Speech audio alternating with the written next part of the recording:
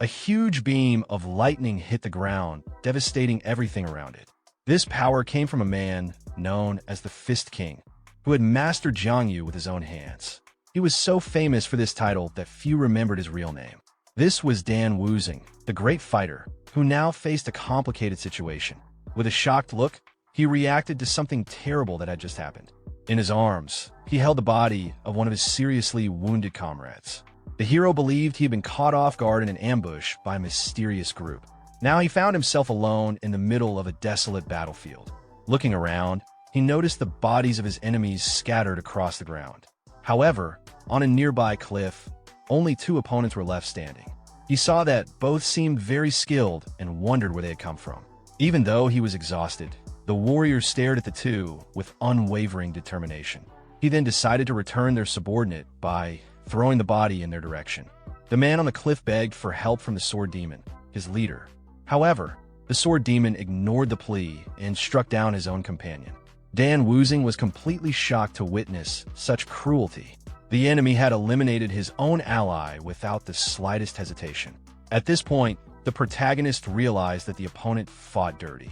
The symbol on the man's sword, combined with his merciless actions, caught Wuzing's attention.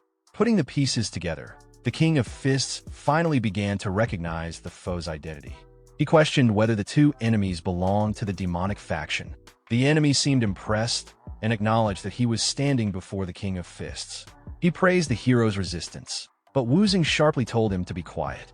Burning with anger, he declared that he would defeat the enemy with just 10 blows. The sword demon found such confidence arrogant and charged forward, eager to test the extent of that arrogance.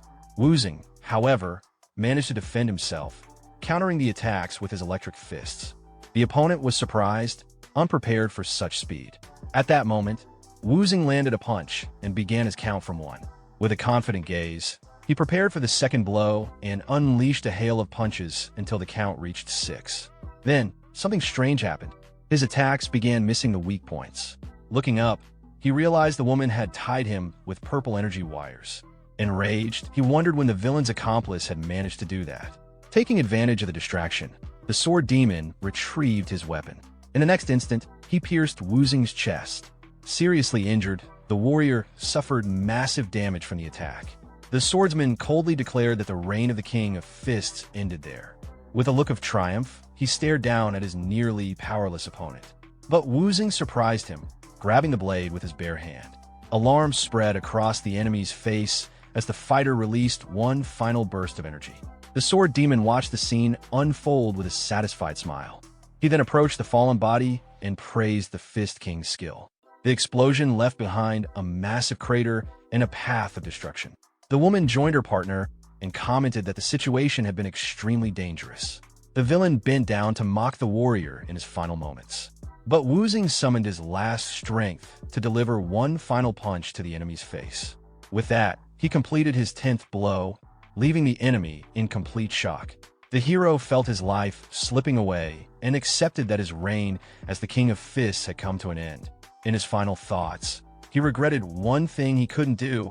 He had wanted to strike the enemy one more time before his journey ended.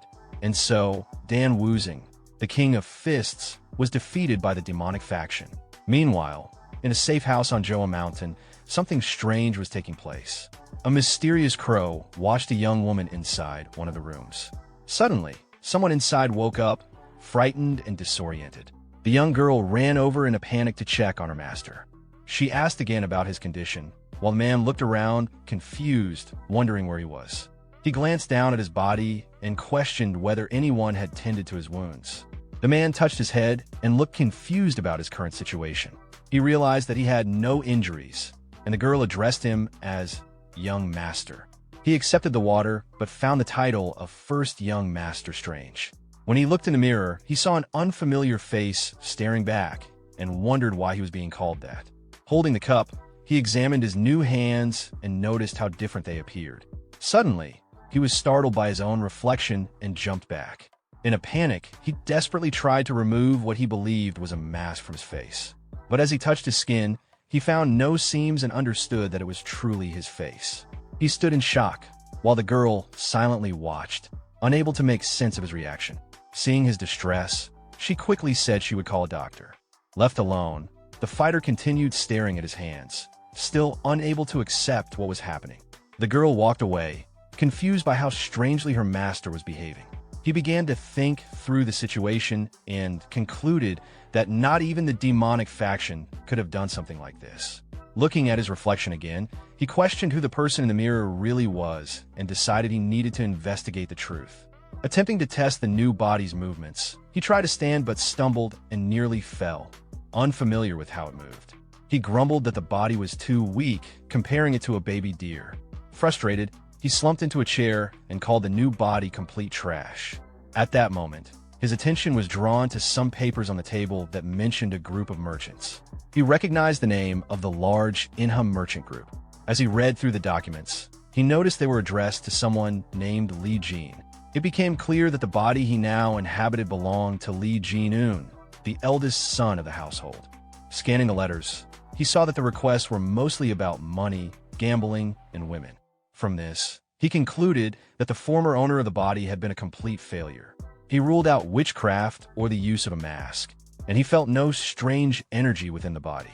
The pieces began to fall into place, and he started to suspect he had been reincarnated. Sitting at the table, he began to wonder if he had completely lost his mind. Just then, a loud call for the first young master echoed through the room. His personal doctor rushed in, asking if he was all right. The hero felt uneasy and wondered who the man was. The doctor explained that he had heard something was wrong. Seizing the moment, the doctor grabbed the young master's wrist to check his pulse. The warrior replied that everything was fine and there was no reason to worry. The doctor was relieved and said he had prepared the usual meal. When the dish was brought out, the hero recognized it immediately as refreshing chicken soup. He knew the soup was good for healthy people, but would be harmful to the body he now possessed. He recalled how the old man had checked his pulse and found it odd that he looked so healthy. The doctor cheerfully claimed that the soup would make him as strong as the young men participating in the upcoming martial arts competition. Curious, the hero asked about the competition and was shocked to learn that 200 years had passed. Processing this information, he refused the soup, claiming he had no appetite. He then sent the doctor away, saying he wanted to return to sleep. Thinking to himself, he calculated that if the competition was nearing its 200th edition, then it hadn't been long since his death. That realization brought him some relief. He concluded that the demonic faction likely still existed. He also began to suspect the doctor and others around him, convinced they were people who deserved a beating. With fierce determination in his eyes, he silently vowed revenge. This time, he would finish all of them with a single punch. Later, a table full of appetizing food was set before him. The servants whispered among themselves, surprised by how much the young master was eating now, so unlike before. The hero returned from a walk looking much healthier than before. Entering the room, he complimented the girls for preparing the meal and requested that meals remain simple like this from now on. The servants continued to whisper, amazed at the change in him. While he was eating, Dr. Gong Sunming called to him from outside. The hero felt annoyed by the interruption, but allowed the man to enter. The old doctor came in with a grim expression while the servants bowed politely. The hero found the doctor's attitude amusing, noting how rude he was despite his formal entrance. But then the doctor's face suddenly shifted into a forced smile as he greeted the young master with enthusiasm. Wu Xing didn't understand the sudden change in behavior and decided to trap the doctor. He calmly asked what the doctor wanted. The older man stood there, speechless. The gentleman said he had come out of loneliness and remarked that his effort had been in vain, since the young master appeared healthy. With an ironic smile, the protagonist questioned what kind of effort he was referring to. He then asked if that effort had been an attempt to poison him with the soup. The doctor stood in shock, unable to believe what he had just heard. He tried to defend himself, insisting that the soup was a nutritious tonic. But the hero continued provoking him, saying he thought it was poison meant for someone in his condition. The doctor grew furious and reminded the young man that he was his personal physician. Realizing he was no longer welcome, the gentleman turned to leave the room. However, the warrior suddenly called him by name, making the doctor visibly nervous. With an intimidating gaze, he asked who the true master of the house was. The doctor cringed, recognizing that he had crossed the line with his earlier behavior. Then the hero broke the tension with a laugh and said it was just a joke. After that, he asked the doctor to bring the writing tools. Once ready, he ordered the man to write a letter as he dictated the words. The first line stated that he would stay in the village due to his illness. But when the warrior continued dictating, the doctor stopped writing and scowled. The hero noticed the hesitation and asked why he had stopped. The doctor tried to cover it up and replied with feigned confusion, asking what the young master meant. Suddenly, a small gold bar flew through the air and slammed into the wall, narrowly grazing the doctor's neck and leaving him terrified. With a serious expression, the hero warned him that he was no longer the same Lee Jin-un from the past. The doctor, alarmed, asked what the young master meant by that. The boy began to explain everything, starting with the dragon phoenix soup. He said that for healthy people, the dish could serve as an invigorating tonic. But for someone sick like him, it was practically poison. The warrior insisted that a real physician should have known this. The doctor stood still, quietly analyzing the situation. Then the hero asked whether he had thought the pulse check would go unnoticed. The doctor was even more stunned by that revelation. But the protagonist added that the most important part had yet to come. With no appetite, he ordered everyone to leave the room and take the tonic with them. Looking directly at the doctor, he stated that the man hadn't even managed to hide his intentions. The older gentleman stood glaring at him while holding the bowl of tonic. Knowing the doctor wasn't working alone, the hero told him to write down the name of his boss. The man feigned ignorance, asking how anyone could suspect such a kind soul. The protagonist let out a sigh, exhausted by the doctor's pathetic act. Then the doctor's face twisted, revealing his true nature. With a malicious glint in his eyes, he glared at the hero, who calmly questioned him. The hero declared that the man had finally revealed his true self, and that it had been foolish to even try to appear worthy. At that moment, the villain threatened to eliminate all the servants to silence them forever. He slipped a needle from his sleeve and prepared to attack. But in the blink of an eye, the young master appeared right in front of him. With a swift, accurate strike, the protagonist punched the doctor in the face. Holding a piece of chicken, he warned a man not to get distracted.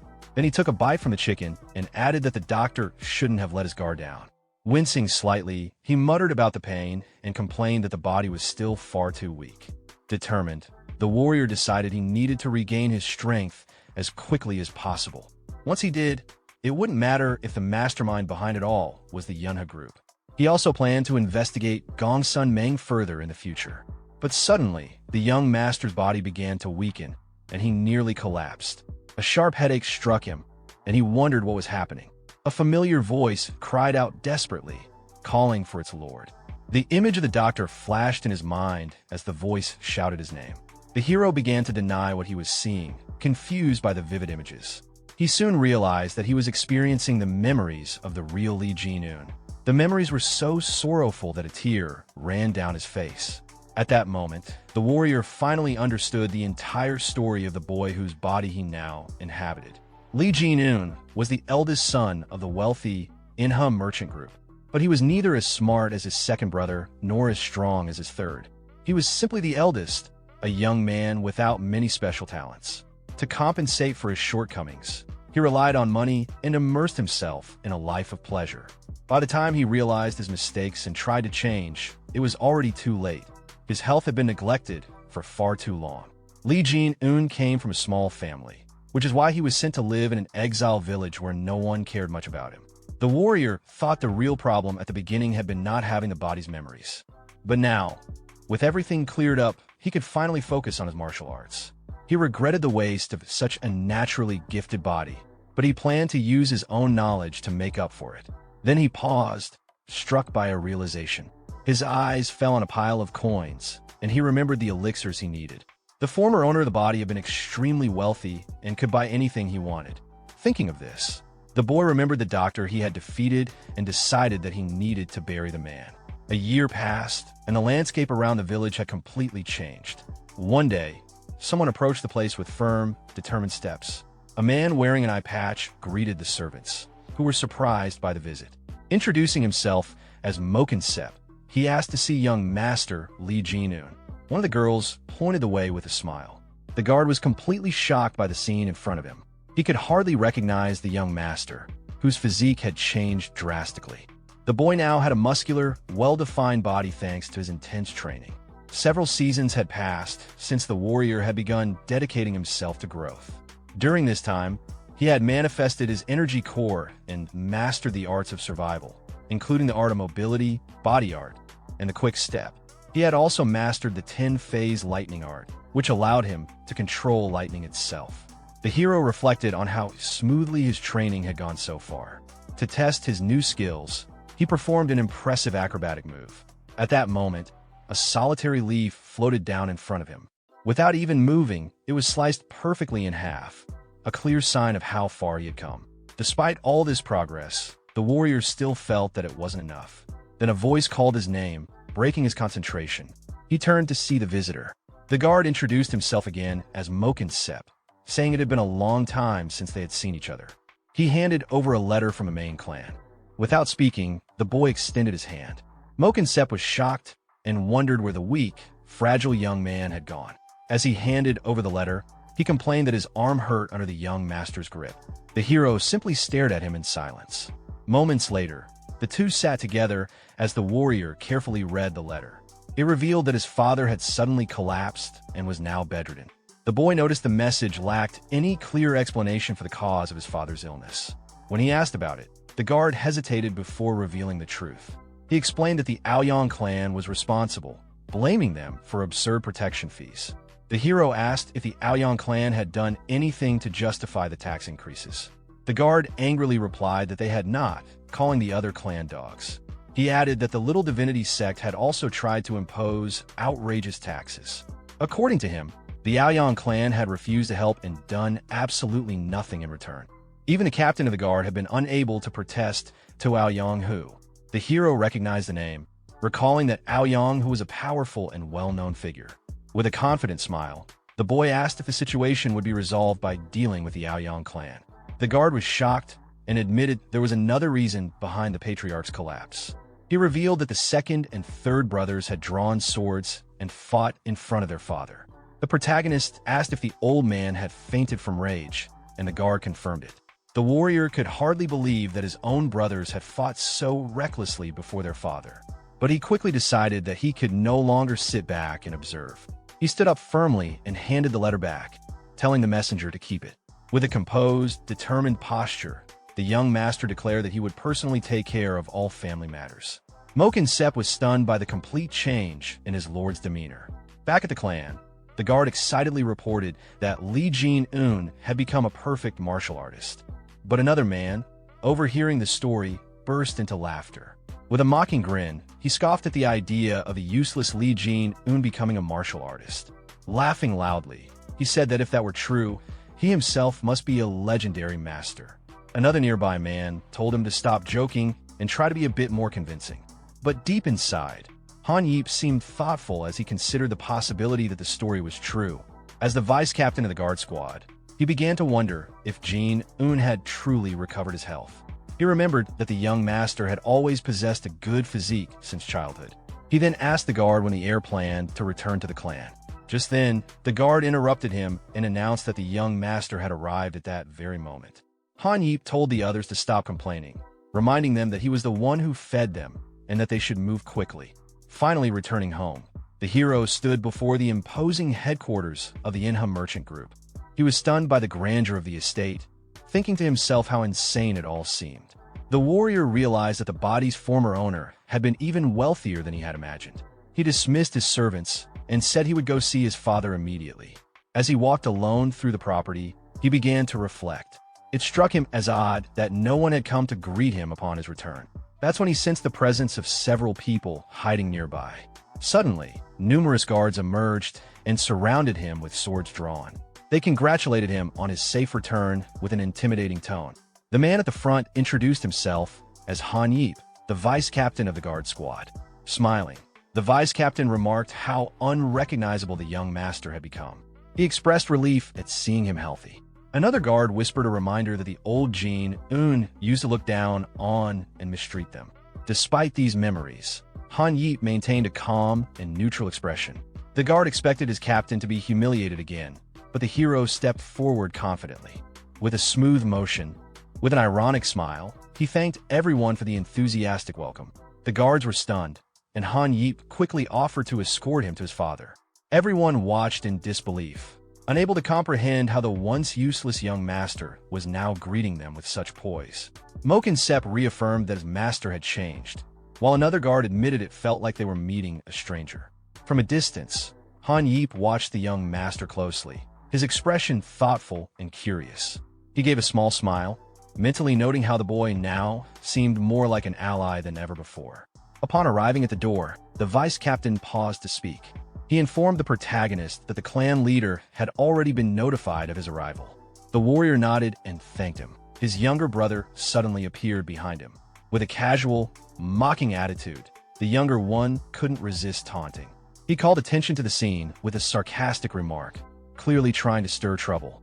Both the guard captain and the protagonist turned to look at him. The younger brother then stepped closer, placing a hand on his older brother's shoulder. His touch wasn't friendly. It was filled with arrogance, meant to provoke.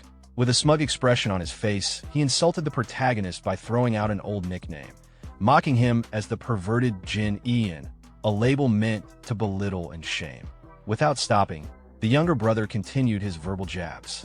He made fun of the protagonist's facial expression, claiming it looked like he had completely changed and even had the nerve to glare now, something he found laughable. As he spoke, he pressed down harder on the protagonist's shoulder, trying to assert dominance. The guard captain, observing the tension, became nervous. He thought to himself that this was going to get ugly again, just when the protagonist had returned. Trying to defuse the situation, the captain stepped in and gently removed the younger brother's hand from the protagonist's shoulder. He attempted to lighten the mood, joking that the two brothers were finally reunited after such a long time and must be overjoyed to see each other. But the younger brother didn't take it well. He slapped the captain across the face without hesitation, annoyed and offended. With a sharp glare, he demanded to know how the captain dared to touch him without permission. Watching this, the protagonist began to feel irritated. Meanwhile, the younger brother wasn't finished. With a threatening glare, he looked between the captain and his older brother and snarled that dealing with one worthless fool was already bad enough. But now even the vice captain seemed to be disrespecting him. The protagonist didn't respond. He stayed calm, simply looking back at his younger brother. But that only fueled the younger one's arrogance. He pushed further, asking if he should teach the protagonist a lesson so intense that he'd never even dare to meet his gaze again. Just then, something shifted. The protagonist gently raised his hand and rested it on his brother's cheek. He softly called his name, Ja Ian. Annoyed by the gesture, Ja Ian tried to respond with more venom. But before he could finish speaking, the protagonist suddenly slapped him hard across the face. Ja Ian fell to the ground, shocked. He looked up in disbelief, demanding to know what the hell had just happened. But the protagonist ignored his outburst. Instead, he crouched down, placed a firm hand on Ja Ian's shoulder, and gripped it tightly. As pain shot through him, Ja Ian cried out, overwhelmed by the sudden shift in power. The protagonist calmly confessed that he had been excited on his way here, perhaps even looking forward to this moment. As the grip tightened further, Ja Ian, in pain and rage, cursed and shouted, calling his brother a completely insane bastard. Outside, the sounds of the scuffle echoed through the corridors of the large estate. A man wearing glasses appeared, confused by the noise. This was Liu Eun, the second son. He asked what was going on, and Han Yeep quickly explained the fight between the brothers. Liu immediately assumed that the third brother had been harassing the eldest again. He shouted at the guards, demanding to know why they hadn't stopped the fight sooner. But the protagonist turned to his younger brother and told him to be quiet. They were standing in front of their father's room. Just then, a weak voice called out Liu's name from within the room. What Wyan and the others saw next left them stunned. Outside their father's room, Wang stood calmly, holding their eldest brother in place. Yan was struggling, but Wang had completely subdued him without breaking a sweat. From within the room, a voice called out to Wyan, but he couldn't respond. His mind was still reeling from the sight of Wang's dominance. Nothing about what he was seeing matched what he had expected. The scene shifted to a more composed setting.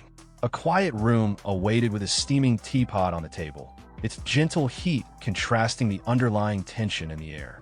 Hyan now sat at the head of the table, silent and observant. Wang stood beside a kneeling and restrained Yan, his expression calm and confident, wearing a faint, knowing smile. Hyan took a sip of tea and casually remarked on Wang's return, noting that he appeared to be in good health. He paid no attention to Yan's condition. Wang confirmed that he was indeed well, meeting Hyan's gaze with steady confidence. The overseer then raised his bandaged hand, pointing it out and questioning whether Wang had caused the injury. Before Hyan could explain or wave it off, Wang turned toward Hyan again and landed a sharp, calculated strike across his face. Hyan was forced to endure the pain in silence, completely powerless under Wang's authority. Wang then issued a cold warning to Hyan about the consequences of disrespect. Hyan, shaken and bruised, quickly accepted his position, though his mind was in turmoil. He couldn't understand how his older brother, once weak and pathetic, had overpowered him so easily. A brief memory surfaced in Hyan's mind, a flashback to when things were the opposite. Back then, he was the one who tormented Wang, who was then known as Jin Ian. But now, the roles had completely reversed. Hyan, watching quietly, understood what had happened. Wang had truly humbled the arrogant third brother. Curious, Hyan pressed Wang for details about this transformation. Wang answered calmly, clearly proud of how far he'd come. As Wang glanced around the room, his eyes landed on a stack of scrolls sitting on the table. Hyan explained that they were the employee lists for an upcoming conference. But Wang was already reaching for them, picking one up and unrolling it with deliberate motion. He scanned the list, letting his finger glide down the names until a realization hit him. A smirk spread across his face. All the key guards had been recommended by the same individual, someone from the Iang clan. The pattern was too precise to be a coincidence. Without waiting, Wang turned to his brothers, his voice taking on a tone of sharp accusation. He directly asked if either of them had ties to the Iang clan. Hyan was too stunned to reply, and Hyan immediately panicked, denying everything in a frantic voice. Both brothers reacted with disbelief, protesting the accusation and calling it absurd. They insisted that they were loyal, that they'd never betray the family or their father's business. They swore to protect everything, no matter the cost. Wang took their responses in stride, clearly satisfied. With a cool remark, he noted that their loyalty had saved him the effort of dealing with them further. He then shifted focus to the upcoming conference, confirming with Hyan that all the high-ranking officials would be present. Once Hyan affirmed it, Wang made his own announcement. He would be attending the meeting himself. Then, without waiting for questions or objections, he turned to leave, stating plainly that he was going to see their father. His calm authority left his brothers speechless. As Wang exited, Hyan broke the silence. He demanded to know what had happened back at the safe house, unable to make sense of Wang's new power. Hyan, overwhelmed with frustration, completely lost his composure. He screamed in anger, tormented by regret over a past decision that now haunted him deeply. Meanwhile, Wang arrived at his father's quarters. A voice from within gave him permission to enter. Inside, the atmosphere was dim and heavy. Wang approached the bedside of Liang Min, the head of the Yuna merchant group, who looked weak and frail. His father acknowledged his presence quietly, then asked about the noise from earlier. Wang dismissed it with a calm reassurance, downplaying the situation. Instead, he brought up his father's health, which Liang Min attributed to the weight of stress and pressure. As Liang Min looked into Wang's eyes, he studied his son's face closely. The changes were undeniable. There was strength and confidence where there had once been hesitation. For a moment, the old man questioned whether the person standing before him was truly his son at all. Despite the lingering suspicion in his eyes, Liang Min looked genuinely pleased to see Wang standing strong and healthy. It was an expression of warmth that Wang hadn't anticipated. In fact, it caught him off guard. The contrast between what he had expected and what he received was too stark to ignore. As the moment lingered, a memory surfaced within Wang, a haunting fragment of his former life. He remembered the cold, distant world he had come from. Back then, he was an orphan, untouched by a father's love, shaped by hardship and emotional isolation. The concept of paternal affection was foreign to him. It wasn't part of his reality. Yet Jinian's memories, those belonging to the original son, painted a different picture. The bond between his father and son had once been rich with connection, though now aged and strained. Wang looked down at the frail hand resting in his own. There was a softness to the moment as he gently gripped it, his expression deep and contemplative. His father, once a towering figure of strength and command, now lay worn and diminished, consumed by illness. It stirred something strange inside Wang, something he wasn't used to. He tightened his hold slightly, not out of force, but out of something more conflicted. A mix of unfamiliar emotions swirled in him. Then, he quietly reassured his father, speaking of lightening his burden. He hinted at a solution to his father's overwhelming stress, and though his tone remained composed, a sinister glint danced in his eyes. Liang Min furrowed his brow at the cryptic remark, his instincts sensing something unsettling. But Wang dismissed his concern with a warm, disarming smile, carefully veiling his true thoughts. Still, the old man couldn't shake the unease creeping over him. His son was different, there was no denying it now. The next day, the Manhwa Merchant Group's conference commenced. The room was filled with tension and ambition, none more apparent than an Yang, who arrived with his usual smugness. He took his seat with a self-satisfied grin, immediately surrounded by his loyal men. When one of them spotted Wang sitting confidently in attendance, he whispered the news to his leader. Yang's brow lifted ever so slightly at the sight, a calculating look overtaking his face. Wang, however, sat unfazed, composed, commanding. He didn't flinch at the whispers or the puzzled glances from the other members, who were clearly unsettled by his unexpected presence. To them, he was still the once weak son, and his attendance at such a high-level meeting didn't make sense. Yang scoffed inwardly, writing Wang off as a desperate man clawing at relevance. He viewed the appearance as nothing more than a weak attempt to gain favor, a last-ditch effort to remain standing in a game far bigger than him. Meanwhile, Han took charge at the front of the room, trying to carry the meeting forward. He asked if there were any objections to the current topic on the table. Just as he was about to move on, a hand went up. Bold, unexpected, it was Yang.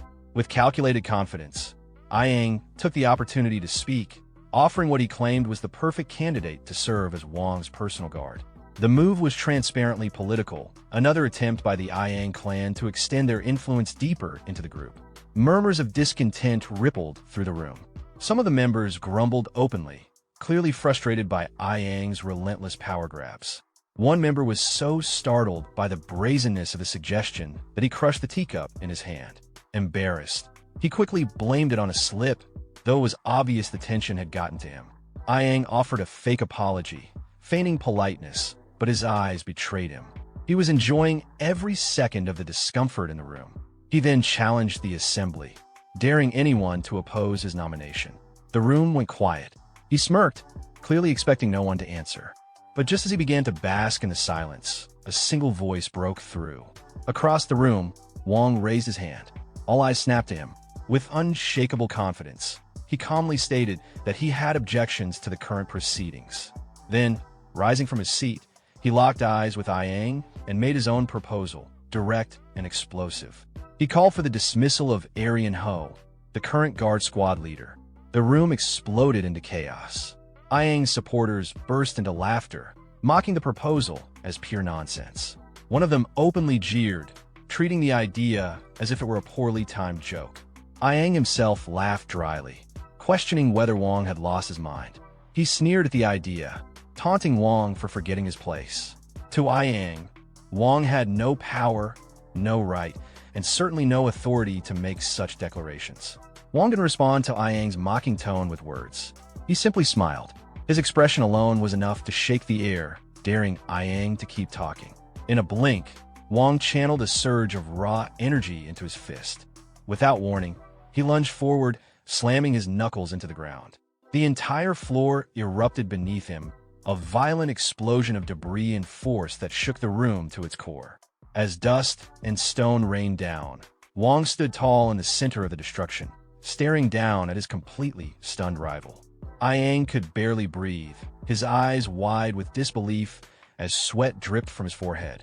The sheer power Wang had just displayed left him paralyzed. With an icy gaze and clenched fists, Wang made a bold declaration. The Manhwa Merchant Group belonged to him now. He turned his back on the room and began walking away, the silence behind him heavy and stunned. Hyan, still in shock, called out, questioning the recklessness of Wang's challenge. But Wang didn't stop. Instead, he turned slightly and called back to Hyan, asking what happens when a martial artist is underestimated. A smirk played on his lips, sharp and knowing. He answered his own question, the one making assumptions gets devoured. Then, he gestured toward the gathered crowd, directing Hyan's attention to something more urgent. Their merchant group, Wang pointed out, was already rotting from within. Ayang's people were everywhere. Yan followed his gaze, his eyes widening in alarm as he finally noticed the sheer number of Ayang clan members surrounding them. Wang stepped closer and firmly gripped his brother's shoulder. He told him not to worry. As the older brother, he'd handle everything. Yan was left speechless, trying to grasp what Wang meant by handling it. His brother's methods were unpredictable, chaotic even. The scene flashed back to the wreckage. Amid the dust and shattered floor, Yan's thoughts spun. He demanded to know what Wang's violent display meant.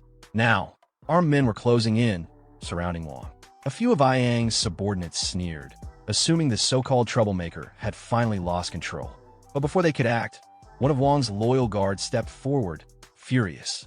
He placed himself between Wang and the attackers, declaring their actions a disgrace. Drawing weapons on the young master was beyond insolence.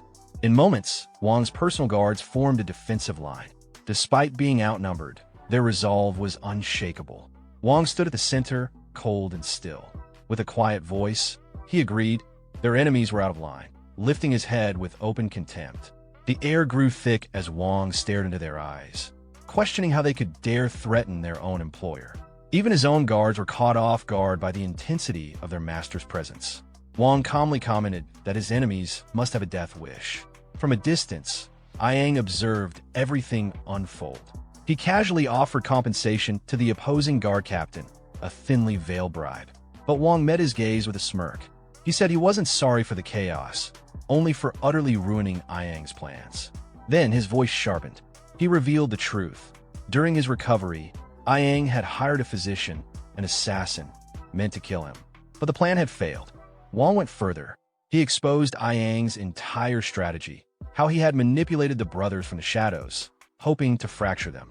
With the siblings turned against each other, the Ayang clan would have seized control of the merchant group like puppeteers pulling strings. The revelation struck like a thunderclap, but Ayang didn't flinch. He erupted into derisive laughter, brushing off the accusation as delusion. Wang took a step forward, his presence heavier than ever. He was just getting started. With a calm but piercing voice, he dropped the final bombshell. The assassin sent to eliminate him had already been dealt with by his own hand. The room fell silent again. Ayang reached out in disbelief. He looked him in the eye and calmly confirmed it. He had swiftly eliminated the assassin.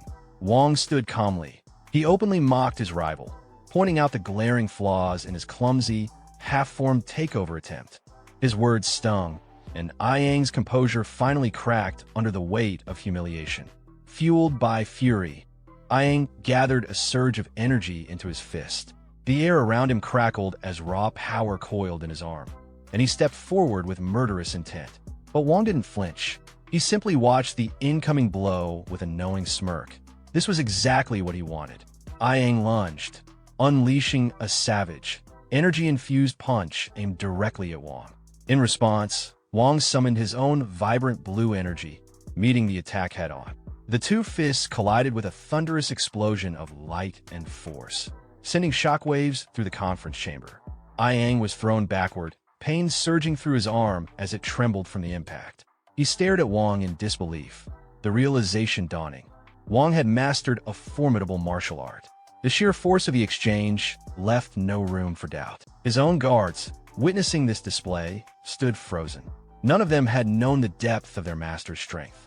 Wang tilted his head with a playful smirk and casually asked if it was really okay to hit someone fresh out of recovery. Then, with a mocking chuckle, he added that if the duel was official, then surely everything was fair game. Ayang's face twisted with rage as he sensed his rival's confidence bleeding into every word.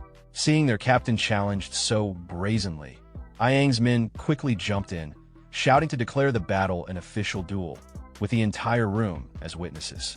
The guard captain grinned, thinking Wang had been cornered by the formal terms. But Wang simply adjusted his robes with calm precision, shaking his head. He rejected the offer flatly. He wanted none of their rules.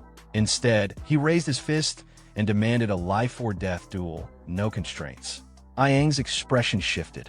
He begrudgingly acknowledged Wang's advanced skills, assuming the strength came from training under some prestigious sect. Without another word, he rushed in, declaring that Wang's inexperience would be his downfall. But the moment Ayang's leg came flying, Wong moved with elegant precision, effortlessly parrying the kick. He smirked and mocked his opponent, questioning what exactly counted as experience in his eyes.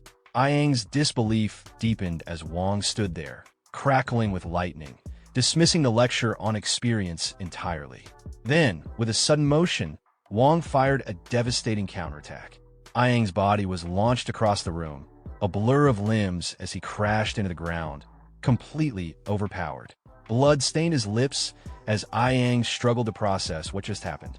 Wong approached, his smirk deepening, now ready to deliver a true lesson in combat.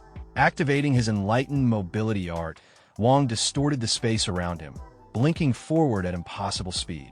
In an instant, he was in front of Ayang. Ayang barely had time to raise his sword before Wong's hand caught it mid-swing. Sparks exploded as flesh met steel, but Wong didn't budge. With one swift motion, he deflected the blade entirely, forcing Ayang backward. His boots carved trenches into the ground as he fought to stay upright. The duel intensified. Blow after blow, the two clashed in a blur of strikes, each movement laced with lethal precision. But Ayang was slipping. He barely managed to block the next strike, and in that instant, he understood something was terribly wrong. The way Wong moved, the timing, the power, the footwork, none of it aligned with a novice. It wasn't just raw strength. It was technique refined through brutal mastery. Ayang suddenly felt as though he were facing not a young upstart, but a seasoned martial grandmaster. Unwilling to accept the truth, Ayang pushed down the fear rising inside him. With a snarl, he summoned his energy once more, readying a desperate counterattack. His men, watching anxiously from the sidelines, erupted in cheers. They were certain their captain was about to unleash his finishing move. Ayang gathered every ounce of strength he had left, channeling it into his most powerful technique. The three-form sword arc his pride burned hotter than ever. The thought of being defeated by someone he considered a mere brat was unbearable. With fury coursing through him, he lunged forward, unleashing a rapid, energy-infused sword strike meant to end the duel once and for all. But in the blink of an eye, Wong vanished from his sight. Ayang's breath caught in his throat. He couldn't track him. Before he could even turn, Wong reappeared behind him, glowing fist already poised. With a chilling calm, Wong delivered a final, devastating blow.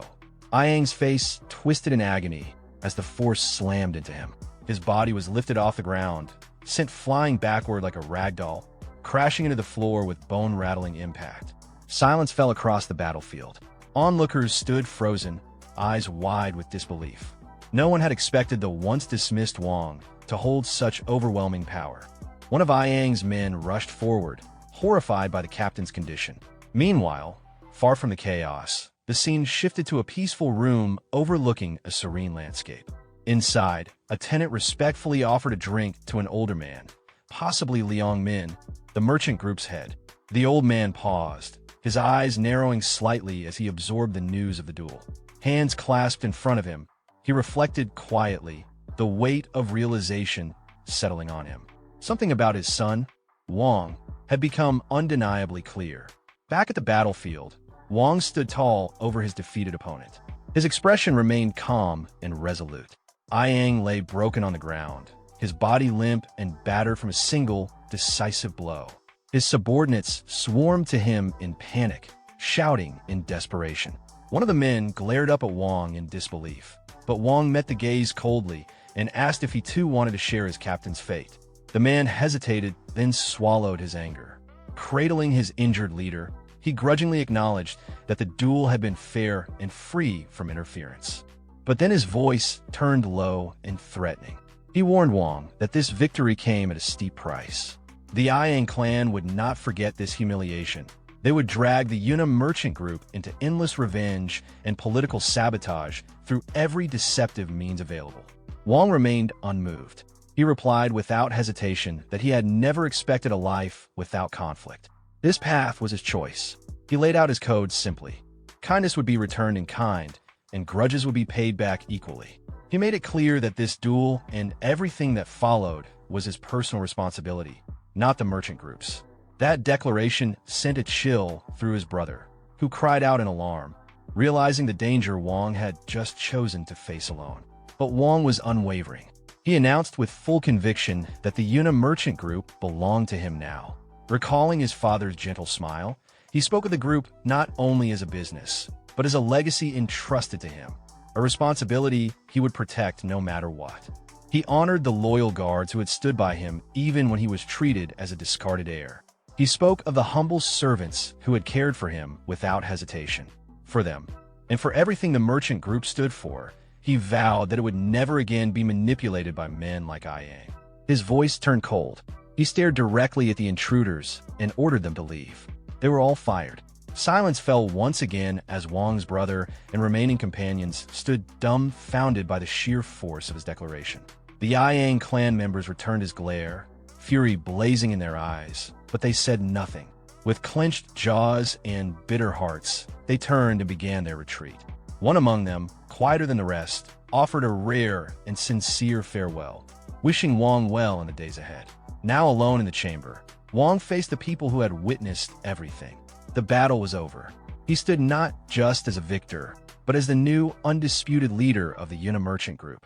His brother, still trying to process it all, stared blankly at the destruction and the man at its center. One of Wang's loyal guards suddenly burst into cheers, elated, but his friend quickly clamped a hand over his mouth. Their commander turned sharply toward them, scolding their lack of restraint, though his expression betrayed something else, a rare mix of pride and relief. Wang's attention shifted to the chief administrator, who flinched slightly as he was suddenly addressed. With a commanding gesture, he demanded an elixir, requesting that it be taken from the merchant group's funds. After all, if he was going to shoulder this mountain of responsibility, the least he deserved was a tonic to help him recover. The administrator lit up with enthusiasm, bowing deeply. He promised to retrieve the finest tonic available, nothing less for the new leader of the Yuna merchant group. Wang, standing firm as the new head of the Yuna merchant group, begins assigning responsibilities with sharp precision. He outlines the administrator's new duties, emphasizing the urgent need to hire a completely new guard squad. His tone leaves no room for negotiation. The old system is being torn down. The scene then shifts to a peaceful estate bathed in the golden hues of sunset. Inside, a relaxed man sits comfortably between two imposing figures, sipping tea. As Wang speaks, he mentions already having candidates in mind. The man seated with him arches a brow, asking for confirmation, brings up the name Leginian. The man's interest sharpens immediately. The narrative flashes back to a few days prior, on Leginian's very first day at the merchant group. Night has fallen, and Leginian walks calmly through the estate grounds, accompanied by his subordinate. His eyes are sharp, scanning every detail around him with a measured, thoughtful gaze. As they pass the vice captain, Leginian casually asks if the man has had a meal yet. The surprised officer admits he's been working non-stop since sunrise, with no time to eat. Leginian doesn't respond immediately. He simply files the information away with a knowing look. A sly grin creeps across his face, hinting at the gears already turning in his mind. He then turns his gaze downward from a balcony, watching a cluster of guards fooling around while on duty. The contrast is obvious. Where the vice captain was dutiful and focused, these men were lazy and indifferent. Leginian quietly unclenches his fist. He's already made up his mind. These freeloaders need to go. But he also knows the harder part isn't firing them. The real challenge is replacing them with people who are actually worth something. His subordinate, watching the changes in his expression, finally begins to understand just how large and calculated Leginian's plan truly is. Their search leads them to a bustling, lantern-lit establishment filled with smoke, noise, and laughter, a den for gamblers, drinkers, and rough types.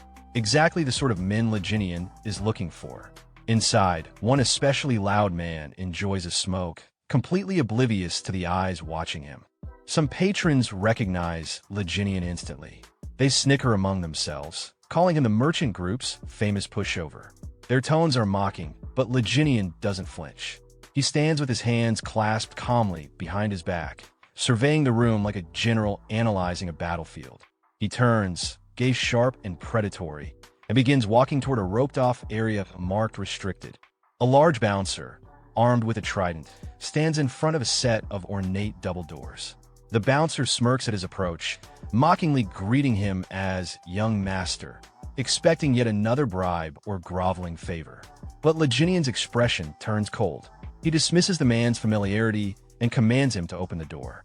The bouncer, caught off guard, sputters in disbelief as Li Jinian brushes past him without hesitation. His firm stride signals a dramatic shift. This is not the same man they once knew. Inside the private room, the rowdy atmosphere quiets as the occupants notice Li Jinian's entrance. Their leader, Como, greets him with a smug grin. But when his eyes meet Li Jinian's, he senses something is different. Li Jinian stares back with icy resolve. Two bald men, Yuk Jimbo and Yakiongo, offer a cold, dismissive welcome.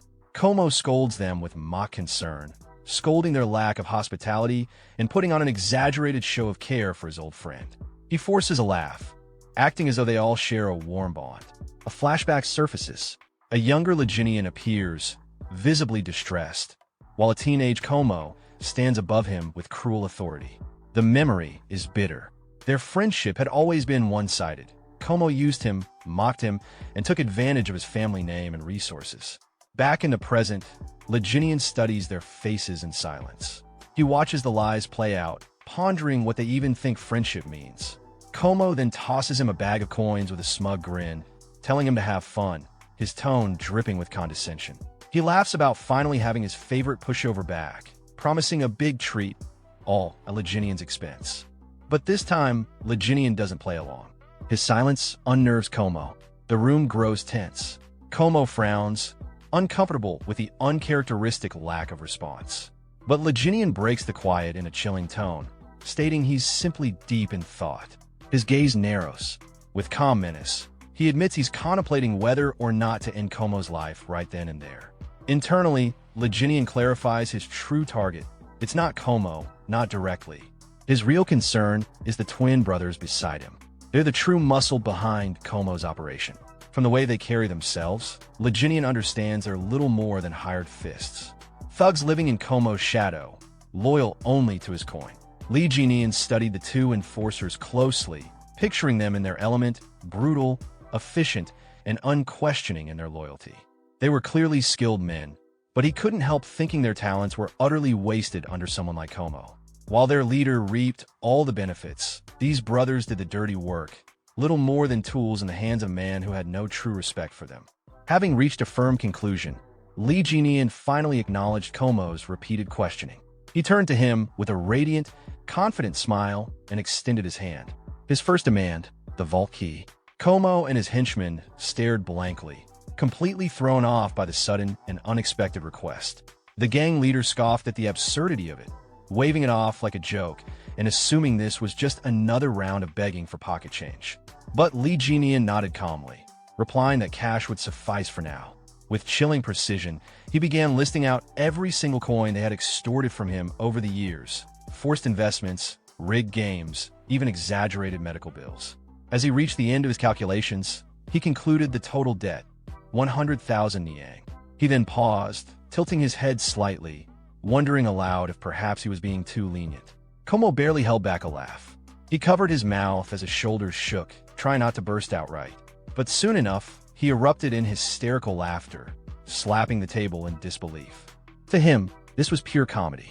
Through tears of laughter, he mockingly praised Li Jinian's sudden mastery of mathematics. Still chuckling, he leaned forward and sneered, calling Li Jinian a complete madman. His tone shifted. Como now spoke with dark amusement, boasting that the vault didn't just contain money, it held a fortune in jewels and precious metals. He took a deliberate step closer, amusement giving way to menace. He got in Li Jinian's face and growled that none of it was meant for him. With a sneer, he offered Li Jinian a patronizing loan, mockingly asking where all this vault talk was coming from.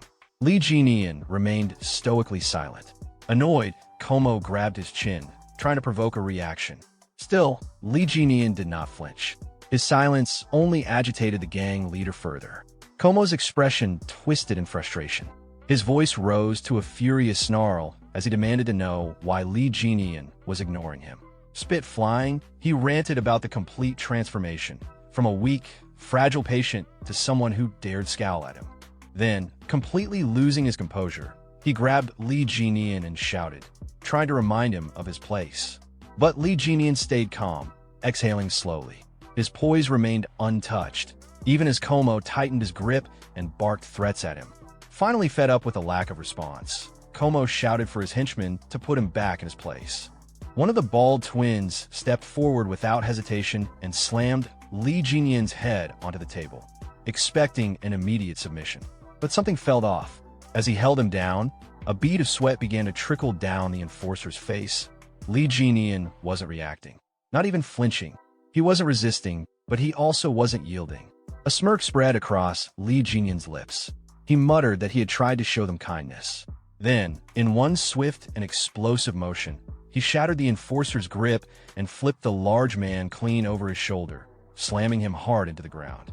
The room erupted into stunned silence. But before he could react, Li Jinyan was already moving.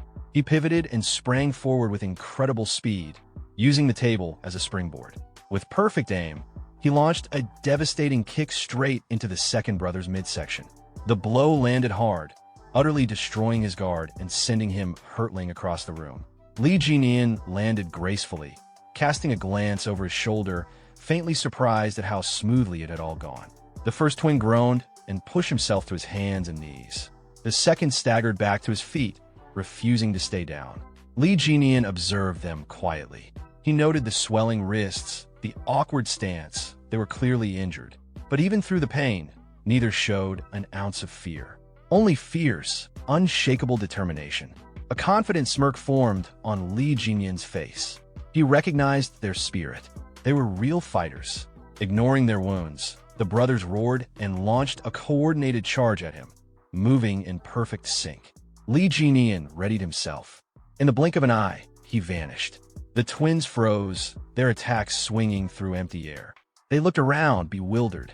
Then, he reappeared right behind them. Before they could turn, he seized both their heads with a crushing grip, completely halting their momentum. His smile widened just slightly. Their strength was admirable, but they lacked leadership. With no hesitation, he slammed their heads together with brutal force, dropping both enforcers to the ground instantly. As their unconscious bodies hit the floor, Li Jinyan issued one final, cold warning. And then silence. Only one person remained conscious in the room. Como. He stood frozen, sweat dripping down his face, too stunned to speak. He had just watched his two strongest men get dismantled with ease. Li Jinyan turned his attention to him with a pleasant smile. Calm, composed, and terrifying, he addressed his dear friend, Miamo. After Li Jin finishes off the guard, he turns to face his friend. His posture is calm, but clearly implies the confrontation isn't over. He's signaling that there's only one thing left to deal with, and it's the person standing in front of him. His friend reacts with alarm, the realization hitting him that he's next. The sudden shift in power makes him nervous and panicked. Li Jin then casually rubs his hands and closes his eyes, smiling as if this situation is lighthearted, but the smile is sharp, like a predator playing with its prey. He addresses his friend directly, but the tone makes it clear this is personal. The friend responds with feigned innocence and light sarcasm. He tries to downplay the situation, almost jokingly suggesting that Li Jin should have told him about his training. It's a weak attempt to defuse the tension and pretend this is just a misunderstanding between friends. But Li Jin's expression shifts into something colder. His response is laced with quiet intensity. He's essentially telling his friend that he expected better, that someone like him should have seen this coming. It's a warning and a judgment at the same time. Meanwhile, the friend is hiding a knife behind his back. His tone shifts from nervous politeness to open desperation. He tries to halt Li Jin's approach, pretending he wants to talk things out, but internally, he's cursing the situation and gearing up for an ambush. As he launches forward, his thoughts are cocky. He still underestimates Li Jin, believing he's just a weakling pretending to be tough. He thinks a surprise attack will end things instantly. But before he can land a blow, Li Jin counters decisively. A table slams into his friend's face, followed by Li Jin smashing the table apart and grabbing him by the head. After seizing control, Li Jin calmly follows up with an electric attack. He could have killed him, but didn't. Outside the room, a guard hears the chaos and panics. He hides himself, thinking that things have escalated far beyond what's normal. The situation is dangerous, and someone could genuinely die. Back inside, Li Jin releases his friend, who drops to the floor in a daze. Li Jin sits beside him, composed but focused, as if watching a dying ember flicker. He tries to jolt his friend back to awareness, not out of concern, but control. The friend begins to laugh, not out of joy, but sheer disbelief. It's the kind of unhinged laughter that comes when someone realizes they've completely lost. He then manages to speak weakly, asking what Li Jin wants. He's confused, disoriented, and trying to understand what Li Jin's goal even is. Internally, he's overwhelmed. He starts questioning everything, wondering what Li Jin was really doing during his supposed recovery. He remembers things that suddenly make sense in hindsight, suspecting that Li Jin had been training in secret. The realization hits hard. Maybe all of this was premeditated. Maybe this beatdown wasn't just self-defense, maybe it's revenge. But he can't believe he was bad enough to deserve this. Or at least, that's what he tries to tell himself.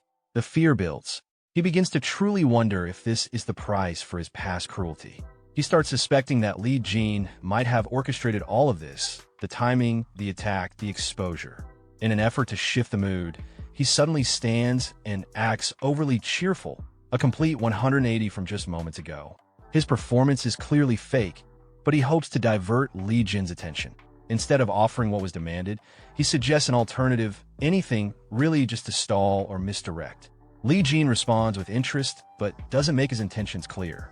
This ambiguity gives his friend a sliver of hope, which he clings to. Sensing a possible opening, the friend becomes excited. He references their long-standing relationship, appealing to nostalgia and shared history. It's a manipulative move, trying to reframe the conflict as a misunderstanding between old friends rather than consequences for betrayal. Li Jin acknowledges the sentiment in a neutral way, appearing to accept the idea of friendship, but without much emotion. His friend takes this as a good sign, becoming animated, relieved. He even celebrates the moment as a turning point, convinced that things are resolved. He suddenly pulls Li Jin into a hug, acting as if everything's forgiven. His promises to stop bullying and hitting Li Jin feel performative, like lines rehearsed by safety. Not because he means it, but Li Jin's expression doesn't change. He doesn't return the hug or acknowledge the excitement. He simply stares ahead with a flat, disinterested look and says something that makes it clear. His words suggest that the friend's touch and the entire charade disgusts him. Hearing Li Jin's cold rejection, the friend quickly lets go of him and tries to reset the mood with exaggerated optimism. He puts on a wide, glowing smile, acting as if everything's fine now. He insists that they're not just friends, but brothers.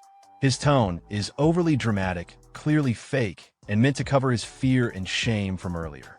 To solidify the performance, he turns to the two guards nearby and loudly orders them to treat Li Jin with reverence. He demands they greet Li Jin as their new big brother and show proper respect, even congratulating him on how much stronger he's become. It's his way of saving face and pretending he's still in control. The guards don't question it. They respond instantly, congratulating Li Jin in a way that's respectful but feels automatic. It's clear they recognize strength and have started to shift loyalty. Internally, however, the so-called friend smirks. His thoughts are full of contempt. He scoffs at the idea of friendship or brotherhood, clearly seeing it all as an act. Deep down, he still views Li Jin as someone who used to crawl at his feet, obedient, weak, and pathetic. In his mind, he's already planning to escape. Once he gets out of this mess, he intends to grab the twins, likely his loyal subordinates or bodyguards, and disappear. He believes that with them by his side, starting fresh somewhere else will be easy. But as he begins to walk away, Li Jin's voice cuts through the room. He calls out to the two guards by name, reminding them that when he swears brotherhood with someone, it's for life, not a passing moment. His tone is heavy, implying a deeper commitment and warning them to consider their stance carefully. The twins immediately turn to look at the friend. Their eyes are uncertain, perhaps even judgmental. They're silently questioning whether they should still trust or follow him. Feeling the pressure and not liking the attention, the friend snaps back. His voice becomes defensive, frustrated. He demands to know why they're looking at him like that, and reminds them loudly that he and Li Jin are sworn brothers now, trying to reassert authority, but it sounds desperate in response. The guards face Li Jin and declare their loyalty to him with complete seriousness. They announce that they'll now follow him as their big brother. It's an official transfer of allegiance. They're no longer under the friend's influence. Seeing the shift, the friend fakes a smile, and pretends to support it. He plays along, complimenting their attitude, but there's no sincerity. Inside, he's boiling. Li Jin then speaks again, his voice smooth and calm, suggesting everything is settled, but only on the surface. Then, suddenly his tone shifts. It grows darker, more threatening. He states that if they truly are brothers, then it's time to determine who the biggest brother is. With a quiet but unmistakable command, he tells the guards to step outside. Whatever comes next, it's going to be private and decisive. The friend is completely caught off guard. Panic flickers across his face. He tries to interrupt, pleading for a pause, but the guards are already moving. A moment later, he finds himself alone in the room with Li Jin. Li Jin looks at him with narrowed eyes and asks what he's trying to do. The friend, growing more uneasy, begins to question Li Jin's motive. In his head, he's wondering, what exactly is Li Jin after? Li Jin gestures for him to hurry up and make a decision. This throws the friend off. His thoughts spiral. He wonders if Li Jin isn't after money, as he originally assumed. Could there be something else? Li Jin responds again, now openly critical. He calls out how the friend had used the guards for personal gain, manipulating their loyalty for selfish purposes. He's calling out the way the friend operated and declaring it wrong. Then, surprisingly, Li Jin smiles brightly. The mood shifts for a moment. As he raises a fist with resolve, he declares his new intention: to properly guide those who followed the wrong leader. It's not about revenge, it's about setting things right. And this time, he's the one taking responsibility. Hearing this, the friend sighs, not from relief, but from resignation.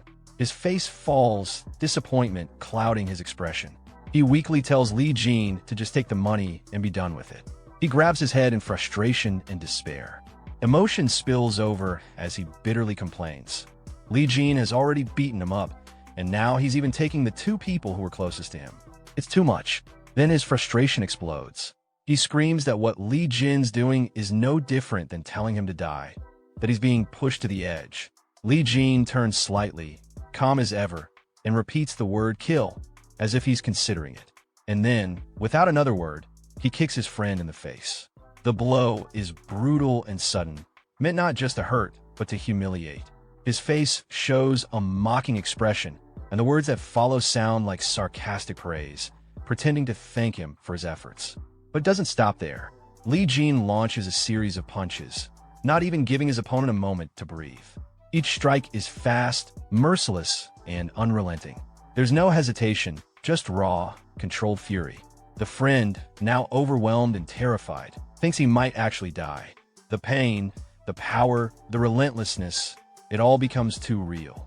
For the first time, he fears that Li Jin isn't just proving a point. He might be serious.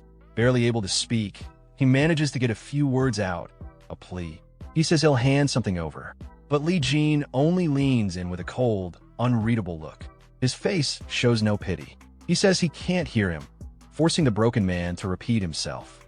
With no pride left, the friend finally says it clearly. He'll give up the keys. He begs for mercy, asking to be spared.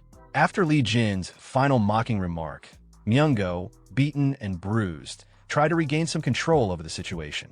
He asked sarcastically if he should show respect now that they were supposedly friends. But instead of responding with words, Li Jin suddenly grabbed him and threw him hard toward the door. Myungo crashed through the door, breaking it as he tumbled outside. The two guards standing nearby saw him fall and immediately called out his name, shocked by the sight of him in that condition. Li Jin watched him with an unreadable expression, silently wondering how Myungo still had the nerve to laugh in that state. Lying on the ground, Myungo was overwhelmed by disbelief. In his thoughts, he questioned whether Li Jin was even sane anymore.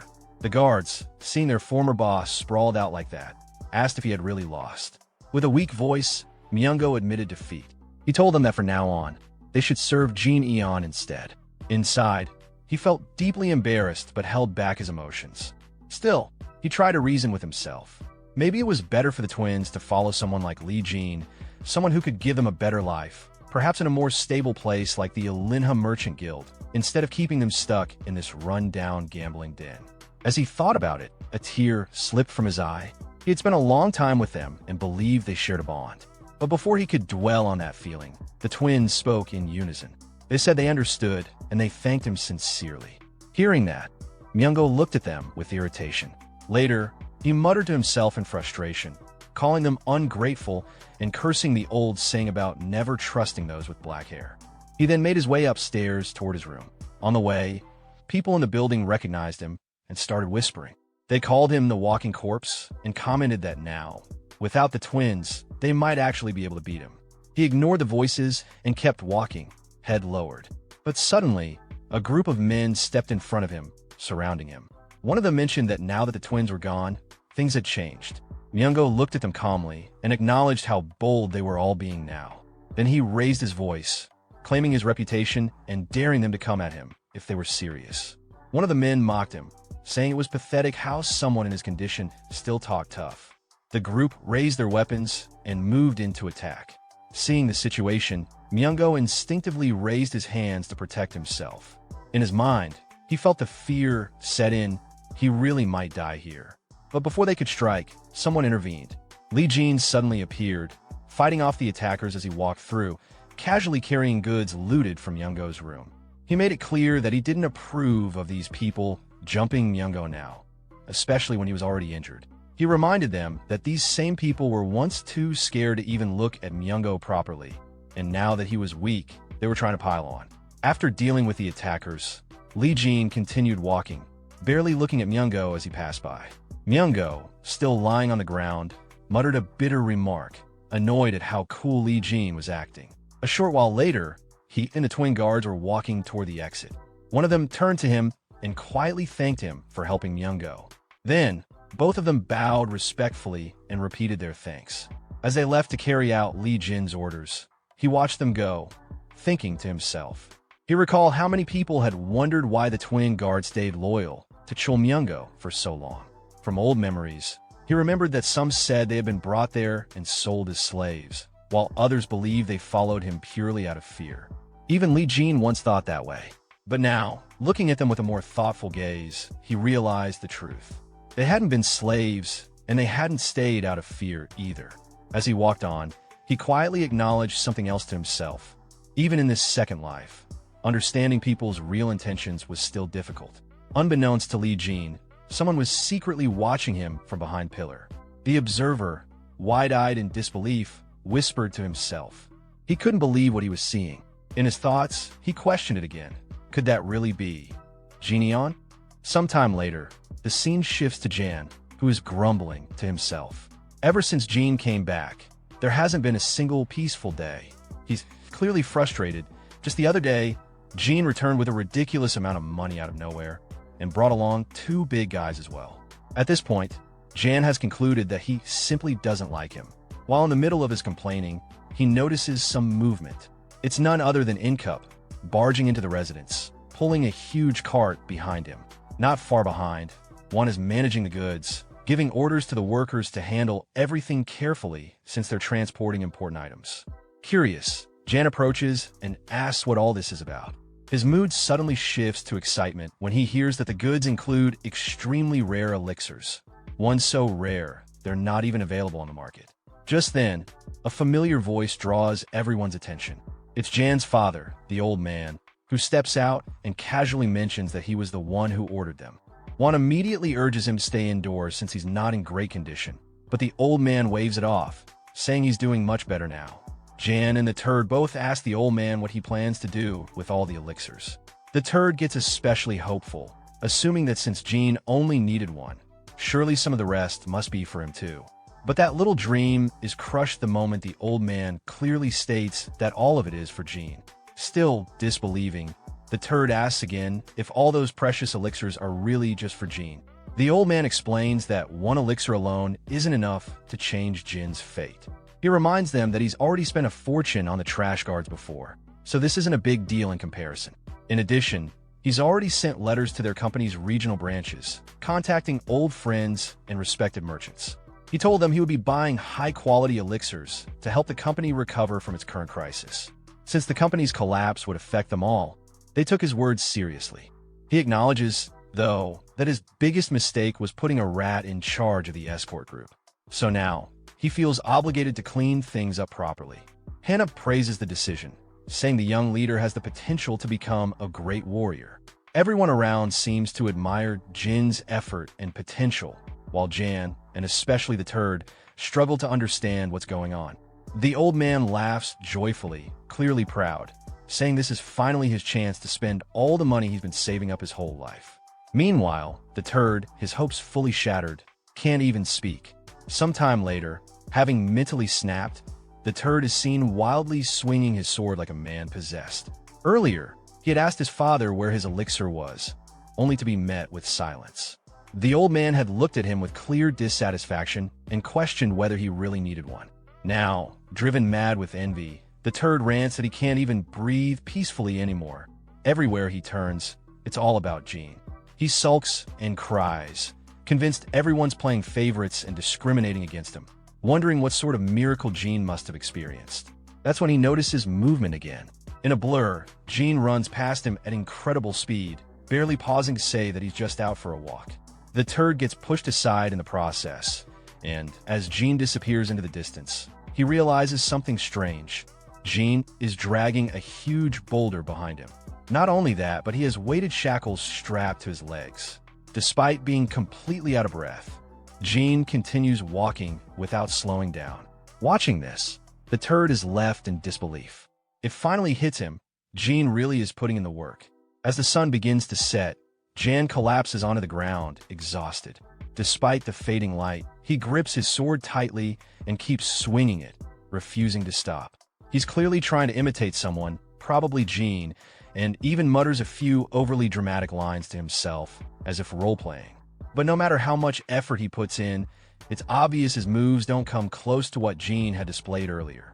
That's when Jean suddenly appears, catching Jan off guard.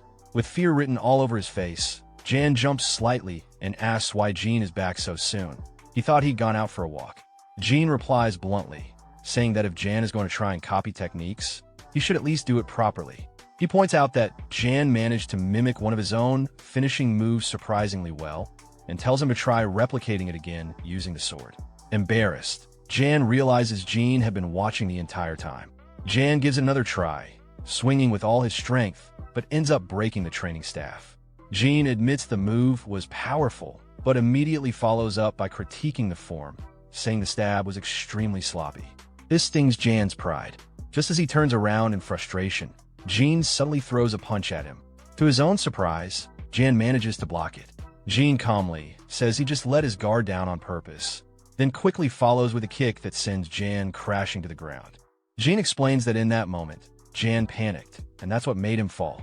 Lying on the ground and convinced that Jean has lost it, Jan begs to talk things out.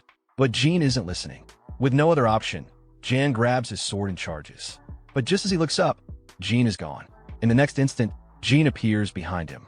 He says that when people are pushed into a corner, that's when they usually reveal their trump card. But in Jan's case, all he did was tremble. That's why Jean held back, collapsed on the ground. Jan realizes just how close he came to death. Jean, meanwhile, offers some calm advice. Stabbing attacks have a lower hit rate than slashes. He explains that Jan's technique, whatever it's called, is a one-strike move, and because of that, he had to be cautious. Jean adds that the difference in a split second of movement could decide the outcome. As he continues lecturing his brother, Jean reflects on his own strength. In his past life, he wouldn't have even let a weak escort captain draw a sword on him. His current body is still nowhere near as strong as the one he had before. Even as the renowned Fist King in his previous life, there were still people he couldn't surpass. That thought unsettles him.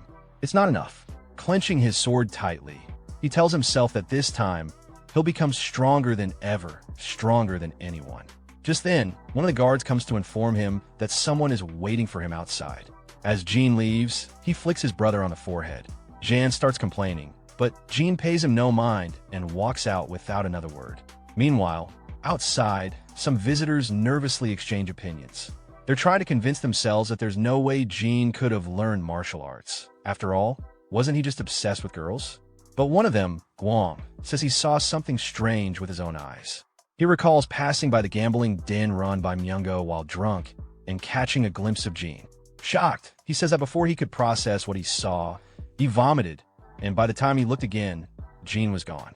The others, Ju Jar Yang and Samaguk, dismiss the story, thinking he's exaggerating. But as they confidently push open Jin's room door, they all freeze. Inside, Jean stands before them, completely jacked, muscles toned, and presence overwhelming. The group immediately closes the door in disbelief. Turning to Jin's maid, they ask if this is really Jean. She confirms it, shocking them even further. Still trying to process the change, they wonder if they were just drunk the last time they saw him. But their thoughts are cut short as the door opens again. Jean stands there, expression cold. He first tells his maid to take the twin guards to the dining hall and make sure they eat to their heart's content. Then he turns to the two visitors, his gaze sharp. "What are you waiting for?" he says, stepping aside. With a heavy look, he orders them to get inside. Shaking, the two pray silently for someone, anyone, to come save them. As soon as Lee Jian laid eyes on his friends, a wave of memories from the original owner of his body surfaced. In his mind, he recalled their identities with surprising clarity. These are the self-proclaimed four heavenly kings of wine and women. A bunch of eccentric men chasing after dreams and pleasures. Sima Guk, the one from Miram Alliance, was known for his ambition, but also for his unfortunate condition, irritable bowel syndrome, and being a perpetual exam taker. Then there was the youngest heir from the West Wind escort establishment, try to make a name for himself. The other two included the infamous heir of the Yunha merchant group and another who never quite let go of reckless youth.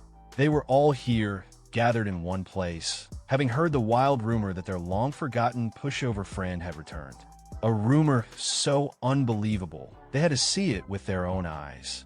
Later, inside a quiet room, Lee Jian sat with them, sharing drinks. The atmosphere was thick with unspoken thoughts, as everyone silently observed him. From the expressions on their faces, it was clear they were trying to figure out the man he had become.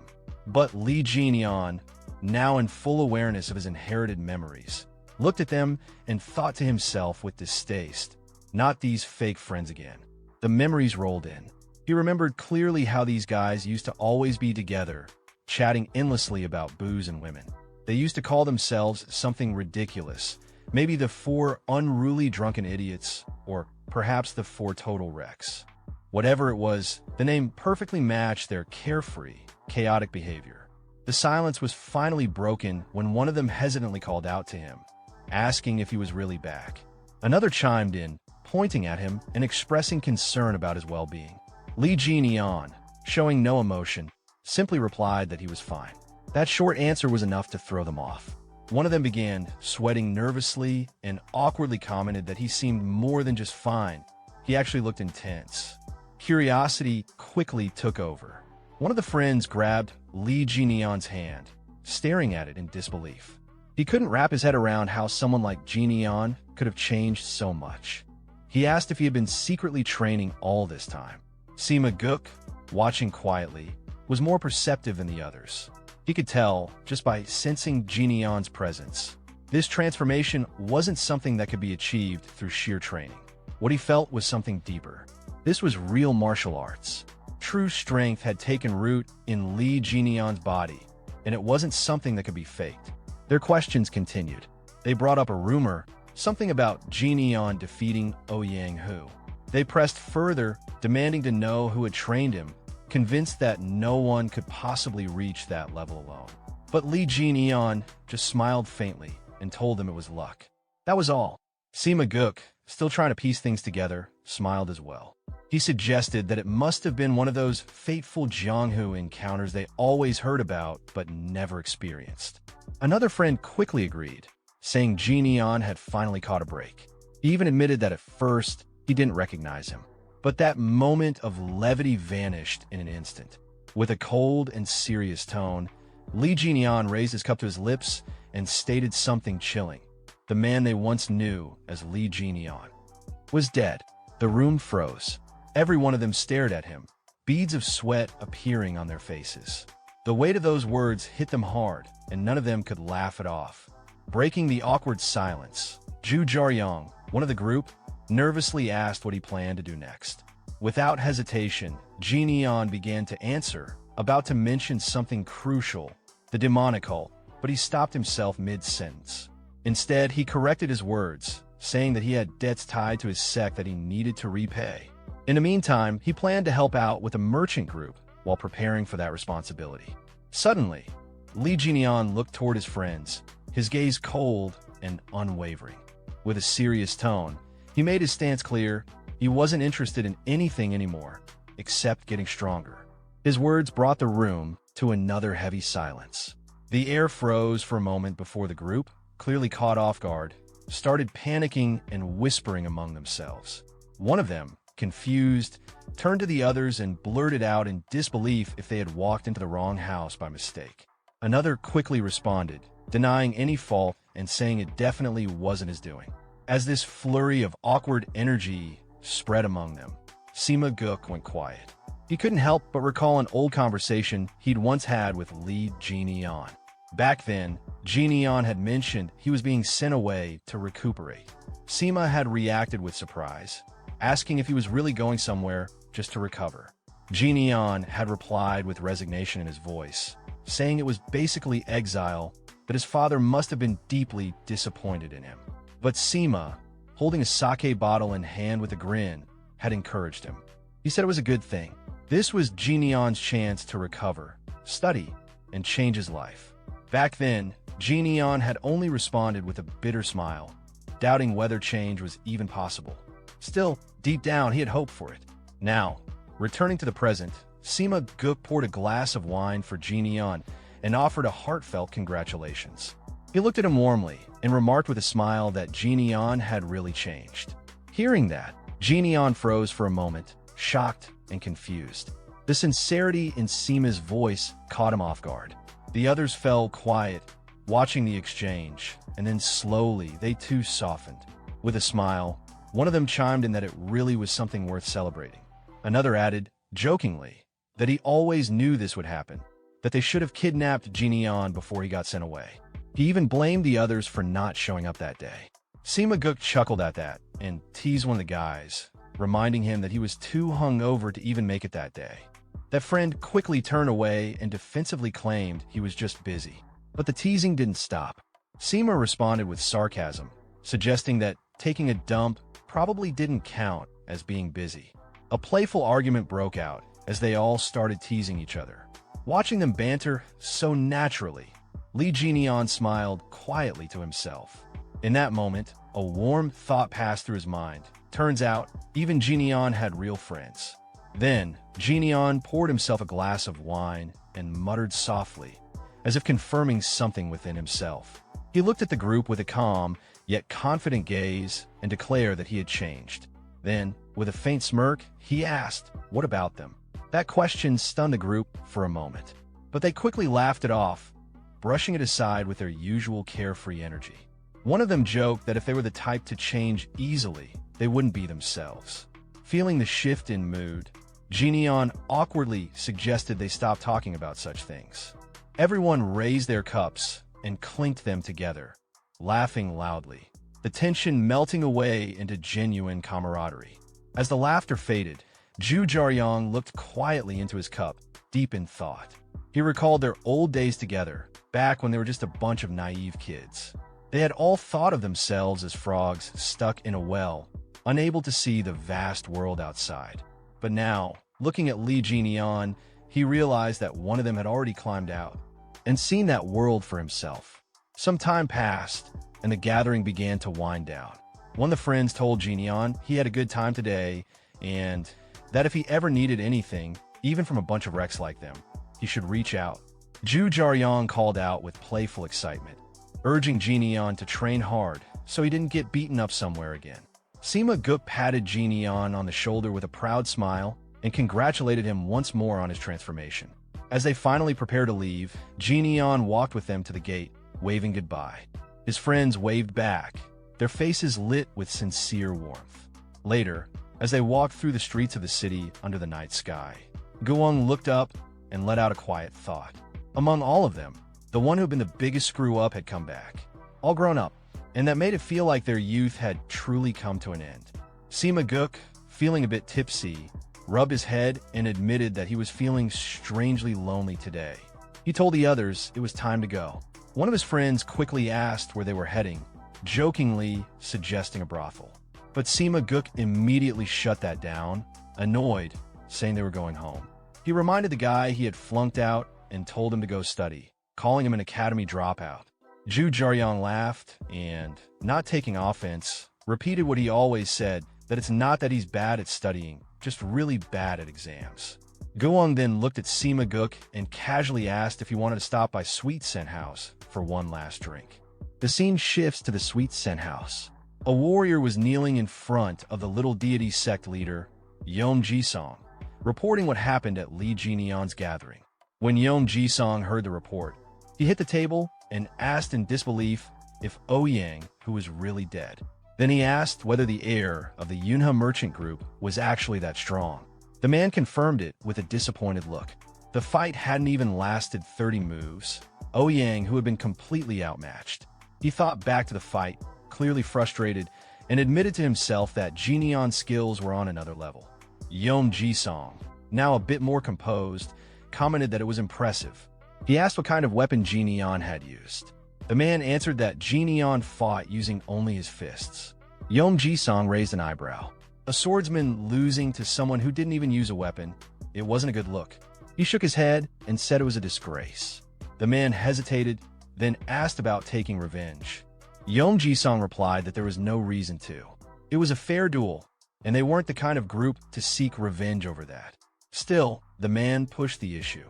He mentioned that Yom Jisong and Ouyang, who had been friends, and said there should be some honor between them. Before he could say anything more, Yom Jisong killed him on the spot. A girl standing nearby was startled by the sudden act. Yom Jisong looked at the body and simply said that no one befriends a corpse. Then he ordered his men to take the body away. One of them responded right away. Noticing the girl, Yom Jisong turned to her and apologized for not seeing her standing there. Her name was Saran. Then, sounding annoyed, he said the drink didn't taste good anymore and told his men they were heading back. A servant replied, confirming the order. Later, while thinking over the situation, Yom Jisong noted that the Yunhe merchant group had not only refused to pay taxes, but had also killed Ouyang Hu. He looked concerned and wondered aloud how to respond to that. One of his men commented that it seemed like the merchant group didn't even recognize the authority of the little deity sect anymore. Yom Jisong wasn't surprised and agreed, then clicked his tongue in frustration. Another subordinate asked if they should retaliate. Yom Jisong dismissed the idea and said that they couldn't just go around killing people. That wasn't how they operated. One of the subordinates looked at Yom Jisong and asked again, was he really just going to let the Yunhe merchant group go? Yom Jisong paused for a moment, thinking about it. At that same time, Li Jinian's friends walked into the place together, chatting among themselves. Zhu Jiaoyang commented that even after seeing how much their friend had changed, they were still the same as always. He admitted they were probably hopeless. Guang responded casually, saying that Jinian only asked for one drink anyway, so it wasn't a big deal. Zhu Jiaoyang looked over at him and said that even that small step felt like progress. Sima Guk nodded in agreement. At least it was something. As Sima Guk passed by the sect leader, he overheard Yom Jisong quietly say to his subordinate that he didn't know what would happen next, but he did want the Yunhe merchant group's money. That stopped Sima Guk in his tracks. He turned to glance back at Yom Jisong, thinking to himself about what he'd just heard. The Yunhe merchant group. Yom Jisong, unaware that anyone was listening, continued talking. He mentioned that Li Xiaogman, the elder of the Yunhe merchant group, was known to be a skilled negotiator. Rumor had it he was far wealthier than people assumed. Then he wondered out loud, how much would the young heir of such a group be worth? Sima Guk, now realizing what was going on, looked concerned. Sometime later, he stood in front of Li Jinian and shared everything he had overheard. After hearing the report, Jinian responded calmly, asking if Sima Guk had come running back to him. Breathing out, Sima Guk admitted it. Yeah, he had.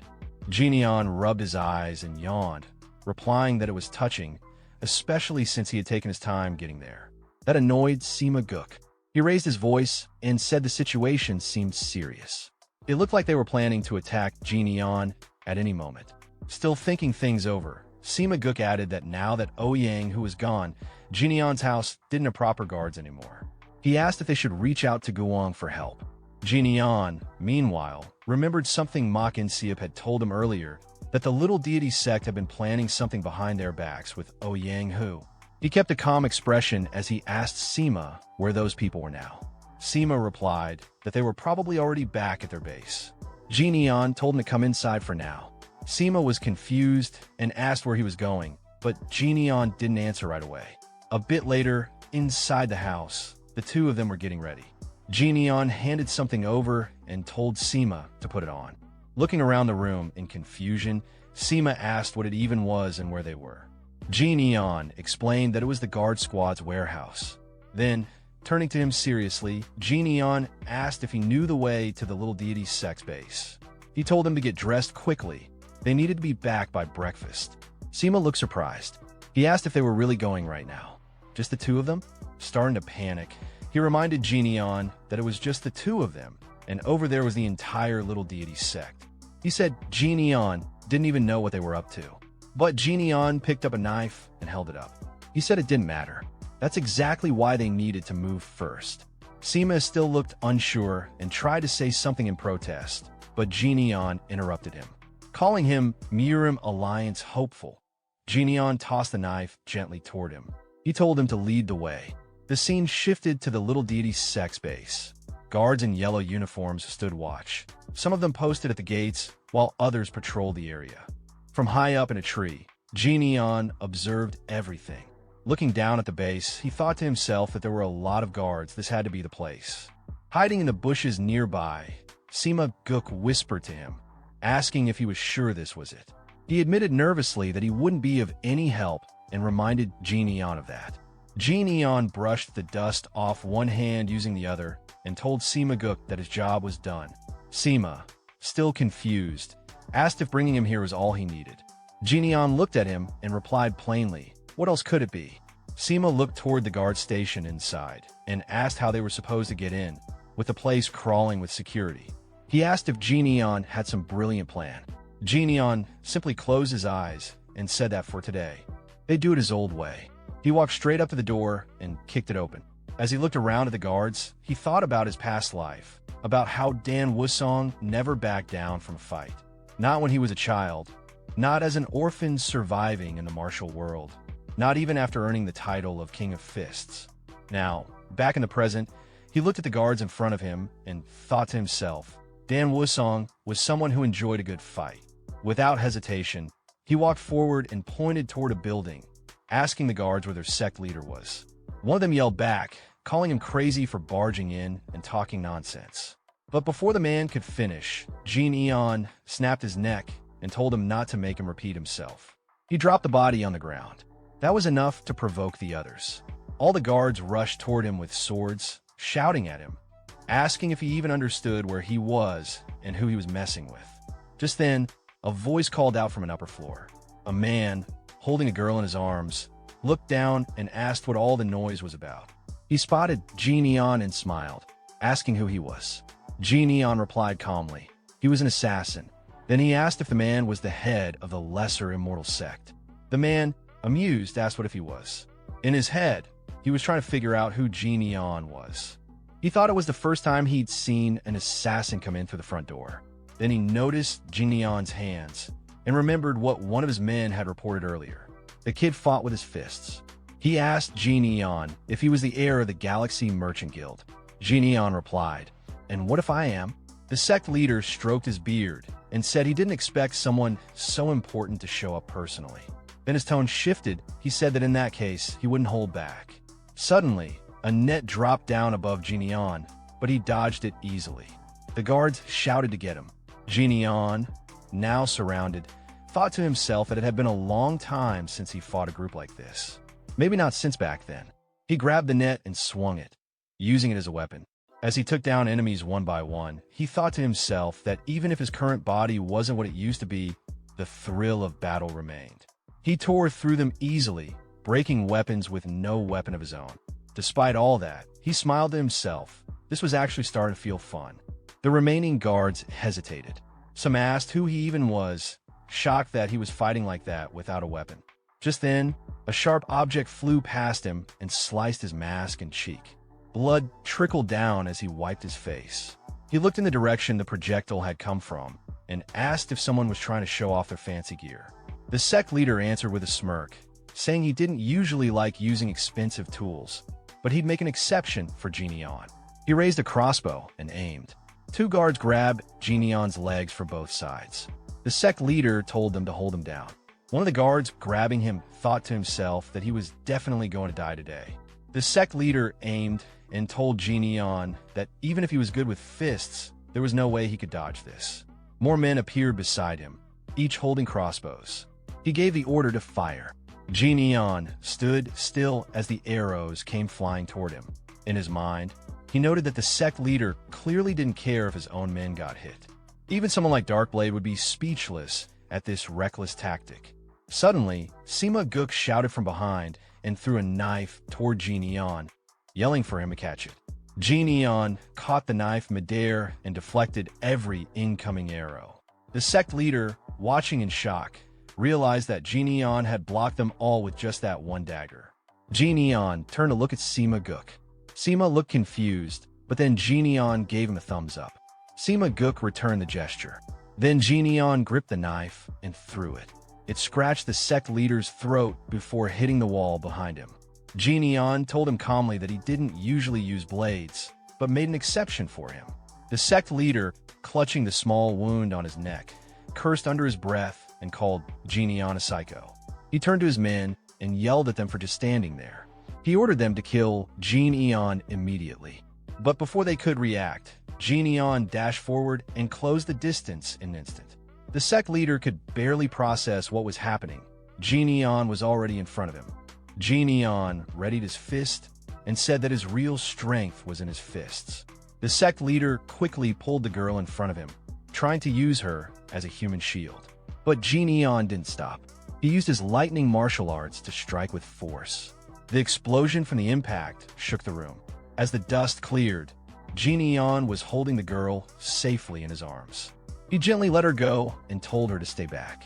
The sect leader sat on the ground, shaking from fear. He looked up at Jinion and wondered what kind of person he really was. If Jinion was the heir to the Galaxy Merchant Guild, he should be a young man, but the way he fought felt like someone who had survived countless battles. Jinion looked down at him coldly and asked what he was staring at. Did he have something to say? The sect leader tried to save himself. He laughed awkwardly and offered money. He said he had plenty stashed away and promised to reward Jinion generously if he spared his life. But Jinion stepped on him and told him to stop putting a price tag on people's lives. He pulled back his fist and said he didn't need any of it. The sect leader could keep his money. Then Jinion drove his fist into the man's chest, piercing through his heart and killing him instantly. The room fell silent as everyone looked on in shock. Jinion pulled his hand back out and glanced at the body. He muttered one final word as he looked at the corpse. Filthy. As morning arrived, the protagonist, his friend Sima Guk, and the girl he had recently saved were walking together. Along the way, Sima Guk turned to Jinion and mentioned that he would be taking a different route. He offered to escort the girl instead. Jinion agreed and entrusted her to his friend. Sima Guk and the girl then walked away from Jinion. After a short while, the girl looked at him and asked if he was young Master Sima Guk. He was surprised and asked how she knew. The girl chuckled softly and explained that she had seen him at Danhyang multiple times.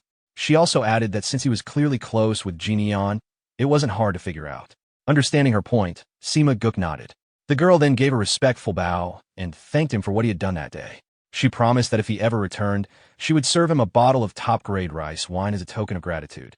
Sima Guk waved her off casually, saying there was no need. He hadn't done anything noteworthy. He also mentioned that he didn't plan to visit the pleasure quarters anymore. The girl looked at him and commented that he had truly changed. He responded briefly, then glanced over toward Jinion and added that he, too, had a change, especially since his friend had changed so much already. Meanwhile, Jinion was walking toward his home, thinking to himself that it was time for breakfast. Some time later, after finishing his bath, he stepped into a room where a table full of food awaited him. He invited the two bald men he had brought from the entertainment district to eat, encouraging them to be comfortable. The two men gratefully accepted and responded politely. Jinion, in a gentle tone, told them not to hold back and to eat freely whenever they were hungry. One of the men expressed amazement at the generosity of the trading company, while the other jokingly asked if eating 7 meals a day was acceptable. Jinion calmly confirmed that it was. As they chatted, the two bald men noticed Jinion's wound had already closed. They asked if he had been all right the previous night. Neon gave a vague response while holding his chopsticks, but in his mind, he reflected on the situation. He realized that the sudden incident had shaken his core, something that wouldn't have happened in his previous life. This made him recognize the need to grow stronger. He understood that if he truly intended to protect the merchant group and stand against magic users, ordinary training wouldn't be enough. He needed something beyond conventional methods. Just then, a voice from outside his door informed him that a delivery had arrived. Curious, Neon acknowledged it. A servant girl entered and placed a box on the table. As he opened it, he muttered that he hadn't been expecting anything. Inside was a letter from his friend, Gu Wong. The letter explained that after they had parted ways, Gu Wong had stopped by a tavern, had a single drink, and then left. He jokingly called it a sign of real progress. Neon smiled as he read it. The letter continued, revealing that Gu Wong had also meant to deliver something on Neon's father's behalf the day before, but had forgotten. Now he was sending it along. Neon paused at the mention of his father, feeling surprised. The letter concluded with Gu Wong saying he would leave the item with Neon and asking him to help watch over their escort agency once he had become stronger. As Neon examined the contents of the first box, he immediately recognized what was inside. It was a piece of century root. Judging by its appearance and condition, it had likely been aged for 4 or even 5 centuries. He estimated that, with a bit of luck, it could help him raise his White Lightning 10-stage art to the 5th level. Holding the root in his hand, he reflected on the moment with quiet appreciation, realizing this was the kind of gesture that showed the true value of having a good friend. He then turned to the next box placed beside him. Inside was another letter. This one was addressed from the Tejo Trading Company. The letter spoke of a long-standing trust and friendship with his father and a gift offered in honor of that bond. As Neon processed the message, he recognized the name of the firm. It was one of the wealthiest and most influential trading companies in the Central Plains. He realized his father must have reached out to them personally for assistance. The depth of that gesture and the effort behind it caught him off guard. He hadn't expected such care and foresight. Inside the box was a bottle, and as soon as he saw it, he was struck with surprise. It was pure, void stone milk, a miraculous elixir that martial artists could only dream of acquiring.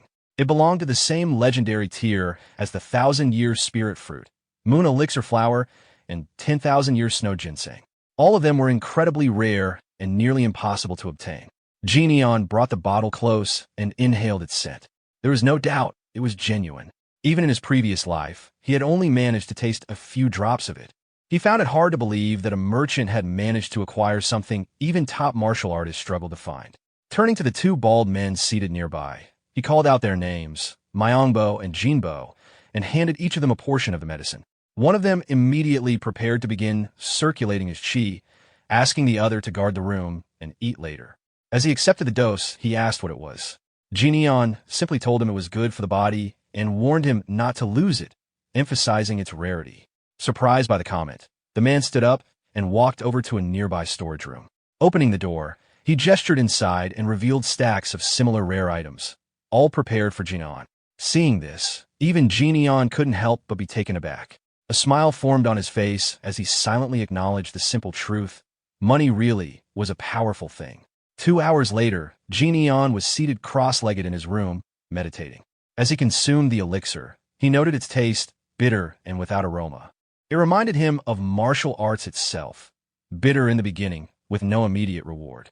Training was painful, and often it felt like there was no progress at all. Soon, his body began to react. A strong heat spread through his core. He recognized that in his past life, his body would have already broken down under this intensity. Fortunately, he had taken the time to strengthen himself beforehand. A sharp pain surged through him, intense enough to force his eyes open. It felt as if his entire body was burning. The more he tried to suppress the pain, the more fiercely it fought back. Realizing resistance was futile, he changed his approach. He would push through it instead. With that decision, a wave of powerful energy burst out from his body. Some time later, Neon exhaled deeply. As he examined his hand, he activated his energy with a focused gesture. Then, clenching his fist, he confirmed to himself that he had reached the 5th stage. However, a sharp smell caught his attention. He looked at his clothing and realized that the toxins released from his body carried a strong stench of alcohol. He wondered just how much the previous owner of the body had drunk for the impurities to still reek so strongly. Jian looked down at himself and smiled softly. It felt like a farewell to the remnants of his old self. But his attention soon shifted to the glass bottle beside him. He picked it up, eyes narrowing in thought. What lay ahead wasn't going to be easy. Absorbing pure voidstone milk at this stage was like trying to form a bowl out of wet sand and then tossing it into a blazing furnace. The fragile structure was almost guaranteed to crack under the pressure. Yet, if he could endure the process, the reward would be immense. He could feel the intense spiritual energy within the elixir. It was testing him. As the dense black aura began to swirl around him, a thought crossed his mind. Perhaps he had become too greedy. Still, he clenched his fist in determination. With a powerful leap, he took off, heading toward a secluded spot to begin the next stage of his transformation. If he could overcome this trial, he knew he would emerge stronger than ever before. 7 days passed. Outside Jian's room, his brother, Ian, stood with a troubled expression. It had been exactly a week since Jian had started circulating his energy, and there had been no signs of movement or sound from within. Concerned, he reached for the door, but the two bald guards stationed outside immediately stepped in front of him, blocking the way. They greeted him formally. Recognizing them, Ian returned the greeting. He asked if there had been any updates. One of the men replied that there had been none, but Jian had left clear instructions not to let anyone near. Hearing this, Ian let out a sigh, wiping sweat from his brow as confusion set in. He mumbled that even so, going this long without contact seemed concerning. Before he could finish his thought, a sudden explosion blasted through the door from within the room. The two guards quickly shielded Ian from the blast with their bodies. As the dust settled, Ian stared in shock at the sight in front of him. Emerging from the room was Jian, his eyes glowing with lightning, energy radiating violently from his body. The overwhelming stench coming from the room made Ian recoil and cover his nose. His thoughts raced. Was this the condition known as chi deviation, something he had only heard about in passing? Panicked, all three men rushed toward Jian. One of the guards called out urgently to him. Two bodyguards then tackled Jian, trying to pin him down in hopes of stabilizing his energy. They pleaded with him to come back to his senses. Ian tried to speak, beginning to ask if his brother was all right, but his words stopped midway. As he got a good look at Jian's face, a chill ran through him. What he saw frightened him so much that he couldn't say another word. Ian quickly caught his brother in his arms, trying to steady him after the sudden outburst of energy. But Jian rose to his feet once more without saying a word and began walking away.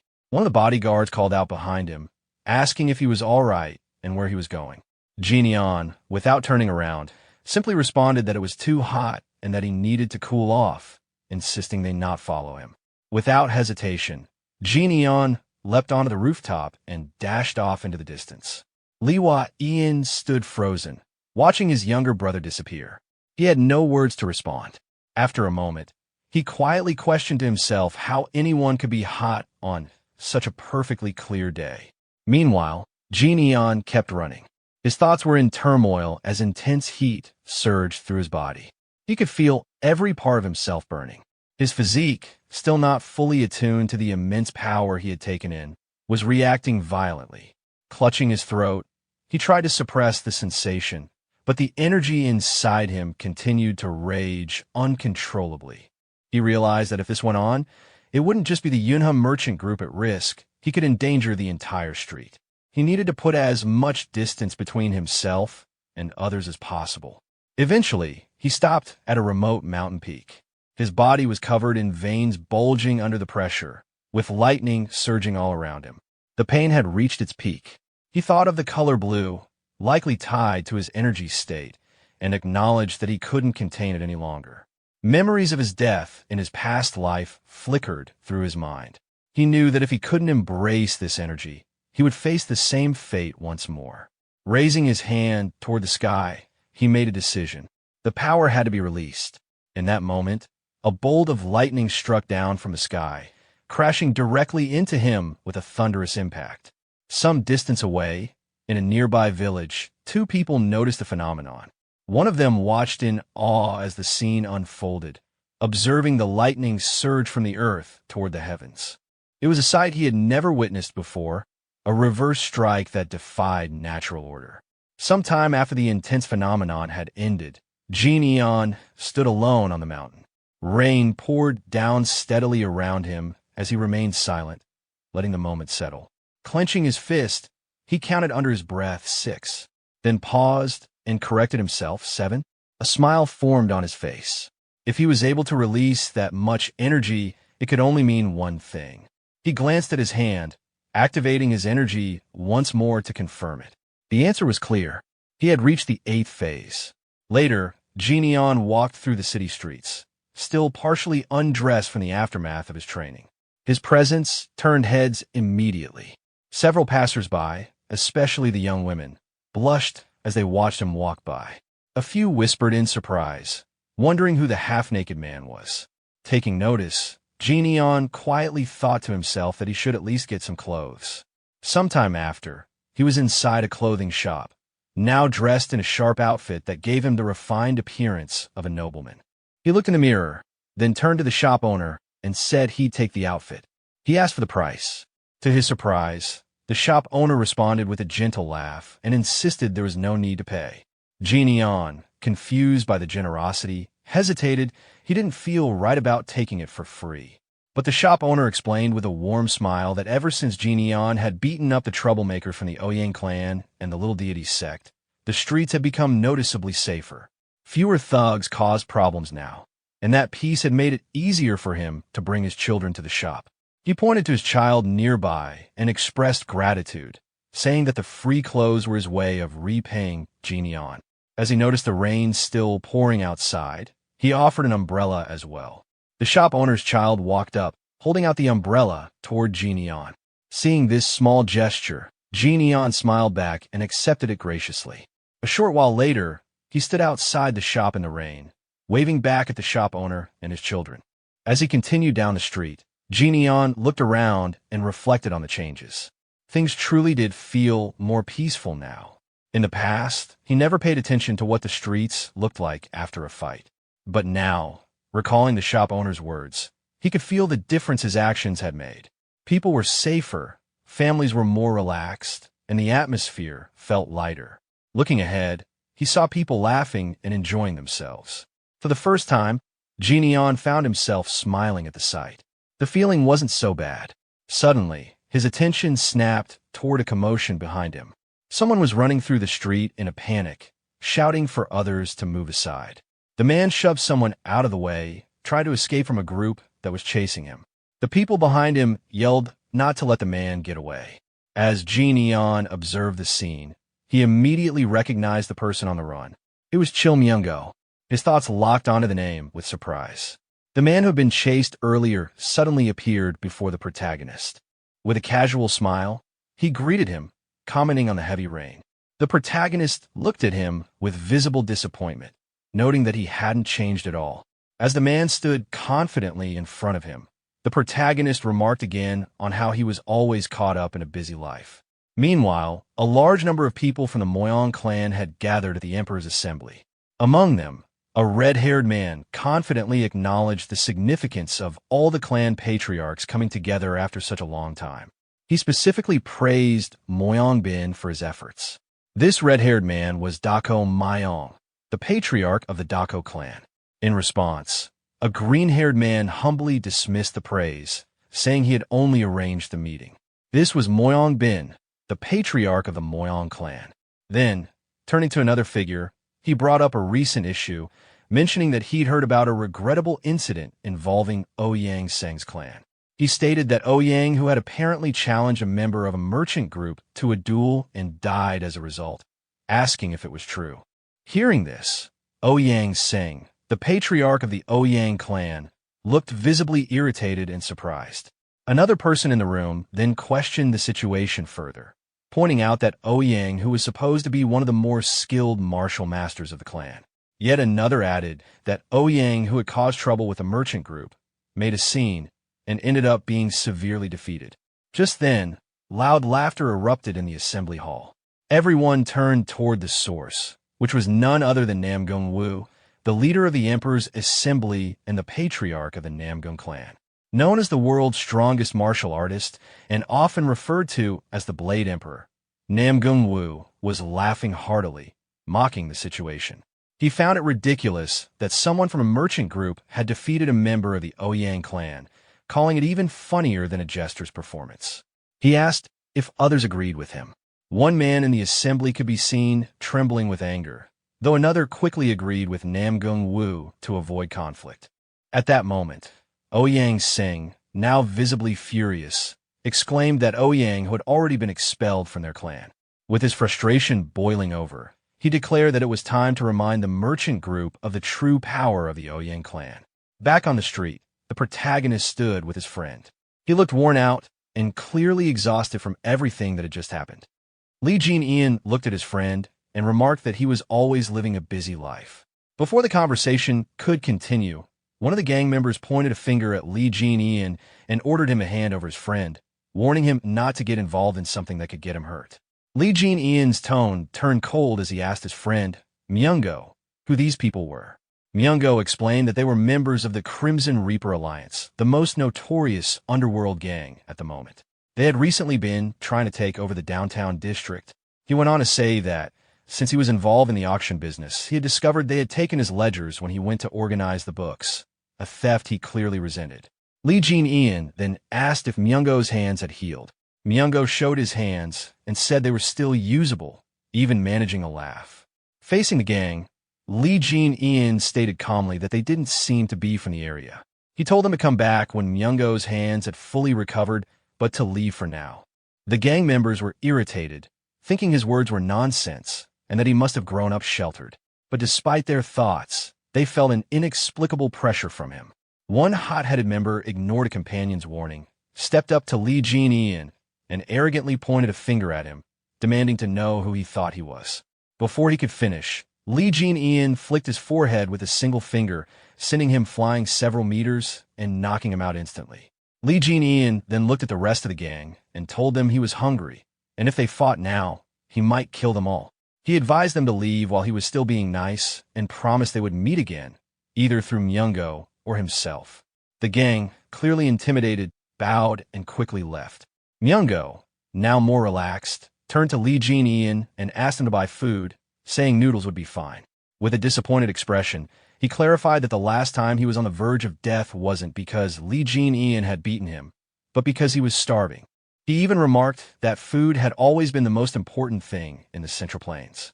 Irritated, Lee Jin-ian told him he could have just asked without saying so much, calling him insane.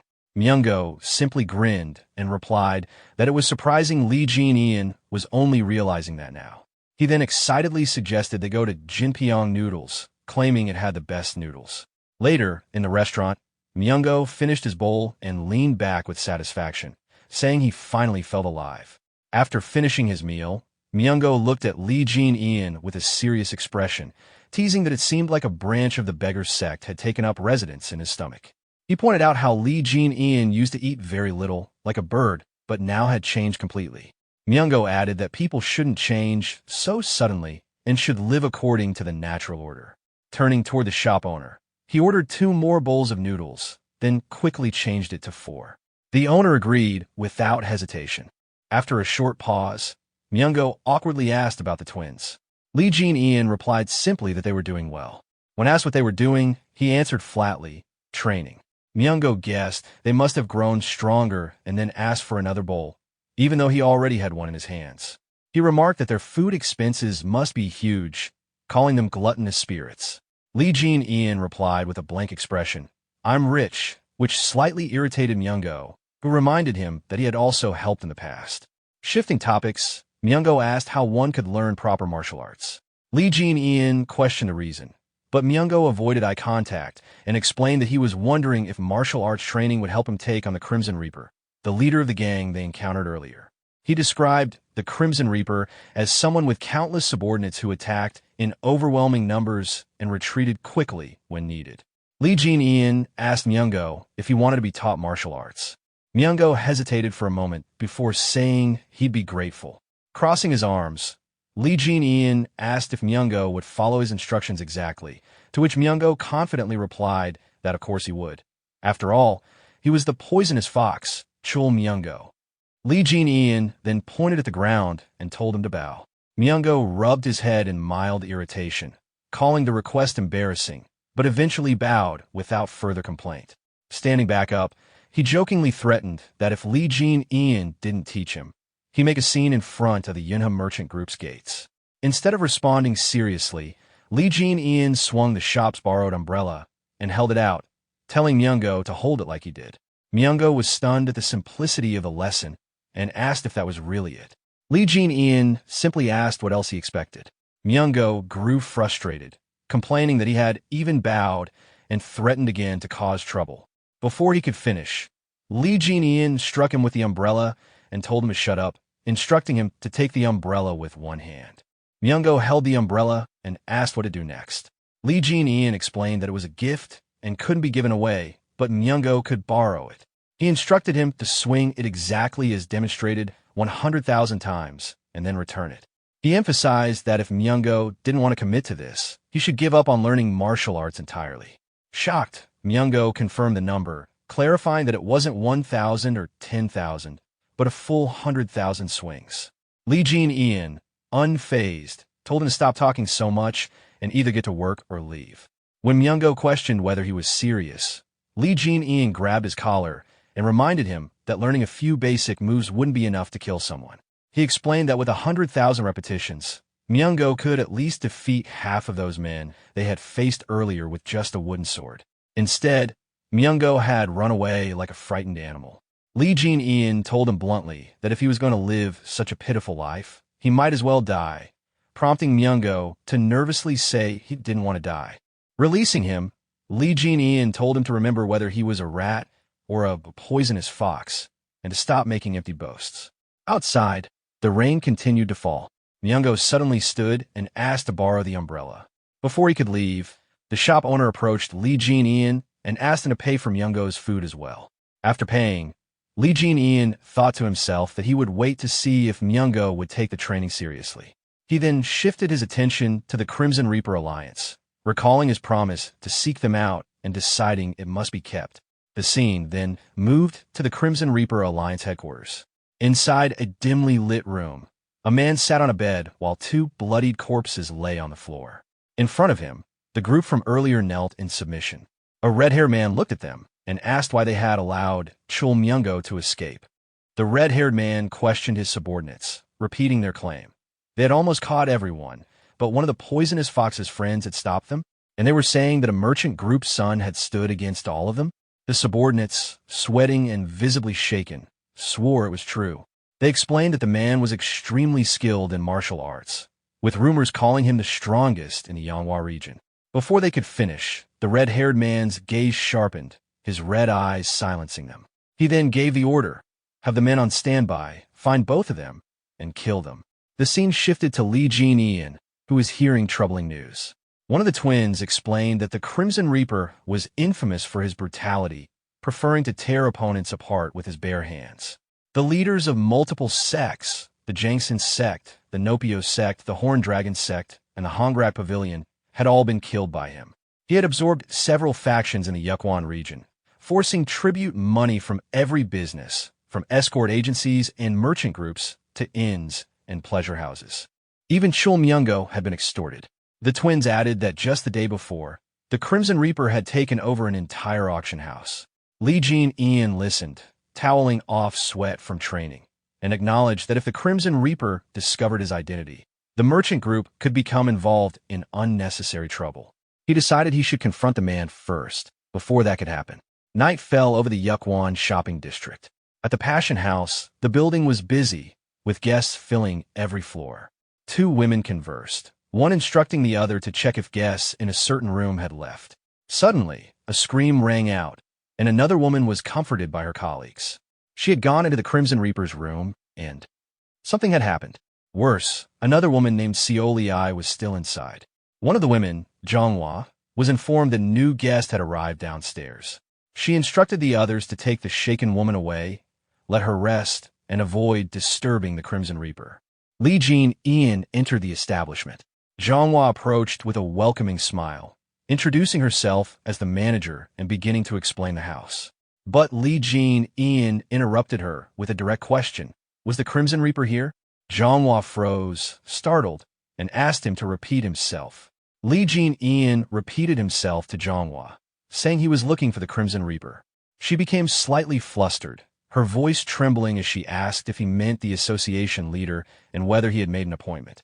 Lee Jin-ian answered simply, no, and told her to just confirm if the man was upstairs. Hesitating, Zhonghua glanced at a crimson subordinate nearby, debating whether to answer. Finally, she told him that the Crimson Reaper was indeed upstairs. Without waiting to hear more, Lee Jin-ian walked past her, calling her by name and instructing her to evacuate the others. Her mind flashed back to an earlier thought. Seoliai was still inside that room. Nervously, she warned him that heading up would be difficult, as the association leader's temper was rough. Lee Jin-ian only smiled and said it was fine. As he approached the stairs, one of the Crimson subordinates stepped forward, blocking his path. The man demanded to know who he was, warning that this wasn't a place anyone could enter freely. Lee Jin-ian didn't respond, continuing up the stairs. The subordinate struck at him in anger, but Lee Jin-ian quickly caught the man's spear and threw him to the ground. The commotion drew the attention of the other Crimson men. They surrounded him, demanding if he even knew where he was. Lee Jin-ian looked at them with a sharp, threatening gaze and asked which floor the Crimson Reaper was on. His words only enraged them further. They attacked, shouting insults. Lee Jin-ian calmly replied that if necessary, he would find the Crimson Reaper after killing all of them. As one man swung at him with a sword, Lee Jin-ian seized the attacker's head, took the weapon, and used it to defeat them one by one. He fought using only the weapons he took from his opponents, systematically knocking each one down until the floor was clear. Finally, he stopped and looked at a nearby door. With certainty, he remarked that it wasn't the right room. Lee Jin-ian prepared to attack again, asking aloud if he needed to smash every room. He began breaking into each one, sending the occupants fleeing in panic. After clearing several, he paused in front of another door, shouting in frustration that the Crimson Reaper wasn't there, and concluded he must be on the next floor. Meanwhile, in his private room, the Crimson Reaper sat calmly on his bed. Suddenly, two men were thrown inside, sent flying by Lee Jin-ian's assault. One of them, trembling on the floor, reached toward the leader and tried to speak. Stammering, he identified Lee Jin-ian as the merchant group's son. Before the man could finish, Lee Jin-ian stepped on him, slamming him back to the ground. Confidently approaching, Lee Jin-ian told the Crimson Reaper he had found him. The leader looked him over, speaking with casual arrogance. He guessed that Lee Jin-ian had come to pay Chul Myung-go's debt in his stead. Lee Jin-ian ignored the remark, noting to himself that the leader's room was on the 5th floor and that it was unnecessarily high. The Crimson Reaper stood and walked toward him, asking if the welcome party wasn't to his liking and if the climb had been difficult.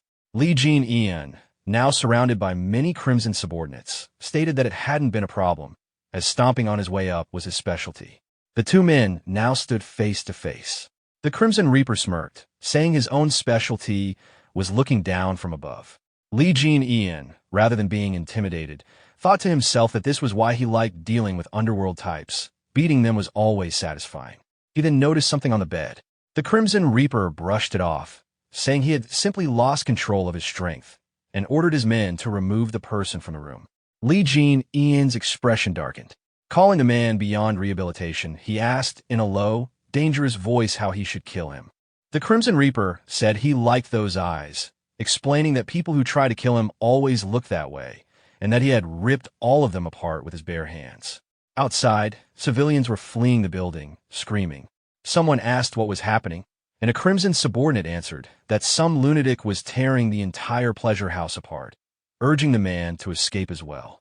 Instead, the man raised an umbrella like a weapon and muttered a number, 2874, before striking the subordinate. Removing his hood, he revealed himself as Chul Myung-go. He made a universal gesture toward the Crimson men, declaring he was there to crush them one by one.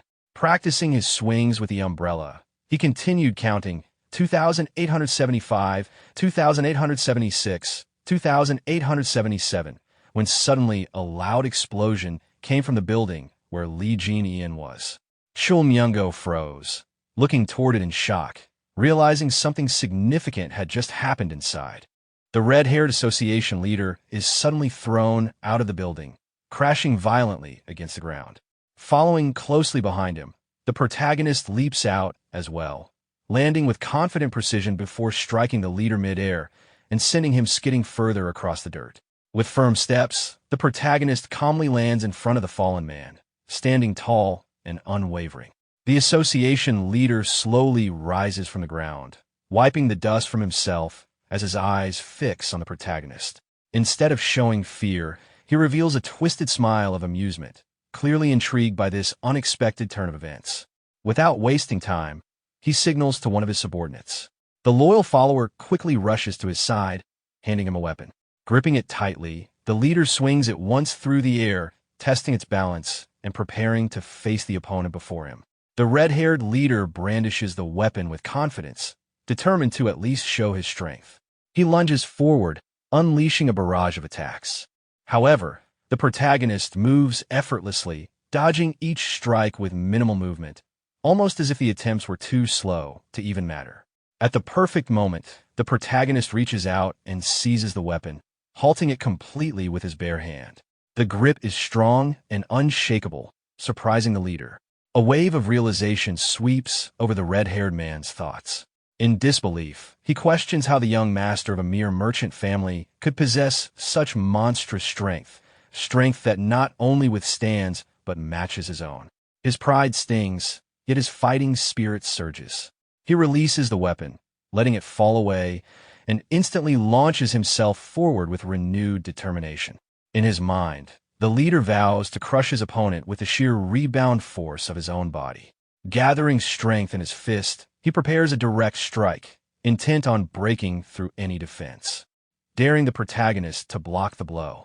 The protagonist, however, observes carefully. His sharp eyes take note of the man's technique, recognizing the influence of meteor hammer skills combined with refined fist techniques. The precision in his movements reflects training under a legitimate orthodox martial artist. His execution is clean, sharp, and deliberate. Yet, the protagonist's expression remains calm, even slightly impressed, as he analyzes every detail. Without hesitation, he counters. His thoughts steady, he acknowledges the difference. The association leader may have skill, but his true opponent now is someone far beyond his level, the one known as the Fist King. With explosive speed, the protagonist drives his fist directly into the leader's stomach. The impact resonates, forcing the air out of the red-haired man as his body buckles under the sheer power. Coughing and stumbling, he staggers back, clutching his abdomen. The protagonist quickly pulls away, distancing himself with perfect control as his opponent struggles to steady himself. Though clearly injured, the leader doesn't falter. He grits his teeth, forcing a laugh between pain breaths. Despite the damage, he acknowledges the strength of the man before him, realizing that he, too, has trained in formidable fist techniques. Determined not to lose, the leader raises his arm once again, declaring his intent to fight with everything he has. His voice roars with defiance as he charges, consumed with rage, claiming he will tear his enemy to pieces. But in the clash that follows, the protagonist's dominance is absolute. He meets the attack head-on, overpowers him with sheer force, and throws the red-haired man back down onto the ground once more. The leader groans in agony, his body writhing under the weight of defeat. As he lies there, thoughts cloud his mind. He cannot comprehend it. Despite giving his all, every ounce of his strength and skill, he is being utterly overwhelmed. Shock and disbelief consume him. For the first time, he questions whether victory is truly possible. The protagonist suddenly grabbed the face of the association leader with his hand, forcing him down against the ground. He stood above him, looking down with a cold expression, his presence dominating the moment. Without hesitation, the protagonist activated his electric martial arts, sending a current of energy through his palm into the leader's body. The energy pulsed violently, growing stronger with each stage he unleashed. First came the second stage, releasing a sharp jolt that made the association leader convulse in pain. His scream echoed as electricity surged through him. The protagonist showed no mercy, immediately pushing further. The energy increased again, third stage. The leader's body shook harder, the shock tearing through him. The protagonist continued, raising it to the fourth stage, and then again to the fifth stage, each level amplifying the damage. The overwhelming current left the association leader writhing, unable to resist. Nearby, one of the leader's subordinates watched with wide eyes, his face dripping with sweat. He stuttered, barely able to speak, questioning if they should step in to stop it. But before anything could be done, something unusual appeared in the sky. The subordinate's expression shifted to shock as he pointed upwards, realizing what was about to happen.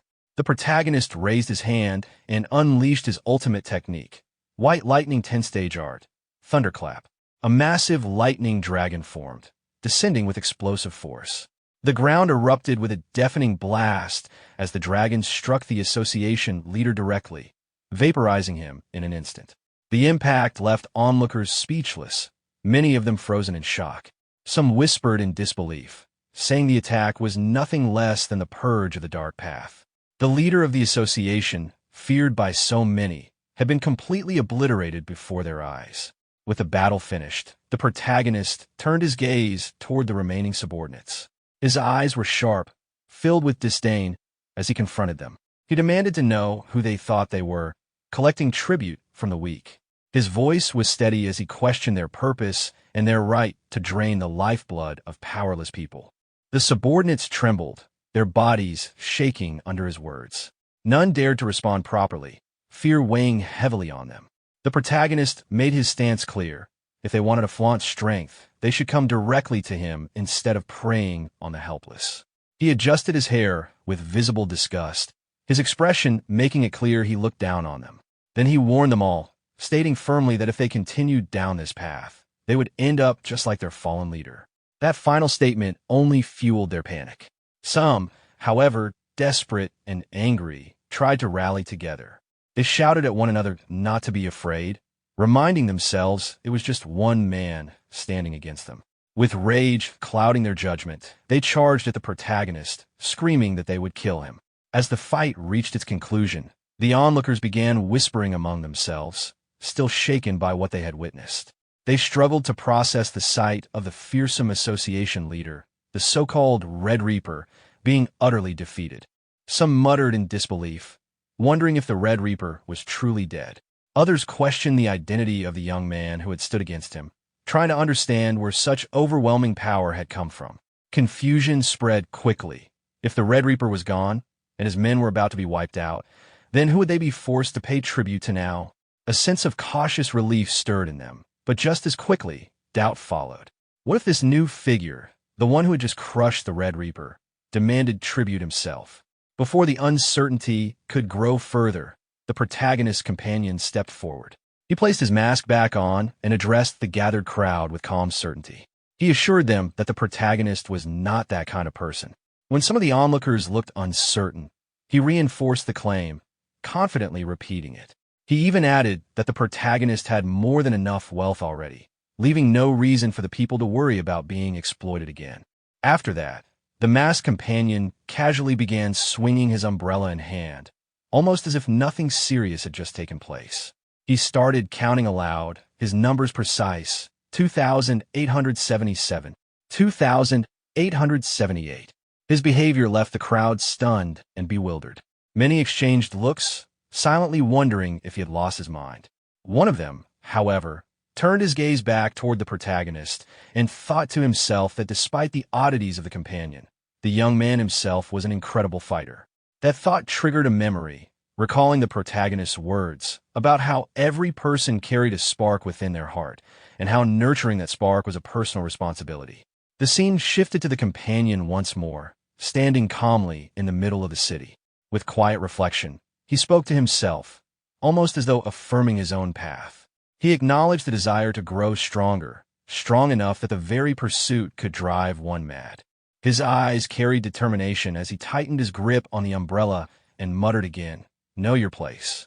Then, as though snapping himself back into his own persona, he corrected himself.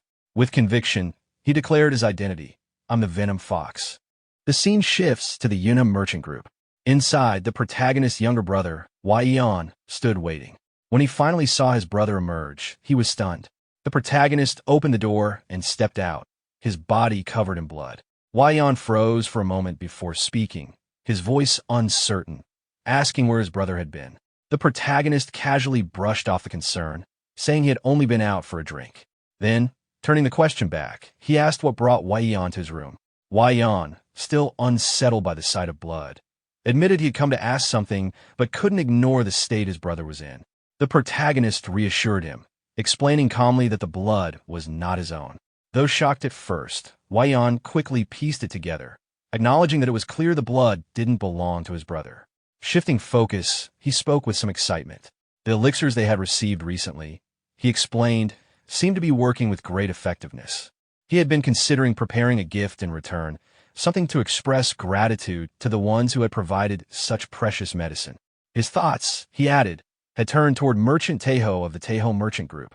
At that moment, the protagonist silently recalled the Taeho Merchant Group, the very people who had provided the azurite essence. Even their father had been curious about its true value. As he wiped the blood from his face with a cloth, the protagonist admitted that even he could not easily measure its worth. One, startled by the weight of those words, asked if it was truly that valuable. If so, then what could they possibly offer in return? The protagonist replied that money or goods would not be appropriate. The gift they had received was priceless. Confused, Wei Yan pressed further, asking what should be done instead. Without hesitation, the protagonist answered, they should form a merchant's alliance. The suggestion left Wei Yan shocked. A merchant's alliance? He quickly pointed out that while great merchant groups like Taeho had contributed elixirs, smaller groups had as well, such as the West Wind Escort Establishment, which lacked even its own defense force. If an alliance were to form, and protection was offered to everyone, it could indeed serve as repayment. But wasn't such a plan far too ambitious? The protagonist calmly reassured him there was no need to begin with something grand. They could start small, first with the Taeho Merchant Group and the West Wind Escort Establishment. With confidence, he added that since they had received something money could never repay, they must answer in kind with something greater, an alliance built on protection and strength. Wei Yan, still uncertain, raised another question. What about the rules or membership fees? Shouldn't an alliance have structure? The protagonist answered that the rules should remain simple, just as their ancestors had once done. For the time being, there would be no membership fees. When Wei Yan pressed further, asking what the true purpose of the alliance would be, his brother paused. Memories surfaced, merchants thanking him after he had dealt with the Ouyang clan and the Little Deity sect, saying that since then, troublemakers on the streets had decreased. He also recalled Wei Yan's words from the past, urging him to one day protect their own escort establishment when he became stronger. With that thought, the protagonist spoke clearly. The alliance would exist to protect the lives of merchants. He explained further, suggesting the establishment of a system for quick communication, so that problems could be addressed without delay. Wei Yan admitted it was a sound idea, but raised another concern. What if the situation was beyond the ability of even the Taeho Merchant Group's escort warriors to handle? The protagonist, recalling everything that had occurred in recent days, considered it carefully. If such a problem arose for a group as large as Taeho, it would likely mean martial arts factions were involved, possibly even those from the darker corners of the Jianghu. In that case, he declared with certainty, he would step in personally. Shocked, Wei Yan asked if he truly meant to involve himself directly. The protagonist explained that the medicine they had received was priceless, and it had indeed granted him tremendous strength. When Wei Yan asked if it truly made him stronger, he simply replied yes. At that, Wei Yan leapt up in excitement, fully convinced. Determined, he asked what they should name the alliance. He proposed calling it the Great Merchants Alliance. His brother, however, looked disappointed. With a gloomy expression, he corrected him, better to call it the Great Merchants Association. The word alliance, he admitted, bothered him. Wei Yan, smiling gently, accepted his brother's choice and promised to prepare everything accordingly. As he turned to leave the room, he paused briefly, remarking that since his brother's return, his own workload had only increased, leaving him swamped with responsibilities. The protagonist offered an awkward apology, but Wei Yan brushed it off with a smile, saying that for merchants, the busier they were, the better it was. The protagonist returned his smile. Just then, a voice rang out from outside the room, calling for young Master Jinian and the chief administrator. The door burst open, and their companions stepped inside, flustered, exclaiming that they were finished. After hearing the urgent shout, the protagonist's brother asked for clarification, wanting to know what exactly had been done. The The response came back with tears and fear, explaining that they were doomed because Lord Ouyang himself had arrived, accompanied by his disciples. The protagonist's brother was instantly struck with shock. Sweat ran down his face as he processed the news, unable to believe that such a formidable figure had truly come. The scene then shifted to the Yuna merchant group's main hall. Sitting calmly while sipping tea was none other than Ouyang Seng, the patriarch of the Ouyang clan. As he drank, his mind drifted back to past events, and with visible frustration, he thought of the humiliation his clan had suffered during the ruler's meeting. Just recalling the disgrace made his blood boil. Determined to restore his clan's pride, he turned to the three men seated before him. He declared that each of them must face Jin Eon of Yunha, trading in combat. He emphasized that one victory alone would not be enough to regain their lost honor. His expression hardened as he made his intent clear. Jin Eon must not be allowed an easy death. Instead, his suffering would serve as repayment for their humiliation. The three men acknowledged his orders with unwavering voices, fully committing themselves to the task. One of them then raised a practical question, asking whether the others planned to use weapons. He himself stated that it did not matter, since he always fought barehanded. This man was Shin Sobik, the Ouyang clan's in-law. Another spoke up, saying that he too preferred not to use weapons, as striking with fists felt more natural and satisfying. This was Ouyang Mayong, the clan's second son, known as a skilled swordsman. Finally, the third joined the discussion. This was Ouyang Woon, the clan's third son and a bladesman. He admitted with honesty that he lacked confidence and would prefer to rely on his blade instead. Ouyang Seng, displeased, immediately challenged his words. He questioned why Woon felt uncertain when the opponent was only a merchant's son. But Woon quickly defended his hesitation, pointing out that Jin Eon had already defeated Ouyang Hu. Although who had only been a distant relative, he was still a man with solid experience in the Jianghu, and his loss had proven Jin Eon was far from ordinary. The patriarch dismissed this reasoning with irritation. To him, whose defeat had nothing to do with experience, it was simply a matter of lacking true skill. At that moment, a servant approached carrying tea, but Ouyang Seng waved for the chatter to end. He commanded that Jin Eon be brought out immediately, ready to settle the matter. However, as he looked more closely at the person bringing the tea, his eyes widened in recognition. It was not an ordinary servant. It was the twins, the trusted bodyguards of Jin Eon, standing before him in disguise.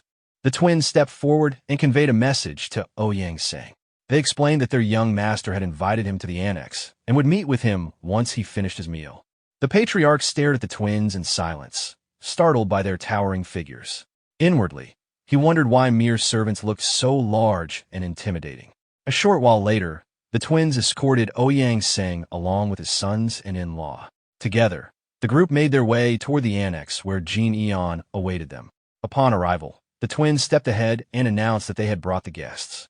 Jin Eon welcomed them calmly, standing with a composed and confident expression. He acknowledged their long journey, showing courtesy despite the tense circumstances. In response, the three younger men bowed respectfully.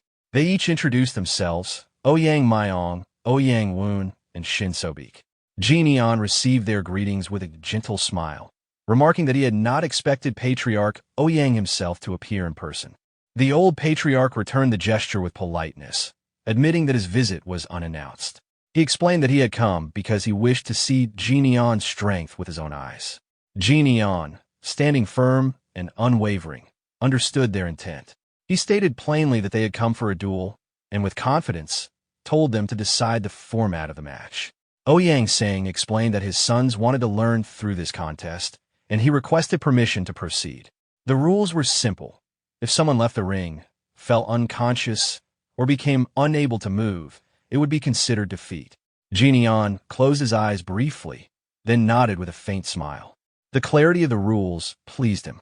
The duel began with Ouyang Mayong stepping forward, confidence written on his face. Both men squared off against one another.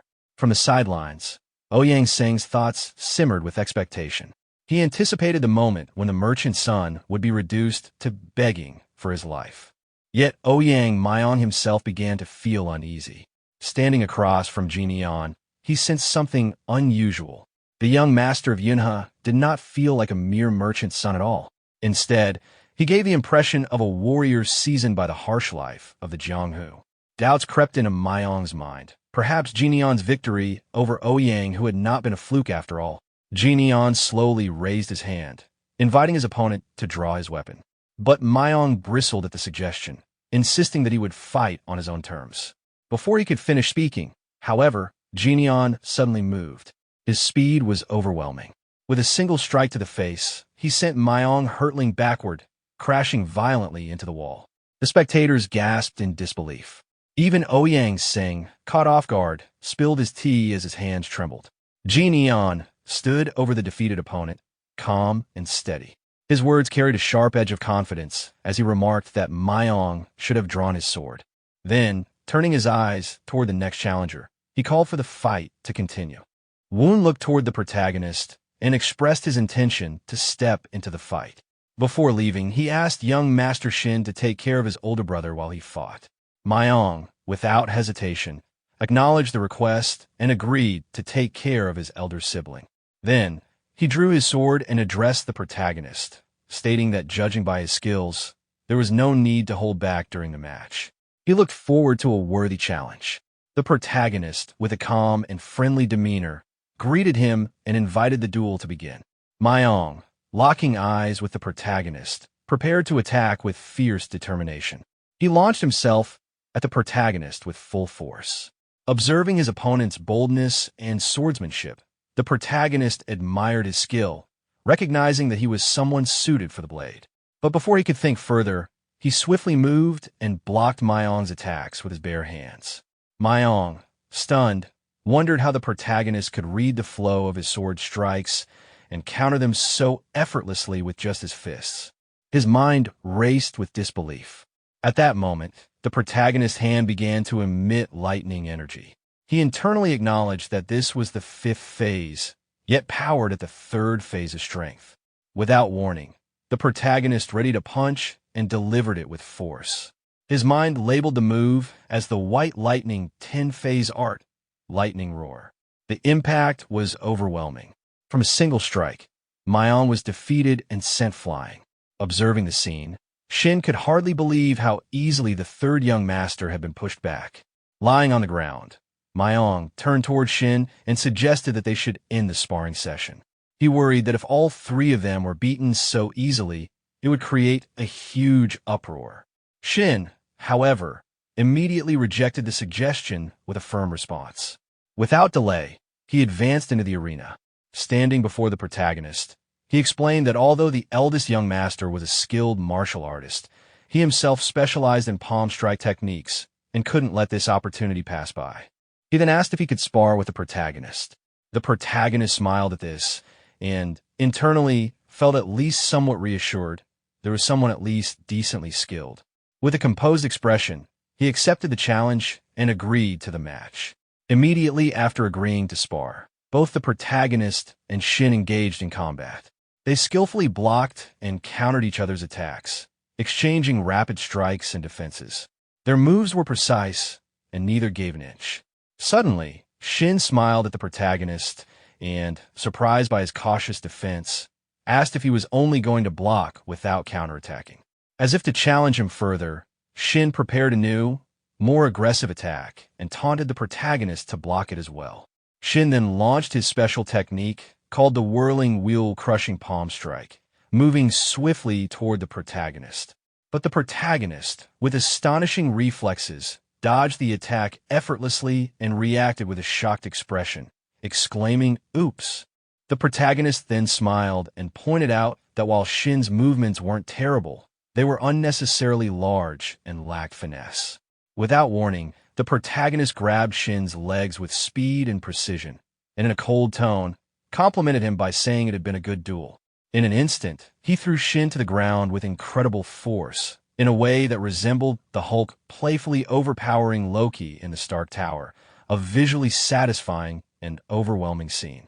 Watching the scene unfold, Mayong, lying on the ground, thought to himself that if he had also been defeated, what pride could he possibly have left?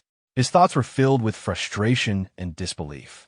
Meanwhile, the protagonist, with arrogance and a smug expression, turned his attention to the elder Ouyang and announced that the duel was over. However, he couldn't help but mockingly wonder aloud why Lord Ouyang looked displeased despite the duel's outcome being clearly in the protagonist's favor. As the protagonist observed, Lord Ouyang's face reflected deep anger and tension. Internally, Ouyang lamented that the merchant group's young master had consecutively defeated his men. He acknowledged that this opponent was no ordinary person and feared that even bringing in more members of the Ouyang clan wouldn't suffice to turn the tide. His mind spiraled into worry that their reputation would be destroyed and that they would be mocked endlessly if the defeats continued. After a deep sigh, Ouyang composed himself and invited the protagonist to take a walk together, trying to mask his concern. As they walked through the city, Ouyang commented that it seemed to be a peaceful town and that the merchant group must have numerous suppliers here. He then stated he would be direct with the protagonist, turning to face him with a smile. He proposed that the protagonist join the Rulers Association, not as a representative of the entire merchant group, but as an individual martial artist. He explained that if the protagonist joined, the association would extend its protection to the entire Yunhe merchant group. The protagonist, hearing this, was visibly confused and asked about the association, not fully understanding what it entailed. As the conversation progressed, the protagonist reflected inwardly about the Rulers Association.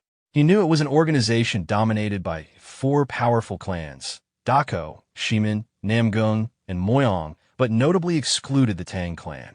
However, he also knew that behind the formal structure, there are deeper political motives and rivalries at play. With that in mind, the protagonist suddenly asked Ouyang whether they weren't merely a group that had left the Miram Alliance. He pointed out that the Miram Alliance's focus on the 9 great sects had caused others to branch off.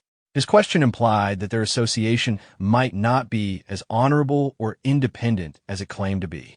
Ouyang, without hiding it, admitted that it was true but brushed it off by saying it wasn't a problem.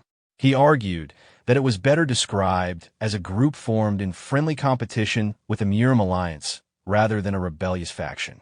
The protagonist, analyzing Ouyang's face, thought to himself that the Ouyang clan had only recently joined the association, and this explained why Ouyang seemed so obsessed with saving face and rebuilding prestige. Ouyang, picking up on the protagonist's silent judgment, spoke candidly. He revealed that the men under Ouyang who had been spreading stories about the protagonist everywhere, damaging his own reputation. Still, he quickly added that he wasn't blaming the protagonist, despite knowing that the rumors were likely related to him. Then, with seriousness, Ouyang placed his hand on the protagonist's shoulder and urged him to join the association to help restore his honor. He framed it as a simple request and asked if it was really that difficult for him to comply. However, in Ouyang's mind, his true intention was clear. This was a calculated move to bring the eldest young master of the Yunhe merchant group into the association, thereby making it appear as though he, Ouyang, had control or influence over him. But the protagonist didn't respond to the request directly. Instead, he sharply countered with a question: what if he refused? His tone was calm, but challenging. This caught Ouyang by surprise. His eyes widened in shock, and he asked why he would refuse, pointing out that there would be nothing to lose. He implied that a son of a wealthy and influential merchant group should easily recognize the benefits of such an alliance. Unfazed, the protagonist responded with cold logic. He questioned what benefit joining the association would bring to the son of a prosperous merchant group like himself. He pointed out that he already had all the money he could need, and what Ouyang was offering, a seat as an ordinary martial artist, was beneath him. Without wasting another word, the protagonist turned and began to walk away. Before leaving, he waved his hand dismissively and told Ouyang that if he wasn't there to fight, the conversation should end. He made it clear that the walk with him had not been enjoyable. Ouyang, not willing to back down, called out to the protagonist with a threatening voice, warning him to stop. He gave him one last chance, asking if he truly wished to see the entire Yunhe merchant group slaughtered. He emphasized that with the strength of the Ouyang clan, they could spare only the protagonist and label him a public enemy of the martial world. He asked, rhetorically, if the protagonist really thought they couldn't carry out such a threat. Ouyang closed the distance between himself and the protagonist. With a threatening expression, he placed his hand on the protagonist's shoulder and pressed further, challenging him. He asked whether the protagonist was truly strong enough to stop him, and even if he were, whether he could handle making the entire Rulers Association his enemy. Ouyang's tone suggested that the protagonist was foolish for rejecting his offer and spurning his goodwill. Before Ouyang could finish his sentence, the protagonist acted without hesitation. He grabbed Ouyang by the throat, pinning him against the wall with a firm grip. His voice, cold and threatening, cut through the air. He told Ouyang to stop right then and there. He warned him that he could easily kill him at that moment and wipe out the entire Ouyang clan without leaving a trace. Furthermore, he could shift all the blame onto Ouyang's eldest son, ruining him entirely. Despite being cornered and threatened, Ouyang didn't flinch. Instead, he mocked the protagonist with a smile, calling his words the most vile he'd ever heard. He criticized the protagonist for speaking without manners, restraint, or shame, but added that such words should be saved for after proving one's strength in battle. Without wasting another moment, Ouyang launched his attack. He unleashed a green poison gas that quickly surrounded the protagonist, a deadly technique he had practiced for defeating the leaders of the four great clans. As the gas spread, Ouyang's thoughts echoed with confidence, certain that no matter how strong the protagonist was, he wouldn't be able to withstand the poison-toned palm strike. However, the protagonist remained unfazed. Suddenly, he appeared unharmed, a sheet of lightning forming in front of him. Ouyang's expression shifted to shock. He stammered in disbelief, wondering how this was possible. Inwardly, he realized that his poison was burning away, consumed as if lightning itself was eating through it. Without hesitation, the protagonist counterattacked, sending a lightning strike at Ouyang. The force of the attack made Ouyang scream in pain.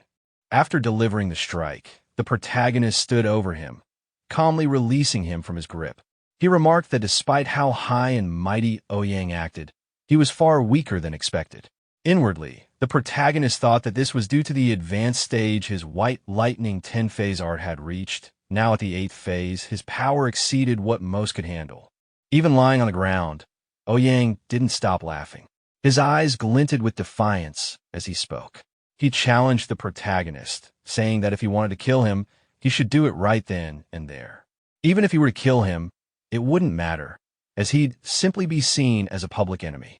Ouyang reminded him that the Rulers Association stood behind him and warned that the real loser in such a conflict would be the protagonist himself once the repercussions unfolded. Without hesitation, he moved instantly, grabbing Ouyang by the head with lethal force. His eyes were cold and unforgiving as he spoke with a threatening voice, promising that Ouyang Seng would regret those words for the rest of his life. Sometime later, all the members of the association had gathered together. Several disciples were seen tending to the injured, bandaging their wounds. The atmosphere was tense, but calm as the association worked together to recover. Suddenly, in that very moment, the door swung open and the protagonist entered.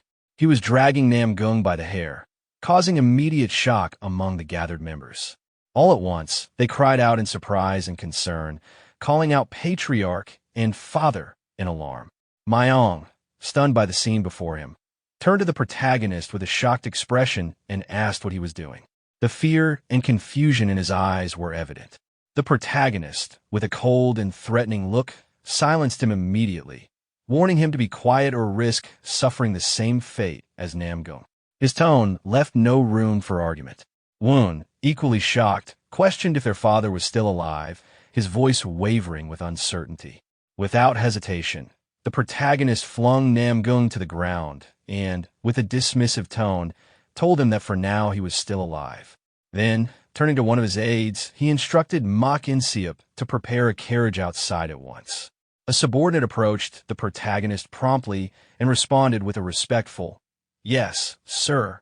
At this, Myong, unable to hold back his concern, asked the protagonist if he had a justifiable reason for acting in such an extreme way.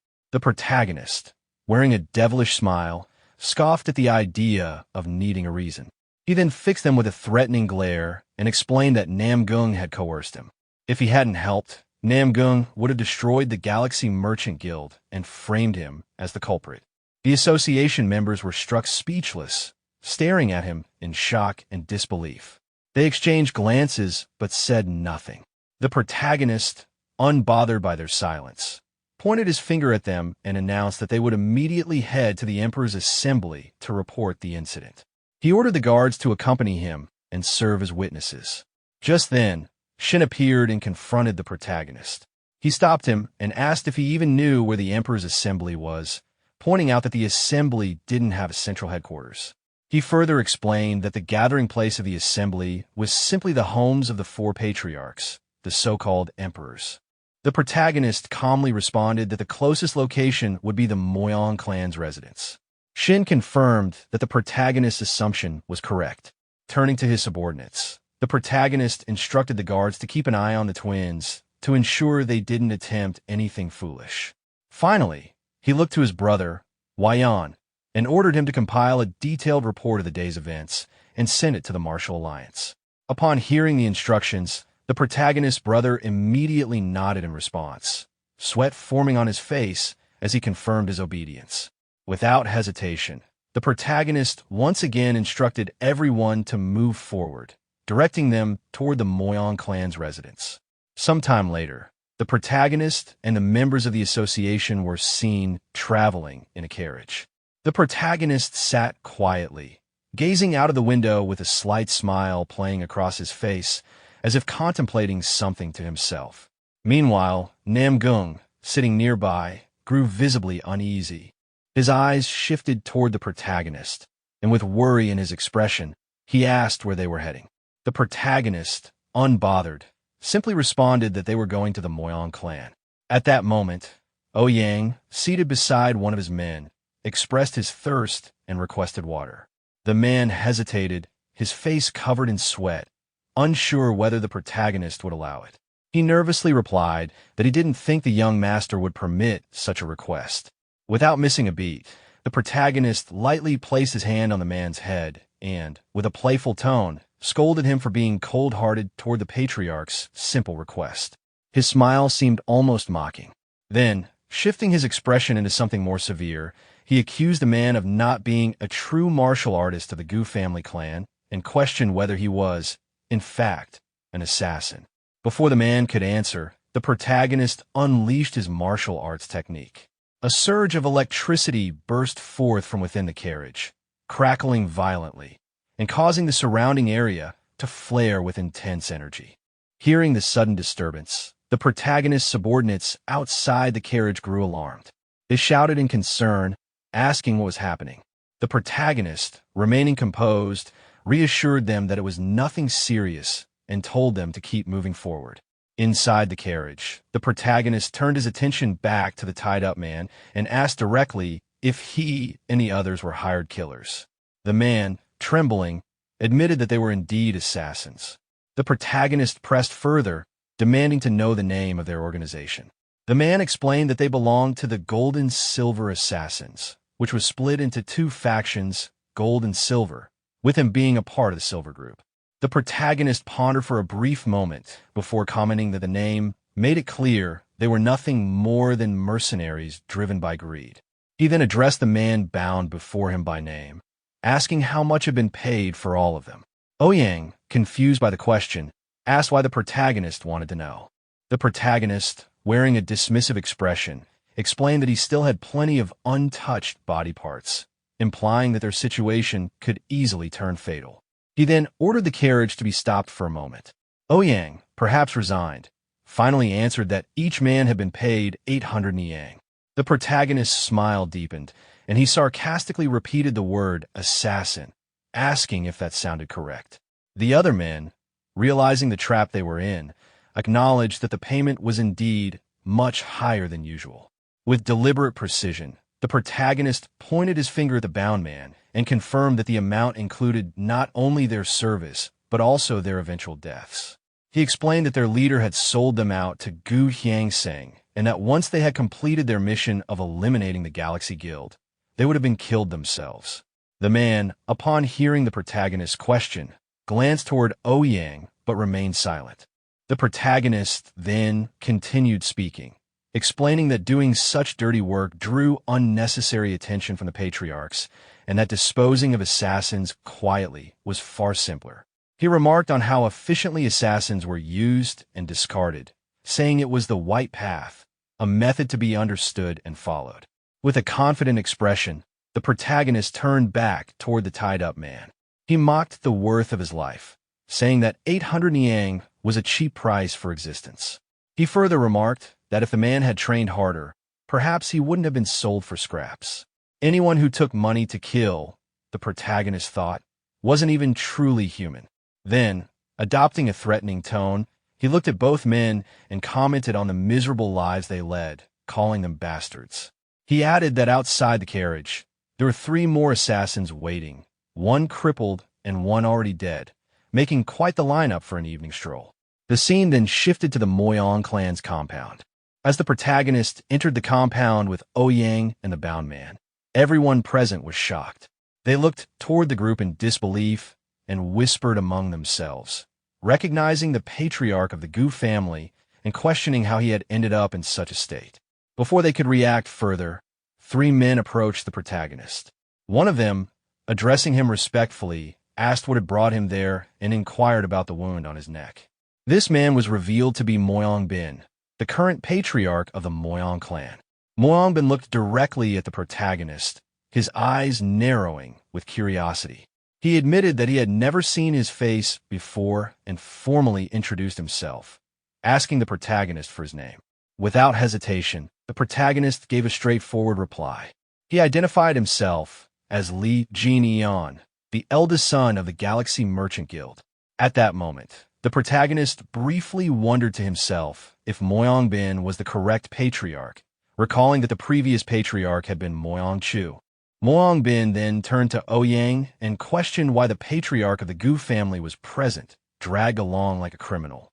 The protagonist, wearing a disappointed expression, replied that he would explain. He then narrated everything that had happened, detailing how Ouyang had orchestrated the attack. After explaining the situation, he pointed toward Ouyang and stated that the men attacking them had been hired by Gu Hyang-seng. Upon hearing this, one of Moyang Bin's subordinates expressed grave concern. He suggested that such an act of threatening the guild was a serious offense, and if the news spread, the martial world would ridicule them. He recommended silencing the young master to prevent further trouble. However, Moyang Bin immediately cut his subordinate off. Ignoring the suggestion, he instead turned his full attention to the protagonist and asked why he had come. He questioned whether the young master had come out of fear of repercussions, seeking to raise an alarm. The protagonist smiled at their suspicion and asked them what they would do if they were in his position. He left the question open-ended, putting the onus on them. Moyang Bin, contemplating the situation, thought to himself that if someone slaughtered his family and tried to brand him a criminal, the only solution would be to kill that person.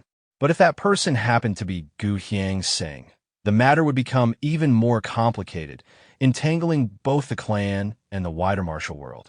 At that moment, Ouyang, with a strained voice, bitterly exclaimed how everything had gone wrong. He lamented that if the patriarchs hadn't laughed at him during their gathering, he wouldn't have fallen to such disgrace.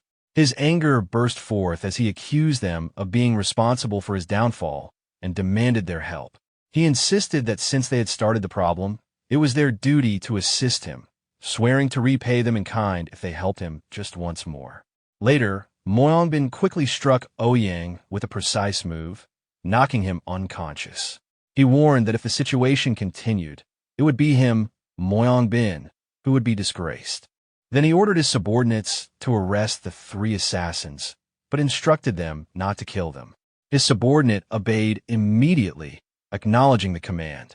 Moyang Bin then turned to the protagonist and apologized, saying it was a poor welcome and that the emperor's assembly was not a place for such people to cling to. He acknowledged that the protagonist had endured a lot and suggested that, since he wasn't leaving right away, they should share a meal together. The protagonist accepted the invitation, saying that at least the journey felt worthwhile. That night, as they sat at the same table, Moyang Bin looked at the protagonist with curiosity, wondering where someone like him had suddenly appeared from, especially after the way he defeated the Gu Hyang Patriarch. He then shared his thoughts on handling the matter, explaining that while he couldn't kill Gu Hyang Sing himself, he could deal with him within reason. He proposed sending Gu Hyang Sing to the Martial Alliance, shifting blame and resentment onto them so that both parties could find relief without compromising honor. Moang Bin added that the other patriarchs would likely agree to such a plan. The protagonist agreed that it sounded like a good solution. He then asked about the formal retirement ritual for martial artists, golden basin hand washing. Moang Bin explained that his father had been missing for over a year, and despite sending out search parties, they had been unable to find him. This left him branded as an unfilial son. The protagonist realized that this disappearance coincided with the time he reincarnated, suggesting that Moyang Chu must have died as well. He then asked if there had been any reports of clashes between Moyang Chu and the demonic path. Moyang Bin explained that the demonic path had been inactive for over 20 years, making it strange that his father would be targeted. The protagonist reflected that he himself had been ambushed without warning, indicating something suspicious. He then asked how Moyang Bin thought his father would fare against multiple swordsmen, and Moyang Bin replied that his father would never fall to a few attackers. The protagonist asked another question, suggesting that if those attackers had reached the level of sword-defying steel, it would have been an extraordinary situation. Moyang Bin was shocked by this thought. The protagonist's mind went back to his past experiences, realizing that some of his enemies had survived even his strongest attacks, meaning they must have been extraordinarily powerful. He concluded that only beings from beyond the heavens could withstand such strength. He wondered why the demonic path was acting covertly and what their ultimate goal could be. The scene then shifted to a mountain range, where a woman spotted a swordsman and declared that they had found the Sword King's location. The men accompanying her celebrated the discovery and prepared to hunt the king. The hills surrounding them were filled with countless figures with red eyes, ready for the hunt. The scene shifted back to the protagonist, who was still deep in thought. He wondered why the demonic path remained so secretive, even as a son searching for his father could find no trace of them. He questioned what their true motives could be and what they were after. Then he asked Moyang Bin if there was any news about the other top masters. Moyang Bin responded by repeating the word news, as if unsure, and then began recounting what he knew. He explained that not long ago, he saw Lord Blade Emperor in good health. He mentioned that Senior Ouyang Seng had shouted at them, suspecting they were mocking him, while the Blade Emperor had laughed loudly, indifferent to such tensions. The rest of the group had felt awkward because of the tense atmosphere. Moang Bin added that the Blade Emperor wasn't the type to care about offenses and would simply ignore them. He continued, saying that the Sword God had been in closed-door training for about half a year, and questioned what more skills such a master could possibly be honing. As for the Sword Emperor, Moyang Bin noted that he wandered without a fixed home, so they had no knowledge of his current state. The last time he visited, Moyang Bin informed him about his father's disappearance, but had not heard from him since. The Sword King, after partially retiring, had been focusing on training disciples. Regarding the Fist King, Moyang Bin trailed off, then added with a smile that the Fist King was rough-tempered and even his own father found him difficult to deal with. He speculated that the Fist King might be roaming the world searching for disciples or smashing some unorthodox faction, and that he wasn't someone easy to approach. The protagonist then set his teacup on the table and asked why it was so difficult to get along with the Fist King. Ouyang, shocked, asked if the protagonist didn't know about it, and then explained that the Fist King often beat up juniors from orthodox sects if they seemed arrogant, and thrashes seniors from unorthodox groups if displeased. He killed heretics whenever he encountered them, and even among the great clans, many young heirs have been slapped by him. The protagonist listened quietly, thinking for a moment but saying nothing, only expressing a thoughtful. Moang Bin then added that despite his rough nature, the Fist King was straightforward, kept every promise, and never hesitated to challenge seniors to sparring matches. From what Moang Bin had been told, the Fist King seemed like a warrior through and appeared to live a rather lonely life. The protagonist smiled slightly and replied that it wasn't all that lonely. Moang Bin, surprised, asked what he meant, but the protagonist ignored the question and simply said that he had eaten well. Then, as the conversation ended, Moang Bin asked if the protagonist would be returning to the Merchant Guild. The protagonist replied with a simple yes. Moang Bin then suggested that if the protagonist had no urgent matters, he could personally visit the Murim Alliance, since the Fist King headed there. The next day, at the Moyang clan, the protagonist prepared to leave. Before departing, Moyang Bin spoke to him, expressing that it was a wise decision to testify in person. This would allow them to shape the outcome according to their will. Then, Moyang Bin introduced a man to the protagonist. He explained that the man had just returned from an assignment near the clan's territory, so it would be helpful to introduce him in case the protagonist chose to accompany him. The man was Baek Hangyeon, a member of the Murim Alliance. Baek Hangyeon briefly introduced himself to the protagonist. Afterward, Moang Bin turned his attention to Oh Hyang and mentioned that they would take care of his escort. He advised the protagonist and Baek Hangyeon to set out ahead using light footwork, ensuring a swift and quiet departure. The protagonist acknowledged this instruction without hesitation. Before leaving, the protagonist requested Moyang Bin to take care of the Galaxy Merchant Guild during his absence. Moyang Bin, smiling gently, reassured him that the Moyang clan's warriors would be guarding the trading company in his absence. The protagonist then expressed his gratitude, stating that he would not forget the clan's kindness, and added one more important matter. He informed Moyang Bin that the assassins seemed to be part of an organization known as the Silver Blood Assassins. He asked that the Emperor's assembly investigate this group. Furthermore, he promised to lend his strength if their base was discovered.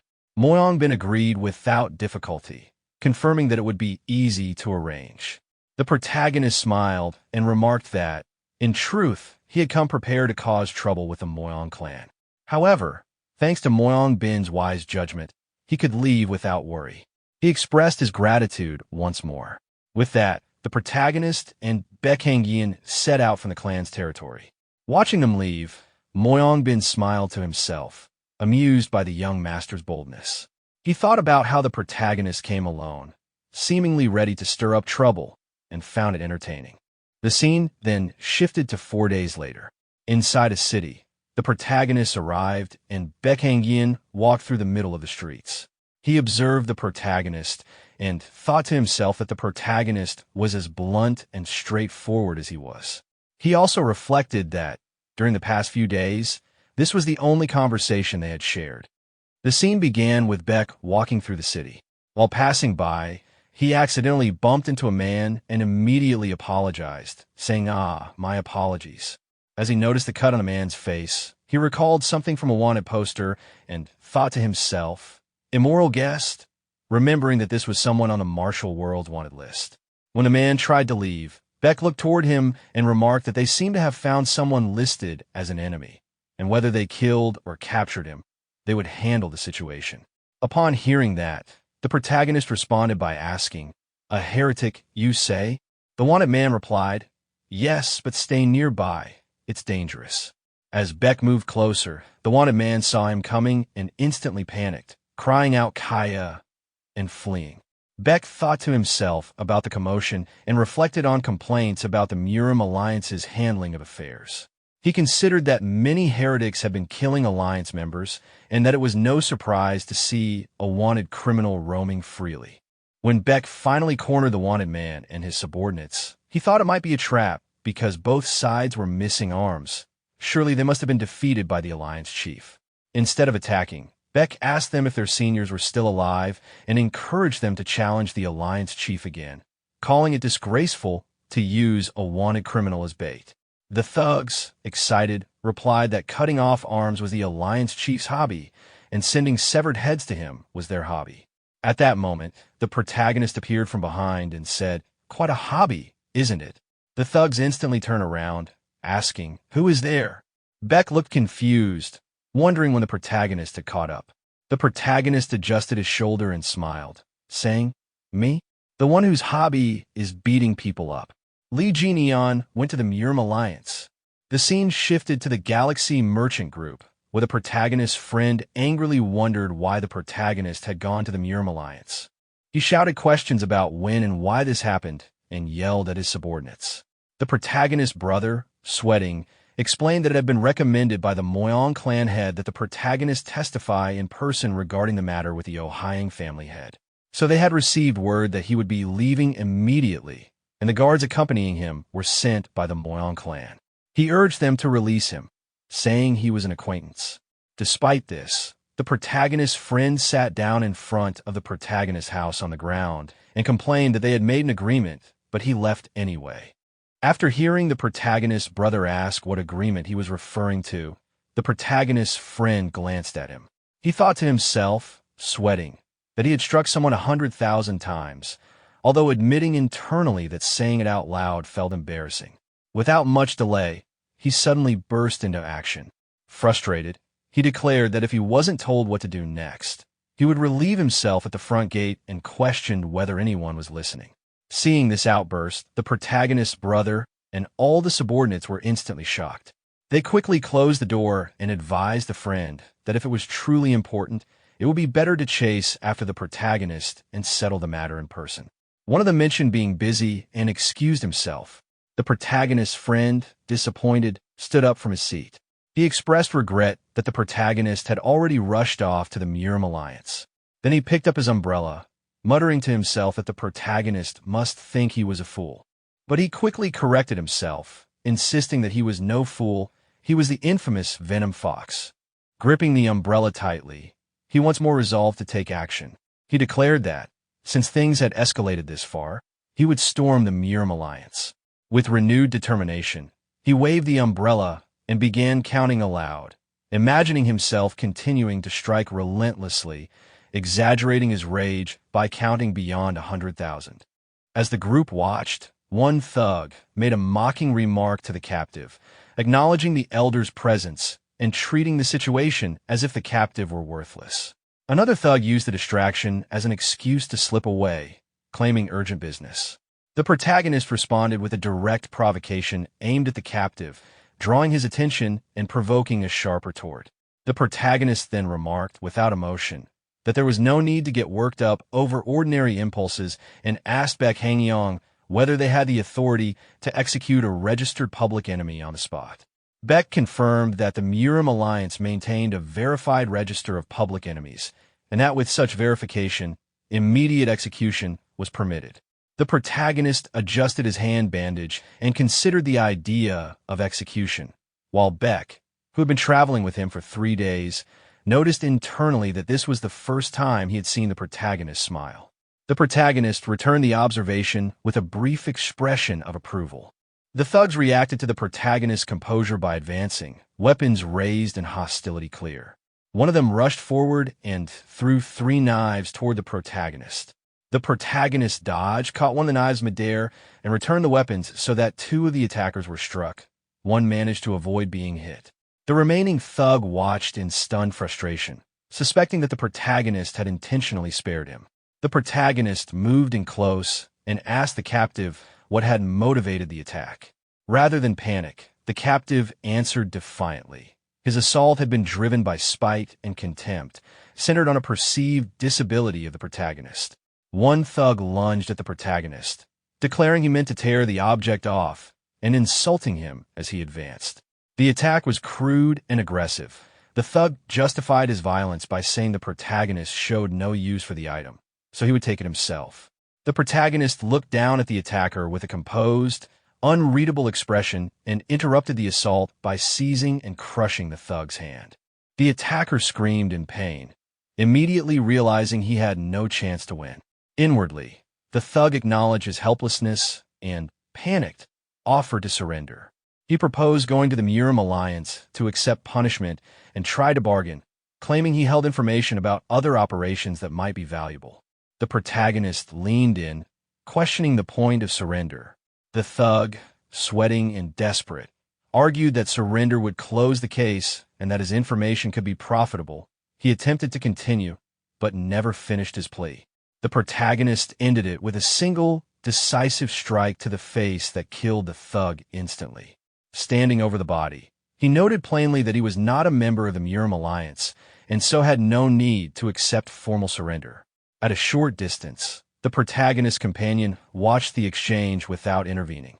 After the fight, the protagonist paused and considered whether he should have brought the man to the alliance instead of killing him. His companion disagreed.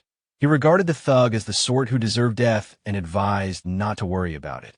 They moved on quickly. The protagonist said he was hungry and suggested they get something to eat.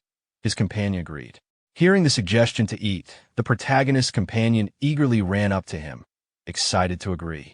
Not long after, the two of them were sitting together at a table inside a hotel. As they settled in, the companion remarked that the young master seemed to have a great deal of experience. After watching the earlier fight, he admitted that his curiosity about him had finally been resolved. The protagonist, calm and reserved, asked what exactly his companion had been curious about. The companion then explained honestly that he had struggled to believe the stories about the young master of the Merchant Guild defeating the head of the Ouyang family. After all, the protagonist's name was not yet widely known. The protagonist responded with simple understanding. His companion continued, however, saying that after witnessing the fight firsthand, it was clear he had the skill to back up those claims. He reassured the young master that he would personally vouch for his abilities, so there was no need to worry about testimony. The protagonist thanked him, though inwardly he noted how unusually talkative his companion had become. A moment later, the companion spoke again, this time with a more serious tone. He suggested that perhaps the young master should consider joining the Murim Alliance. Though the work was hard and the pay was low, skill was valued there above background or origin. In accordance with the Lord's words, the alliance prioritized personal ability. Someone like the protagonist, he said, could gain much by joining them. He also pointed out that while the protagonist was connected to the Emperor Assembly, that organization was entirely different. The Assembly offered easier work and far better pay, but it was dominated by the great clans. Outsiders had little chance to rise within its ranks. The great clans always favored their own, while most outsiders were merely martial artists chasing a large monthly salary. And when true battles erupted, he claimed, those same outsiders would scatter like autumn leaves in the wind. Hearing this, the protagonist recalled something from past experience. With a sigh, he replied that the Emperor Assembly was not entirely like that, saying the claim was too much of a leap. From the top floor of the restaurant, a man who had been watching their table interrupted. He agreed that the statement was true enough, then added with amusement that it sounded less like the Murim Alliance and more like a so-called slander alliance. He scolded them not to tear down others with such careless words, and mocked the comparison that described the Emperor Assembly as autumn leaves in the wind, calling it unbelievable. The companion immediately stood, realizing his mistake. With a respectful tone, he admitted that he had spoken impolitely and asked for the man's name so that he could properly apologize. The man responded with a smile, saying that his surname was a compound one, Autumn Wind, and his given name was in Wild. The protagonist then told his companion that his apology was enough and there was no need to worry further. His companion, relieved, sat back down and agreed. The protagonist, still thoughtful, asked his companion if it was possible that this man had also come because of Ouyang Seng, noting that he seemed to belong to the Emperor Assembly. When the protagonist asked about the man from earlier, his companion replied with a disappointed look. He admitted that he did not know him, but reasoned that, since he was with the Emperor Assembly, he had likely come because of the Dragon Phoenix tournament. The protagonist repeated the name of the tournament, acknowledging it. His companion then looked at him thoughtfully and asked if he was perhaps interested in it as well. He explained that, being young and exceptionally skilled in martial arts, the protagonist was perfectly qualified to take part. Since the Dragon Phoenix tournament was a grand event watched by the entire martial world, it would be a valuable experience. The protagonist simply answered that he was not interested. Surprised, his companion pressed further, asking if he really would ignore such a chance to build his reputation. The protagonist calmly explained that reputation was not something built through a single event. As one grew stronger, it would naturally build on its own. His companion could only reply that it was a shame because the alliance leader had promised a top-grade elixir as the reward for the winner. The moment he said this, however, the protagonist's attitude shifted completely, and with sudden excitement he declared that he would participate. Caught off guard by the quick reversal, his companion stared in shock, admitting that he had not expected the change and apologizing. The protagonist brushed it off, saying it was fine, since everyone makes mistakes, but added that his companion should have led with the part about the elixir from the beginning. After finishing their meal, the two got up to leave, politely thanking the innkeeper. The companion reminded the protagonist that just a little farther ahead they would reach the Murim Alliance. But before they could step outside, the man from earlier, the one who had joined their conversation, passed by with his group. Clicking his tongue, he mocked them, saying that instead of the Slander Alliance, they now looked more like the Slow Alliance, starving them right at the gate.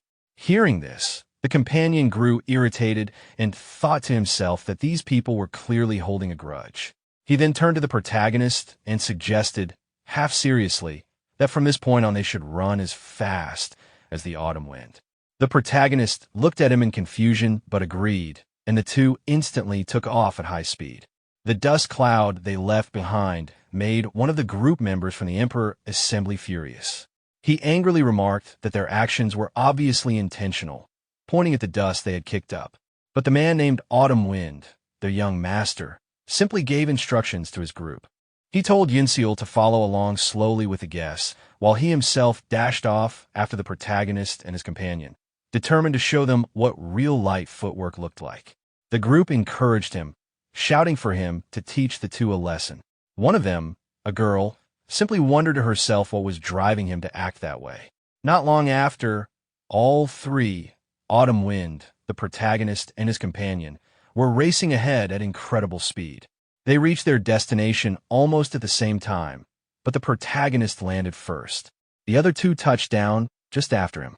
The companion stared at the protagonist in shock, thinking to himself how impossible it seemed for him to be so fast. He grew nervous, realizing that at this rate, the Emperor Assembly's young master might actually win. Both Autumn Wind and the companion sped up to catch up, and soon they landed together. The companion, out of breath, asked the protagonist to confirm who had won, insisting that he thought he had barely managed to take first place. But Autumn Wind immediately mocked him, saying his eyes must be failing if he thought that was the case. Still struggling to breathe, the companion urged the protagonist to hurry and tell them the result. But before the protagonist could answer, a man suddenly approached with confidence. He interrupted, questioning what meaning their little race even had. Both the companion and Autumn Wind instantly looked up in shock and addressed him with respect, calling him the Alliance Leader. The Alliance Leader, calm and authoritative, declared that in any case, the winner was the young master standing before them, the protagonist. The Alliance Leader acknowledged Hangyong's efforts, recognizing that he had done well. At that moment, Wai Yunwal of the Hua clan stepped forward, formally introducing himself and greeting the Alliance Leader with respect. The Alliance Leader then turned his attention to the protagonist, noting that he must be the young master of the Galaxy Merchant Guild. Upon realizing this, Wai Yunwal regarded the protagonist carefully and thought to himself that this was the one who had defeated the head of the Ouyang family, and that it now made sense why he had such a strong reputation. In response to the Alliance Leader's words, the protagonist identified himself as Li Jin Eon of the Galaxy Merchant Guild. The Alliance Leader then formally introduced himself as Yu Zhonghong, stating it was a pleasure to meet everyone. Yu Zhonghong's gaze then shifted back to Wai Yunwal as he asked if he had come to participate in the Dragon Phoenix tournament. Wai Yunwal confirmed his purpose. After that, Yu Zhonghong looked again at Li Jin Eon, wishing him good luck and asking if the two of them were heading to the tournament hall. He then offered to accompany them. The protagonist responded with a confident smile, agreeing without hesitation. The group began walking together. Before leaving, Wai Yunwal bowed respectfully to the Alliance Leader, but then turned briefly to the protagonist, declaring that he would see him at the Dragon Phoenix tournament. With that, he departed, while the protagonist watched him leave with a blank expression. As they continued inside, the Alliance Leader spoke once more, pointing out that Hangyong had come in last place during the lightness skill test.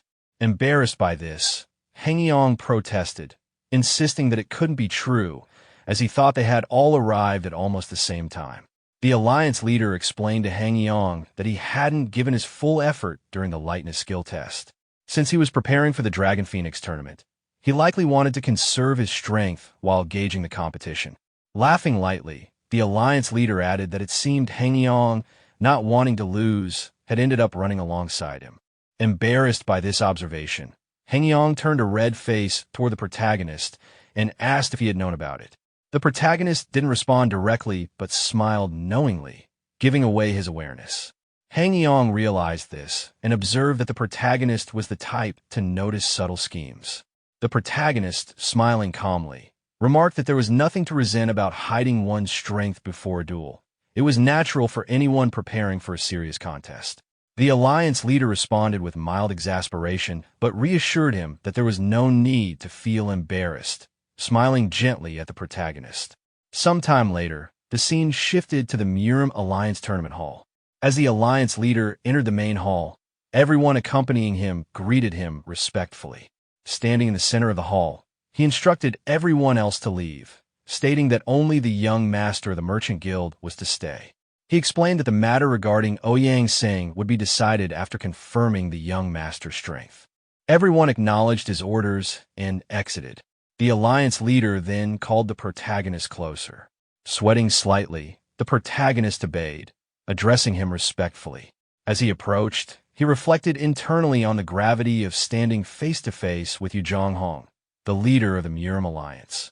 He recalled Yu Zhonghong's fame, his near-equal standing to the three divine stars, and his pivotal role in the final battle against the demonic sect during the Five Dragons War, commanding the entire Orthodox faction at the forefront. This was a man truly worthy of respect. Noticing the protagonist's serious expression, Yu Zhonghong commented on it, noting that in the martial world, he often encountered people like him. Yet, he found juniors like the protagonist easier to deal with, since what they displayed outwardly matched what was inside. Surprised by the comment, the protagonist allowed himself a small smile, which the alliance leader noticed, gently remarking that he looked even better when smiling. Suddenly, Yu Zhonghong's gaze intensified, and he asked the protagonist if he was a disciple of the Fist King. The question shocked the protagonist. Seeing no immediate response, Yu Zhonghong clarified, asking if the protagonist had learned any techniques from the Fist King. The protagonist's expression darkened with disappointment as he asked the alliance leader how he could possibly know such details. The alliance leader, noticing his reaction, tilted his head and asked why he was upset, pointing out that he practiced fist techniques. The protagonist confirmed this with a simple yes. The alliance leader then asked if he wielded lightning chi, to which the protagonist affirmed. He went on to explain the major sects known for using lightning chi in the martial world: Seomun, Namgung, Bakery, and Oreo. He elaborated that Seomun specialized in the way of the sword, Namgung the way of the blade. Bakery had abandoned martial arts after repeated failures, leaving only the Oreo sect, where the Fist King belonged. He added that, since the Fist King passed everything down to a single successor, calling it a sect might even be an exaggeration. The protagonist, smiling to himself, thought that this was exactly what he had expected from the alliance leader. With a steady, intense gaze, he confirmed that he was indeed the Fist King's successor. The alliance leader patted his shoulder, noting that he resembled his master, and pointed out that those who fully master lightning chi often carry a domineering aura, their gaze, presence, tone, and even personality radiating the power of thunder and lightning. He continued, explaining that he had no particular memories of the Fist King personally, because the man had always aimed to become a force capable of tearing apart the heavens on his own. He reflected aloud, wondering who could possibly befriend someone with such ambitions, and admitted that he had not heard any news about him. The protagonist replied calmly that, much like the former head of the Moyang clan, he had also received no word of the Fist King. Hearing this, the alliance leader was visibly shocked and mentioned Moyang Chu, noting that it had always been difficult to hear from the Fist King, but this was an even more serious situation. The protagonist explained that all connections had been cut, permanently, in his mind adding the heavy thought.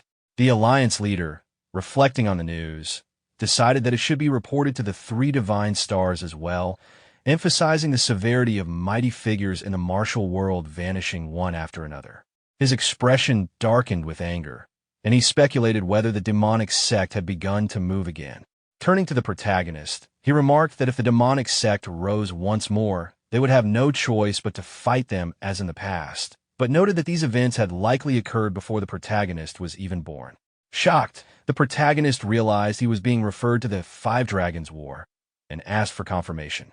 The Alliance leader spoke to the protagonist with a measured tone, explaining the history behind the Five Dragons War. He recounted that after that battle, another confrontation had occurred in which the three divine stars faced a single grandmaster of the demonic sect, a lone man whose power and presence had left a lasting mark. He described the unimaginable intensity of that moment, remarking that even hearing the sword god remained in seclusion brought the memories rushing back. Despite the battle determining the outcome of the war between the orthodox and demonic factions, the three divine stars had faced only one adversary. Gently taking the protagonist's hand, the Alliance leader shared that this was a hidden history he often recounted to the members of the Alliance, emphasizing the need for them to grow stronger. He warned that if the Grandmaster had left descendants, they would be around the protagonist's age now. With firm eyes, he stressed that the junior must grow overwhelmingly strong.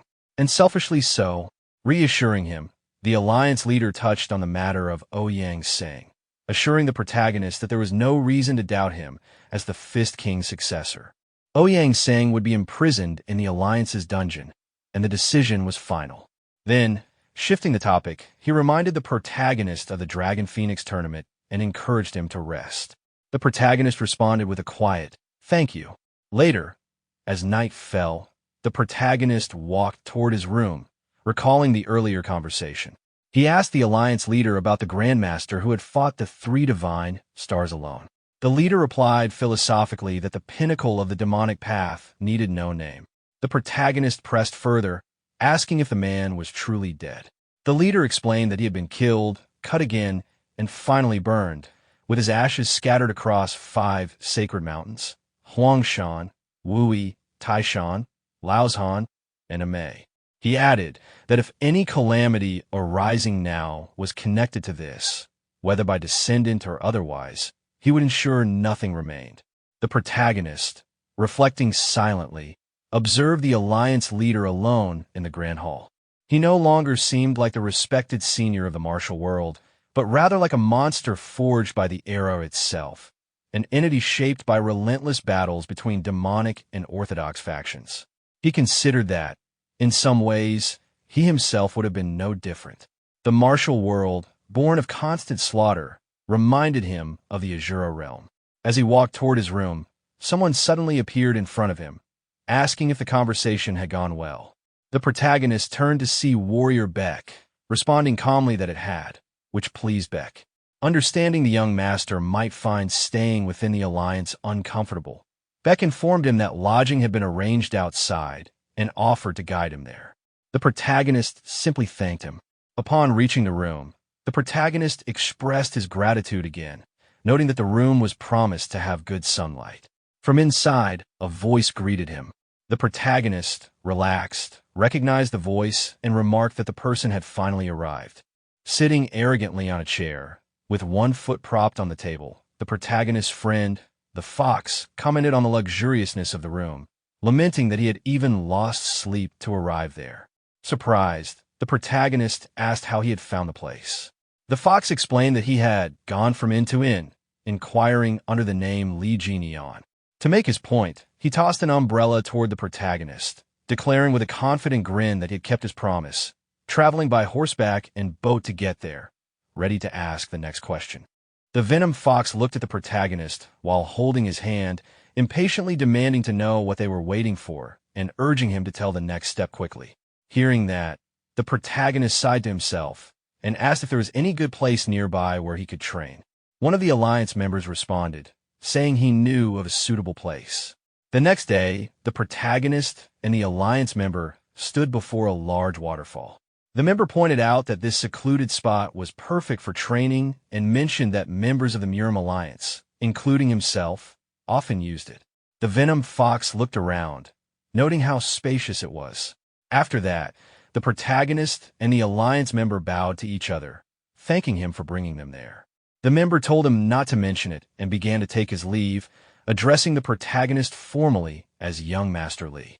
The Venom Fox quickly introduced himself as Chul Myungo, to which the Alliance member respectfully replied and then left.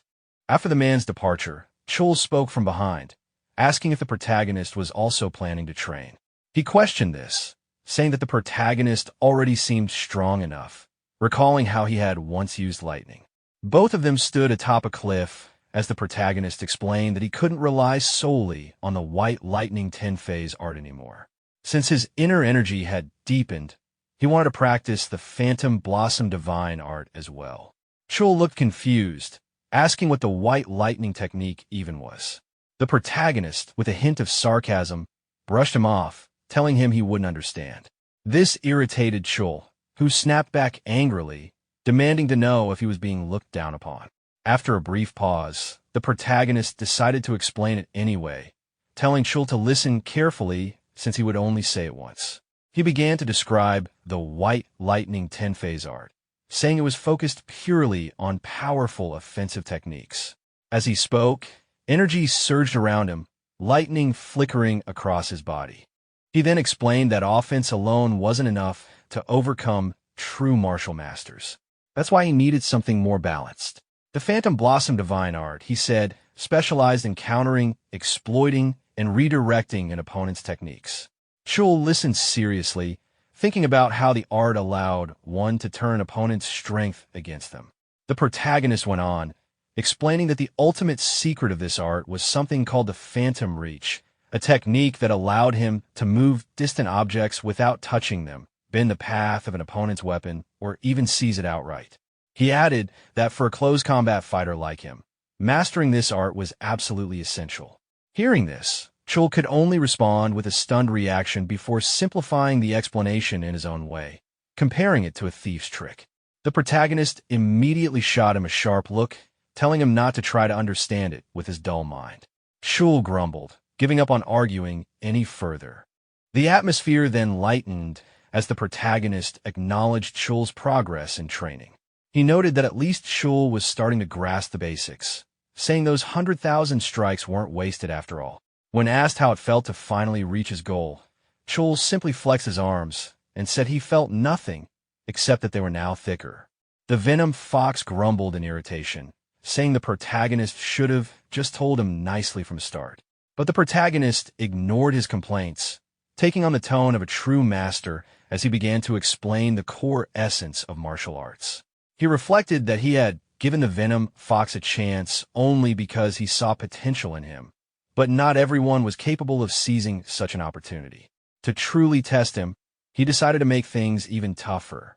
He then gave a brutally honest assessment of the Venom Fox's training, explaining that out of the 100,000 downward strikes he had practiced, only one was truly worth anything. The lesson that followed carried the weight of life and death. He explained that if one wanted to block, parry, or counter an enemy's attack, they had to identify and use the most efficient motion from all those countless swings. Failing to do so would simply mean death. The Venom Fox tried to process it, repeated the idea of finding the most efficient strike, realizing how much precision martial arts truly demanded. The protagonist continued, elaborating on how a real martial art was created. It began by isolating the best movements, the single most efficient strike out of 100,000, the most precise slash out of 200,000, and the fastest, sharpest thrust out of 300,000. Once these were extracted, they would be refined, connected, and rearranged to form a complete sequence. This, he explained, was known as a basic form. He went on to describe how martial masters from different sects would then research, modify, and polish those sequences over long periods of repetition until they achieved the perfection known as swordsmanship. But he warned that learning swordsmanship itself wasn't the end. Applying it in real combat was an entirely different matter. He emphasized that one had to gain real experience to develop true battle instinct, and that running their mouth without gaining that instinct would only lead to an early death. Hearing this overwhelming explanation, the Venom Fox suddenly burst out with a humorous realization, saying that he finally understood why martial artists tended to lose their minds during training. It was because they were all insane to begin with. The protagonist replied calmly, reminding him that there were people in the Jianghu even crazier than he was. The Venom Fox could only weakly admit that it might be true. Seeing that his message had started to sink in, the protagonist reassured him, saying there was no need to worry because he had never planned on teaching him any difficult sword techniques in the first place. The Venom Fox looked surprised and questioned why, asking if it wouldn't make it harder for him to grow stronger, especially since there were already countless martial artists who had trained in the great sex techniques earlier and harder than he ever could. The protagonist dismissed this belief, explaining that joining a famous sect, mastering its renowned sword techniques, or training under a great master weren't the only paths to true strength. Becoming stronger, he said, was something much deeper, and it all depended on a single crucial factor. The protagonist delivered his core message, a simple yet deeply profound truth, by asking who lives their life more seriously. The Venom Fox, thinking for a moment, admitted he sort of understood, to which the protagonist casually replied that he hadn't expected much anyway. Their conversation, however, didn't remain private for long. It was suddenly revealed that they had been watched the entire time. The Alliance leader and one of his subordinates stepped out from hiding. The subordinate, the same one who had guided them to the training spot, quickly bowed in apology, explaining that he hadn't realized the leader planned to use the place and had brought the two of them there instead. The Alliance leader, appearing amused rather than annoyed, dismissed the concern and said he was simply enjoying the show. Seizing the moment, the protagonist shifted the topic towards sword arts. He explained that if people were asked to name the greatest sword technique in all of Jianghu's history, 9 out of 10 would point to Dako's 9 sword strikes. The Venom Fox, recalling his childhood, got excited and mentioned how he used to swing a stick pretending to use Dako's techniques. But the protagonist then revealed that there existed a sword art even greater than that. Curious, the Venom Fox asked what it was, and the protagonist answered, the sword art of Jin Sohan, a man known to be obsessed with swords. The Venom Fox admitted he had never heard the name, prompting the protagonist to share what he knew from his past life. Jin Sohan, he explained, wasn't part of any sect. He was born into a troupe of traveling performers and learned sword dance as part of their act. The Venom Fox, misunderstanding, joked that it must have been one of those seductive dances that cut off people's clothes, and to his shock, the protagonist calmly confirmed it. Stunned, the Venom Fox asked if that was really true, and the protagonist clarified that Jin Sohan used to dance with the older women who had raised him. He then asked the Venom Fox to imagine the boy's mindset, a child who practiced sword dancing for over 10 years, not to harm, but to protect and avoid hurting those who cared for him. He described Jin Sohan as an orphan of the world, a man who trained with the sword purely to avoid drawing blood. When that same man finally learned how to wield a killing sword, his enlightenment burst forth all at once. And it was through that moment that he surpassed Dako's 9 sword strikes and created the greatest sword art in existence. The Venom Fox, unexpectedly moved, called it a beautiful story. But the protagonist explained that it wasn't the sword dance itself that made it great, nor the brilliance of the art or the prestige of a sect. What mattered was that Jin Sohan had lived earnestly through 10 years of training. That sincerity was the true source of strength. He tied the lesson back to the Venom Fox, saying that how strong one becomes depends entirely on the kind of life one chooses to live, whether as a mere rat or as the poisonous fox. He ended his teaching with a simple, quiet remark, that was all. The Venom Fox stood silently, processing everything he'd heard. Then, with determination in his eyes, he asked for the next step. Before answering, the protagonist asked him if he would have any regrets. The Venom Fox, now unwavering, replied that he never would. Inspired, he shouted his resolve that this time he wouldn't stop at 100,000 strikes, but would swing 1,000,000 instead. Meanwhile, the Alliance leader, who had been silently observing, admired what he'd seen. He commented that young Master Li truly was something, recalling the tri-sword technique. His expression softened into a nostalgic one as he thought about his long years in the Muram Alliance, where friends and subordinates had gradually vanished one by one.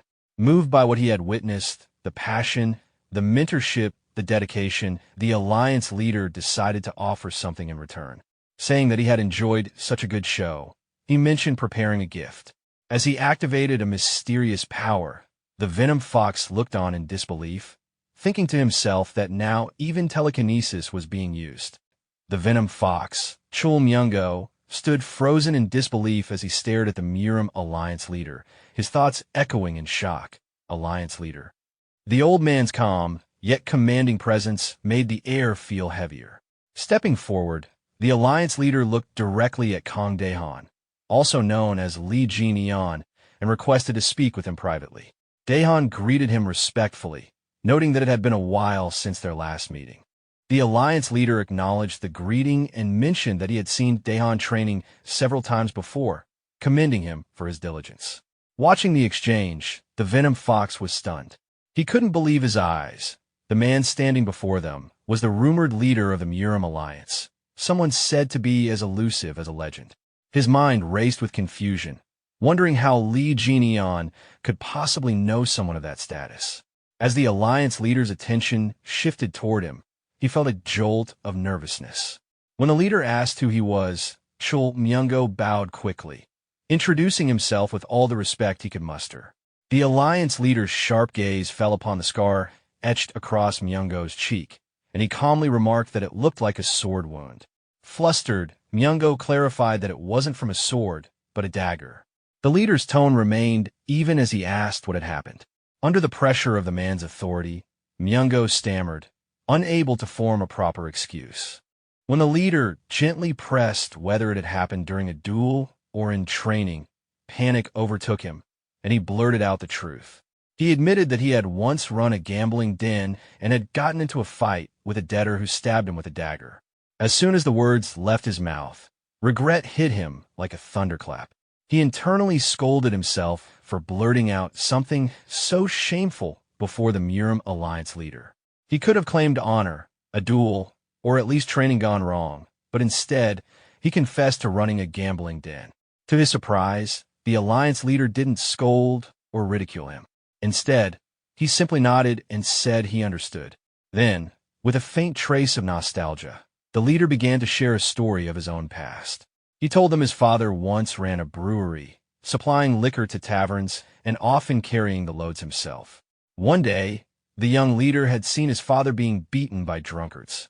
He hadn't known how to use a sword then, so he had grabbed a stick and swung it wildly until the men were all knocked to the ground. He described how his father, shocked, ran to him and tried to stop the bleeding on his arm, a wound he hadn't even noticed at the time. His father then carried him home on his back. He recalled how long it had been since he'd been carried like that, how his father's torn, sweat-soaked sleeve brushed against his arm. And perhaps that was why, he explained, that scar never faded. He ended his story with a quiet but powerful truth. Whenever one steps into the Jianghu, they always carry a story of their own. His eyes then moved to the Venom Fox's battered umbrella.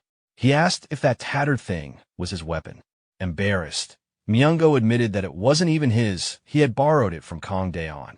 The Alliance leader nodded in understanding, then offered something unexpected.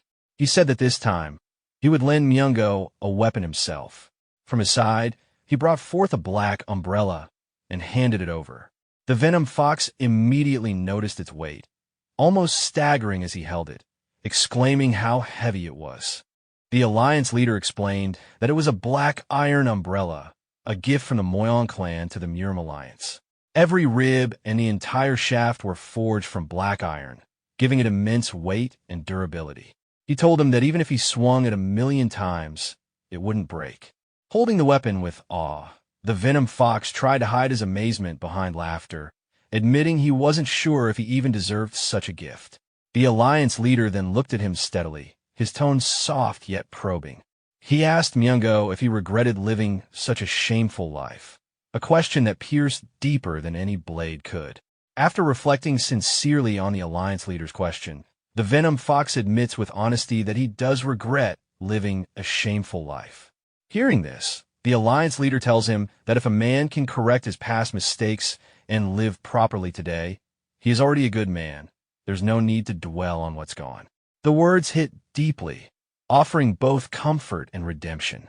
The Venom Fox acknowledges the lesson with respect, and the Alliance leader, satisfied, prepares to leave. Before departing, He mentions that spending too much time with an old man can be tiring and expresses his hope to see them both again at the upcoming Dragon Phoenix tournament. Kang Daehan responds respectfully to the parting words, while the alliance leader adds one final remark. Whether Kang Daehan chooses to fight with his fists or his umbrella, he hopes their next meeting will be as allies of the Orthodox faction. Moved beyond words, the Venom Fox remains behind, overwhelmed by everything that just happened. When Kang Daehan casually tells him it's time for lunch, he refuses, saying he'll continue training instead. Left alone, he stares at the black iron umbrella, a priceless gift from the alliance leader himself, and bursts into a mix of laughter and tears, torn between pride and disbelief. From a short distance, one watches the scene, quietly wondering whether the Venom Fox is laughing or crying. A few days pass, and the story shifts to the eve of the Dragon Phoenix tournament. The setting is lively. The Eve Festival has begun. The announcer's voice booms across the crowd, explaining that the festival exists so participants can test their skills freely before the main event. Since the tournament attracts countless contenders, many exhaust themselves just waiting for their turn. So this is their chance to challenge anyone they've been eager to face. The announcer makes it clear that if anyone realizes tonight that they're not strong enough, they shouldn't bother showing up tomorrow, because the tournament doesn't need weaklings slowing things down. The crowd cheers loudly in agreement, fully fired up. Kang Daehan observes the energy of the festival with interest, thinking that it actually looks quite fun. Meanwhile, the Venom Fox, now easily recognizable by the black iron umbrella he carries, draws attention immediately. One martial artist shouts at him, mocking his weapon and demanding to see what kind of umbrella techniques he's got. Irritated, the Venom Fox snaps back, accusing the man of being the one who picked the fight first. The tension grows as Kang Daehan watches from nearby, sighing in mild annoyance at how distracting the whole scene is becoming.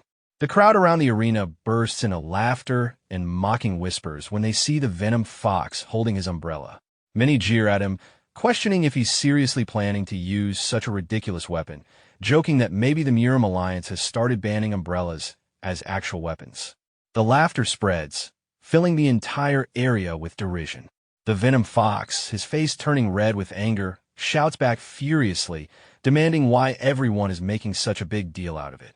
Watching from a distance, Kang Daehan can't help but sigh to himself, thinking that even among martial masters, the short temper of his still hasn't changed. Truly a lunatic. Growing even more frustrated, the Venom Fox yells back at the crowd, asking if they even know who gave him this umbrella. His pride flaring, he finally accepts the challenge thrown his way, declaring that he'll entertain them. He introduces himself confidently, stating that he's Chil Myung-go, a man who's swung his sword 100,000 times and recently learned both slashing and thrusting techniques from his master. Just as he said those words, Venom Fox instantly lunged toward his opponent, shouting that the one who strikes first wins. The umbrella shot forward at incredible speed, and the opponent's eyes widened as he thought to himself that Venom Fox was fast. In a flash, he dodged the incoming strike, and the umbrella crashed into the ground. As he observed it closely, the opponent noticed something odd. The umbrella was shorter than usual. That realization made him grin with excitement as he prepared to counterattack, mocking Venom Fox for not being able to handle his own weapon. But before he could finish his taunt, Venom Fox suddenly turned and began running away. The crowd erupted in confusion, wondering what he was doing. His opponent shouted after him, chasing him across the small stage while wondering his head if Venom Fox was really running away. Venom Fox, however, had his own thoughts. He would retreat for now. To everyone's astonishment, he began circling around the stage, avoiding direct confrontation. The spectators burst into laughter, saying they had never seen a duel like this before. Then, without warning, the opponent caught up and struck Venom Fox hard, knocking him to the ground. Towering over him, he mocked the fallen fighter, calling him a fool for thinking he could keep running on such a small stage. He sneered that watching Venom Fox scurry around like a rat had at least been entertaining before ordering him to get up so he could teach him something useful. Struggling to his feet, sweat dripping down his face, Venom Fox cursed under his breath. He complained about being knocked down only to be told to get up again, questioning why he should go along with his opponent's arrogance. The opponent grew irritated and swung a powerful strike toward Venom Fox's stomach. But before it landed, Venom Fox grabbed the weapon, thinking that this much would be enough. Using that moment, he began swinging his umbrella in counterattack. However, his strikes couldn't reach. The umbrella's short range left him frustrated. He realized again that it was still too short. His opponent, full of confidence, mocked him for his sloppy side slash, ridiculing him and doubting his skill with thrusts. The opponent, growing more heated, decided to demonstrate himself and lunged with an aggressive thrust. The audience became more excited, cheering that Venom Fox was getting beaten one-sidedly. They mocked him for being all talk earlier, demanding the fight be finished already. Venom Fox struggled against the relentless assault, taking a hard kick to the face. Embarrassed, he thought about how everyone had seen his humiliation. But even then, he didn't fall. Staggering but still on his feet, he endured the pain. His opponent called him crazy, mocking him again for not giving up, then charged in to finish the fight. As the attack came, Venom Fox steadied himself, gripping his umbrella tightly and lifting it upward to strike. He reflected bitterly on his past foolishness, but decided that from now on, he would live differently. Using the momentum from his opponent's attack, Venom Fox swung his umbrella in one decisive motion. He laughed slightly, thanking his opponent for closing the distance, the perfect opening. In that single strike, he brought his opponent down. The crowd gasped in disbelief, murmuring in shock about the power of that umbrella. Venom Fox stood there, breathing heavily, facing his fallen opponent. Then, with trembling hands, he pointed his umbrella toward his master.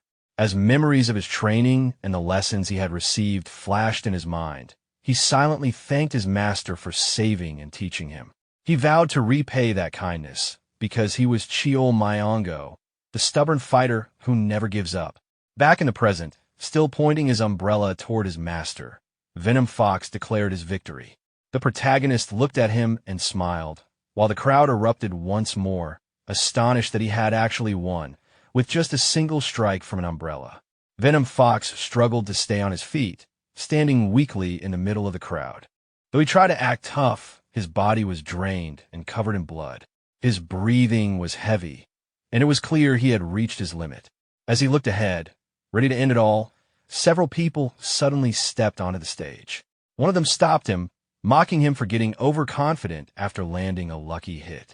Soon, more joined in, arguing among themselves about who would deal with him first. Despite his exhaustion, Venom Fox gave a faint, tired smile. Surrounded by hostile opponents, he knew he was in no condition to fight back. His body trembled as he tried to steady himself, forcing his mind to stay focused. Before the situation could escalate further, the protagonist appeared beside him. Without saying anything, he faced the crowd. His calm presence alone was enough to make everyone hesitate.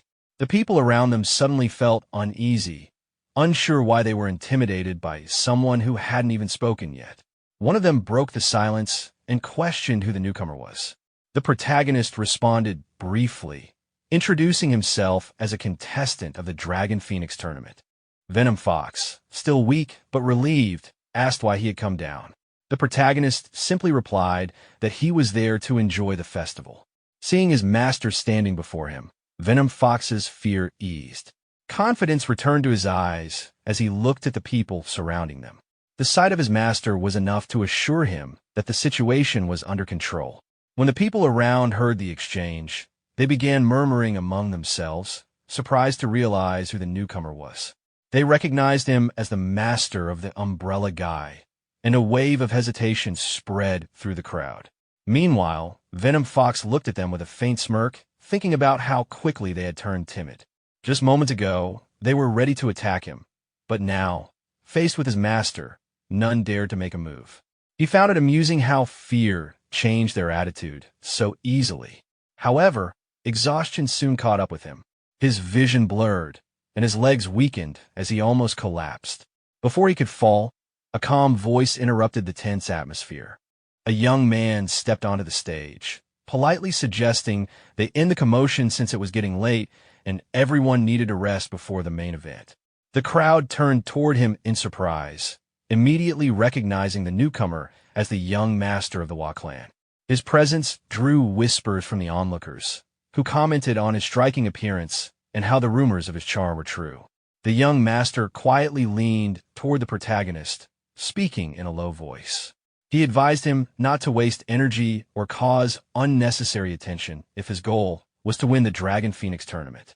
The protagonist, unfazed, gave a calm but teasing reply, which made the young master smile before introducing himself as Waunwul. Seeing the growing tension ease, the others quickly agreed to disperse, deciding it was best to end things there. As everyone began to leave, Waunwul turned to the protagonist with a pleasant smile, suggesting they meet later for a drink. He mentioned that he had something to give him and invited him to his room, noting they were staying nearby. The protagonist agreed, and Waunwul cheerfully told him he would see him in an hour before turning to Venom Fox, complimenting him for leaving quite an impression. Later that evening, Waunwul sat in a quiet restaurant, sipping tea. A young woman entered and addressed him as her brother. Smiling, he teased her for speaking so casually before she immediately questioned why he had interfered in the duel earlier. Waunwul explained that since the young master, the protagonist, was aiming for the championship, there was no need to reveal his full power before the tournament. He then asked what she thought of him, and she admitted that he seemed strong. Waunwul agreed, elaborating that during a past speed contest, the young master had deliberately matched his pace, maintaining the exact distance between them the entire time. It proved his composure and experience. With a thoughtful smile, Waunwul admitted that although he had planned to defeat every successor of the Emperor's assembly, he might sit out this year's tournament instead. His sister was surprised, asking if the protagonist was truly that strong. He calmly told her that even without using inner power, the young master could have defeated everyone there through sheer physical strength alone. Jokingly, he teased his sister, asking if she had taken a liking to him. Embarrassed, she denied it, but he continued playfully, suggesting that if she did, she might as well follow their father's advice and marry him. Flustered, she protested, but Waunwul explained that forming a connection with someone backed by the world's greatest merchant guild would be more advantageous than allying with another clan. Realizing what he was hinting at, she became annoyed and tried to leave, insisting she only wanted to see if the man was truly that strong. As she turned to go, Waunwul teasingly told her to think carefully since once the tournament began, it would be too late. She called out to him in frustration, insisting that the man wasn't her type. At that moment, as she stepped forward, she unexpectedly found herself face to face with the protagonist, who had just arrived. Startled, she froze when she saw him standing in front of her. The protagonist greeted her politely, asking if he could come in. From behind, Waunwul chuckled softly, amused by the sudden encounter.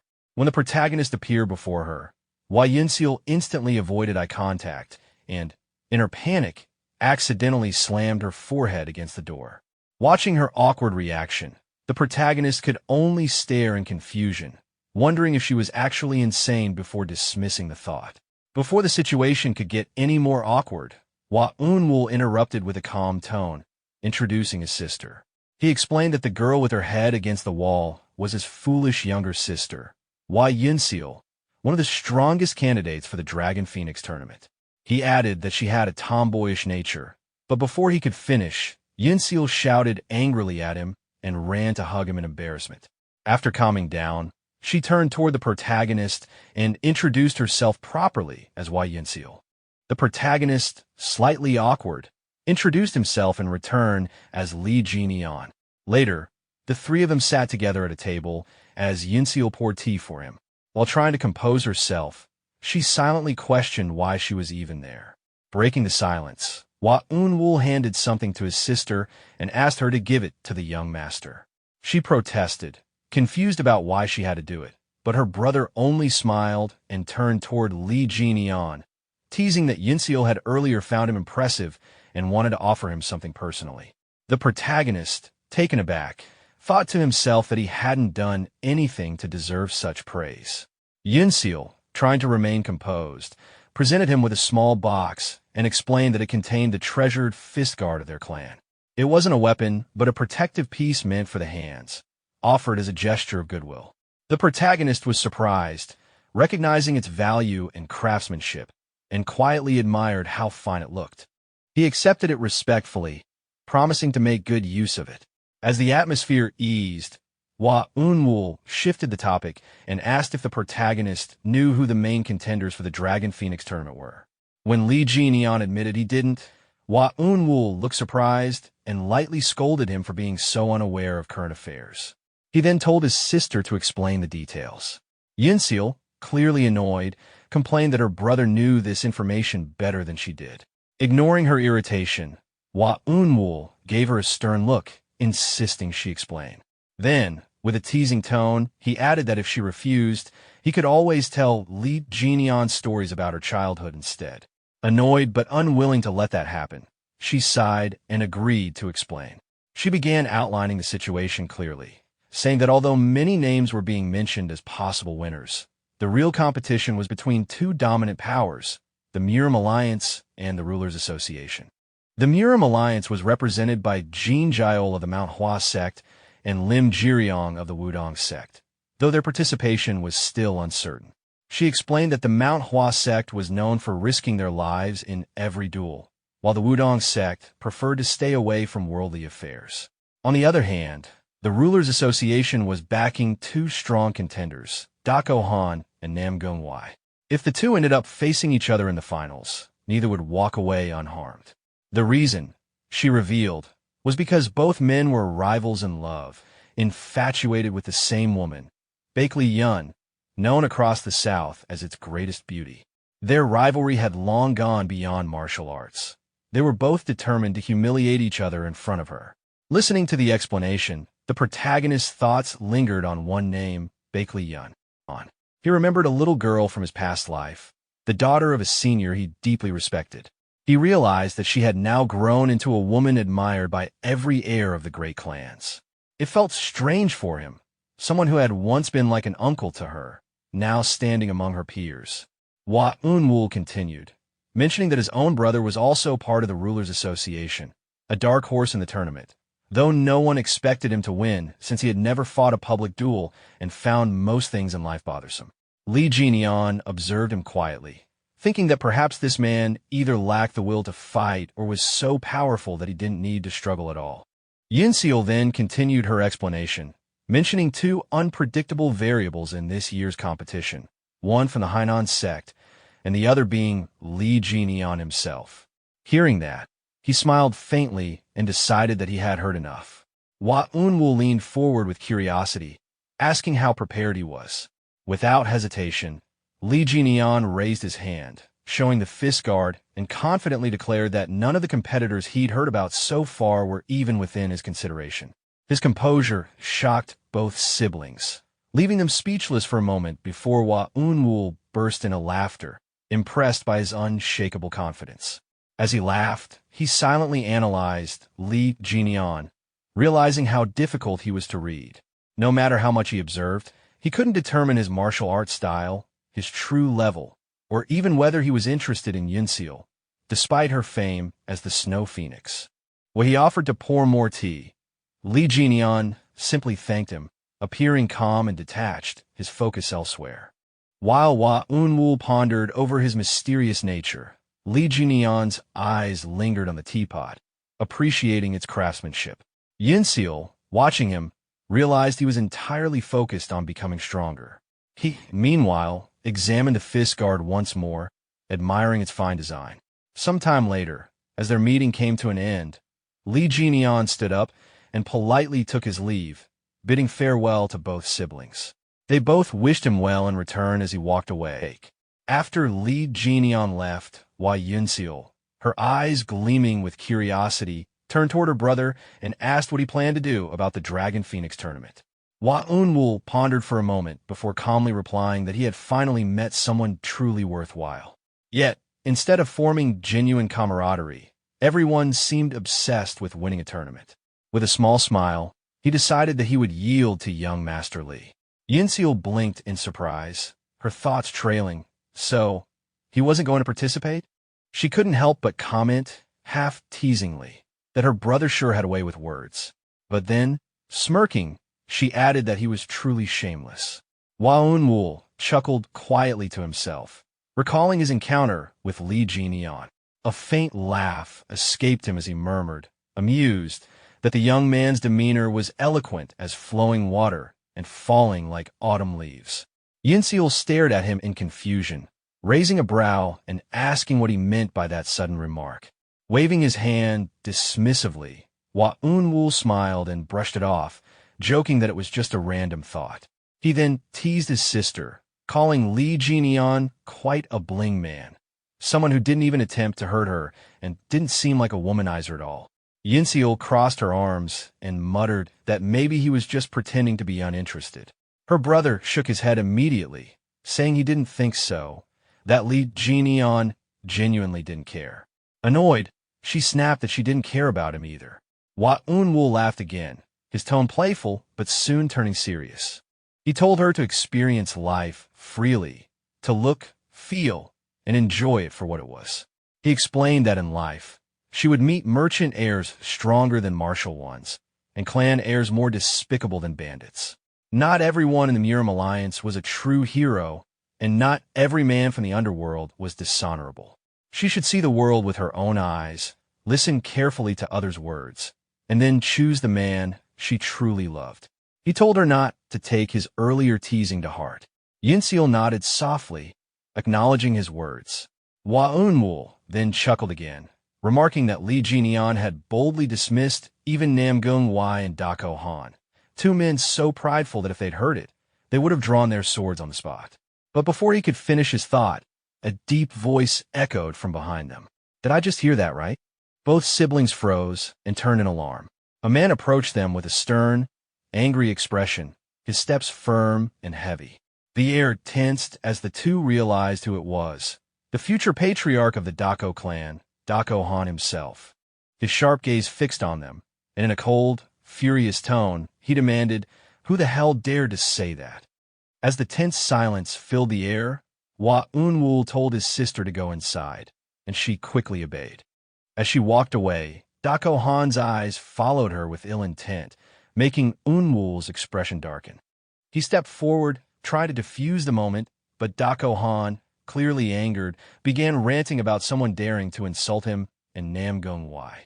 Recalling what he'd seen earlier, he assumed it was the merchant's son, the heir of the Yunham merchant group, and sneered at the idea that such a man could compare to him. He pressed Unwoo for an answer, demanding to know who was stronger. Unwoo replied calmly, reminding him not to underestimate someone capable of defeating Ouyang Sang. Offended, Dako Han struck the wall in anger, his pride wounded, while Unwoo merely smirked and asked why he'd come. Dako Han straightened and suggested that Unwoo join the upcoming Dragon Phoenix tournament, saying that if he defeated either the merchant's son or Namgung Wai, their faction would surely win. Unwoo laughed, warning him that neither the Rulers Association nor the Murim Alliance would take the championship this year. Dako Han grinned sharply, challenging his words with a bet, 10,000 Niang on his side. Unwoo confidently raised it to 30,000, claiming the champion would come from neither faction. As Dako Han walked away, he promised to collect, and Unwoo simply wished him luck. The next day arrived with the start of the Dragon Phoenix tournament preliminaries. The arena buzzed with excitement as countless participants lined up to register. When asked for his name, the protagonist hesitated for a moment. Remembering his past title, he decided against using Fist King, feeling unworthy of it for now. Instead, he chose a new alias, Fist Warrior. Then suddenly the protagonist looked toward the receptionist and said to write Fist Warrior. Hearing that, the receptionist immediately wrote the name and wished him good luck. The protagonist simply replied with a calm, "Thanks." Sometime later, he and Venom Fox walked through the crowd of participants. As they made their way forward, the protagonist noticed the arena and some of the other competitors, thinking to himself that some of them looked pretty strong. It seemed that the inner energy of these young masters had improved lately, but he reminded himself that inner energy wasn't everything. Adjusting his fist guard, he thought again, determined this time he'd prove it. He'd test the body techniques he had refined. Then suddenly, a commotion broke out in the arena. One of the participants shouted toward the judge, nervously saying, "Excuse me, Judge." Why are you breaking my tag? The old judge turned toward him and sternly said that he lacked both the skill and character to reach the main round, ordering him to stop making a scene and leave quietly. Angrily, the participant protested, saying it was unfair to be disqualified after winning, and that he had come all the way from Shaanxi. The judge's expression hardened even more as he pointed a finger toward him, shouting that this was the Murim Alliance, and he was disqualified for attacking his defeated opponent so viciously. He demanded the man to leave immediately, declaring that such behavior was not fitting for a martial artist. Turning away, the judge called out for the medical team to hurry, saying that the injured fighter was bleeding heavily.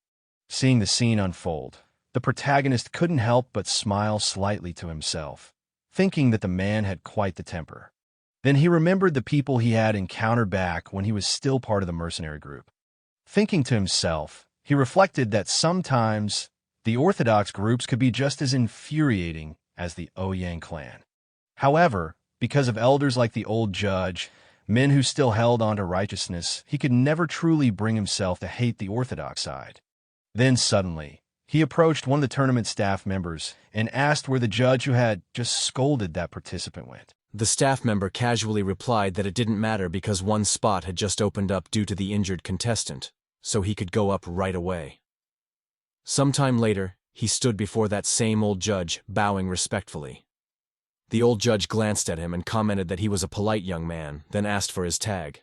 The protagonist immediately handed it over, replying courteously. Taking the tag, the old judge read it aloud. "Fist warrior, huh? Good luck." His eyes then caught sight of the gauntlets the protagonist was wearing, and he leaned forward with visible excitement. He said he had been in the Jianghu for 50 years, but had never seen gauntlets like those. The protagonist calmly replied that he received them from the young master of the Hua clan, and wasn't sure what they exactly were. With his eyes sparkling, the old judge examined them closer, and said the material resembled the rare celestial silkworm thread once made by the Bakley clan, a material not easily cut even by blades, of fine quality indeed. Hearing that, the protagonist thought back to the Hua siblings, realizing just how valuable the gauntlets truly were. He thought to himself that they had given them so casually he didn't even realize their worth. But before he could think any further, his opponent spoke up, asking if they should begin. The old judge cleared his throat and announced for them to start once they were ready. Both fighters took their stances. His opponent eyed him, and, noticing the gauntlets, said it looked like he also used his fists. This might be a good match. But before he could even finish the sentence, the protagonist had already moved. His speed was so fast that his opponent couldn't even register the movement. In the next instant, the protagonist stood right in front of him, saying calmly that he thought his opponent was ready. His opponent barely managed to respond, saying he wasn't. But before he could even react, the protagonist's fist crashed into his face, sending him flying straight into the wall. Seeing that, the old judge immediately raised his hand and shouted for the fight to stop, declaring, "Stop! The winner is the fist warrior. Stop right there." The old judge stared at the protagonist, thinking to himself that he had sensed an extraordinary aura from him. But that punch just now was exhilarating beyond words. Regaining his composure, the judge turned to the crowd and called for the next participant. A new contender stepped forward, handed over his token, and the old judge wished him luck before signaling the match to begin. Both fighters bowed respectfully to each other. The opponent, feeling the weight of his previous performance, thought that the last strike he witnessed was proof his new opponent was no ordinary fighter. Unable to read his level, he decided to pour all his inner energy into one decisive blow. Charging forward with everything he had, the opponent swung his wooden staff, but the protagonist easily dodged and countered with a swift elbow strike that shattered the staff in an instant. Moving fluidly, he followed up with a punch, grinning as he said that his opponent shouldn't have wasted all his energy on that staff. Otherwise, how would he block his fist? The punch landed clean, sending the opponent flying, ending the match in a single blow once again. The crowd erupted in disbelief, murmuring about how he finished both fights with just one strike. Some spectators smiled, admitting that although he only relied on body techniques, his strength clearly wasn't exaggerated. The old judge burst out laughing, thoroughly entertained by what he had just witnessed. His laughter echoed through the arena as he exclaimed how interesting it all was before shouting for the next contestant. But instead of stepping forward, one participant nervously raised his hand, sweating profusely, and stammered that he forfeited. Dropping his tag, he bolted out of the arena. The old judge glared and shouted furiously, calling out his lack of resolve and ordering him to leave his tag behind. Picking it up with an annoyed sigh, he muttered about how so many didn't even have the basics anymore. Then he turned back toward the protagonist, his expression shifting from irritation to satisfaction. Handing over 3 tags, he declared that he had never seen anyone pass the preliminaries with just 2 punches in his entire life. Telling him he qualified and that he'd see him in the main round, the old judge smiled proudly. As night fell, the staff members gathered in front of the tournament brackets, sorting through the participants' tags. One of them counted and suggested dividing the contestants into A, B, and C ranks according to their martial strength. Another agreed, adding that it would be fine as long as the A ranks didn't face each other. The old judge from earlier carefully placed the protagonist's tag on the board, noting that among all the participants he had evaluated, this was the only one who reached the A rank. Another staff member remarked that he was also the first to qualify for the main tournament, while another mentioned hearing rumors that he had advanced with just 2 punches. They began placing other names beside his for the matchups. Suddenly, the Murim Alliance leader entered the room, and everyone turned toward him, bowing in respect. He acknowledged their efforts and looked over the brackets, commenting that not many had made it to the main tournament. One staff member explained that they had filtered out those lacking in character, just as he had instructed. The alliance leader turned to the old judge, commending him for his work and asking if there had been any signs of demonic sect interference. The old judge assured him there were none. Satisfied,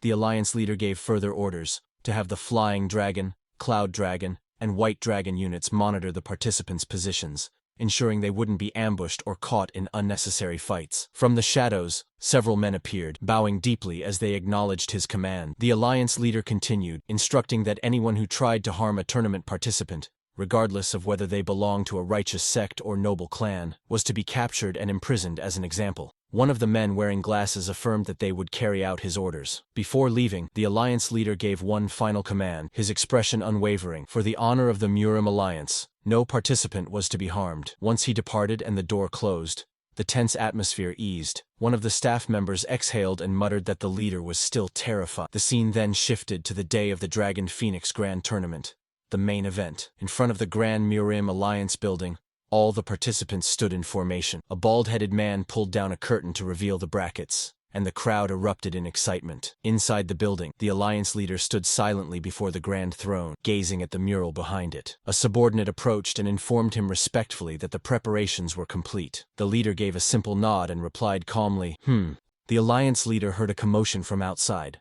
shouts and surprise. Outside, the protagonist and Venom Fox were arguing. Venom Fox complained he couldn't see from the back and demanded why only finalists were allowed up front. The protagonist snapped at him to shut up. Nearby participants muttered bets and insults, and the uproar drifted into the hall. The alliance leader sighed, thinking he must be getting old as memories kept rising up. His gaze lingered on the mural. The image brought back the memory of his brother Jeonung, bloodied with a sword in his back, calling for him to lead. Jeonung's last words haunted him. "You must lead this war." The leader remembered the 5 Dragons' War, the sinners, the needless losses, and his own part as a commander who sent men to die. He wondered whether strength should only be tested among the strong, instead of dragging the weak into slaughter. Snapping back to the present, 2 guards opened the door and escorted him out. He thought, perhaps this Dragon Phoenix Grand Tournament would be the last one he ever hosted. When he stepped into the crowd, the onlookers erupted in cheers and pointed at him, the great hero of the Murim Alliance. He waved, scanned the participants' faces, and when his eyes met the protagonists, a small smile appeared. In a clear, authoritative voice, he addressed everyone.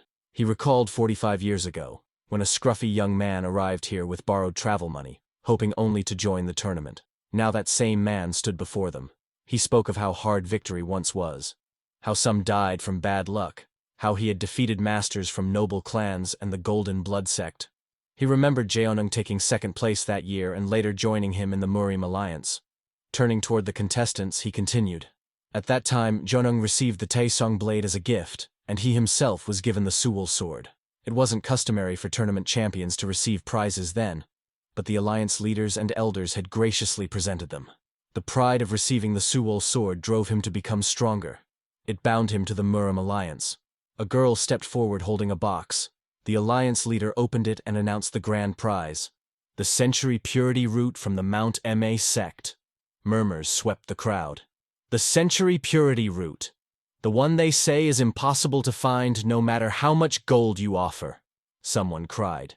Regretting not joining the tournament, the leader explained the weight of the gift. Venerable Master Hunui of Mount Ma, who scarcely grants anything even to his own disciples, had offered the route to the champion. Then he declared other prizes: the Taishong blade, return to honor Jeonung in the heavens, and an exceptional sword for the finest swordsman, his own Suol sword.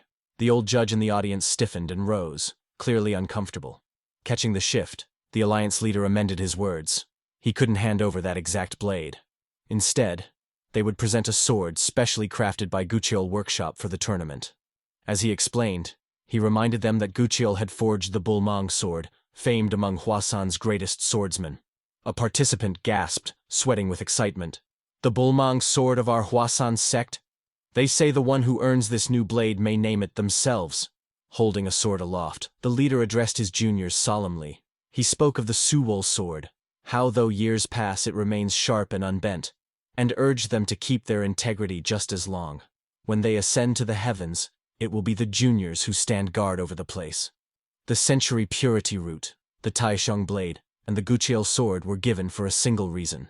Raising his sword respectfully toward the sky, he declared, "Because we are the righteous path." With that, he announced, "Let the Dragon Phoenix Grand Tournament begin." Venom Fox was standing beside the protagonist, listening to the Alliance leader's speech. As he watched, admiration lit up in his eyes, and he expressed in awe that Grandpa truly looked cool. At the same time, the protagonist was smiling quietly to himself, thinking that because they were the Orthodox faction, the Alliance leader wasn't speaking of pride, authority, or justice. Instead, it was simply the resolve of an old man who had already lost so much, yet still declared that he would walk the path of the Orthodox faction until the day he died.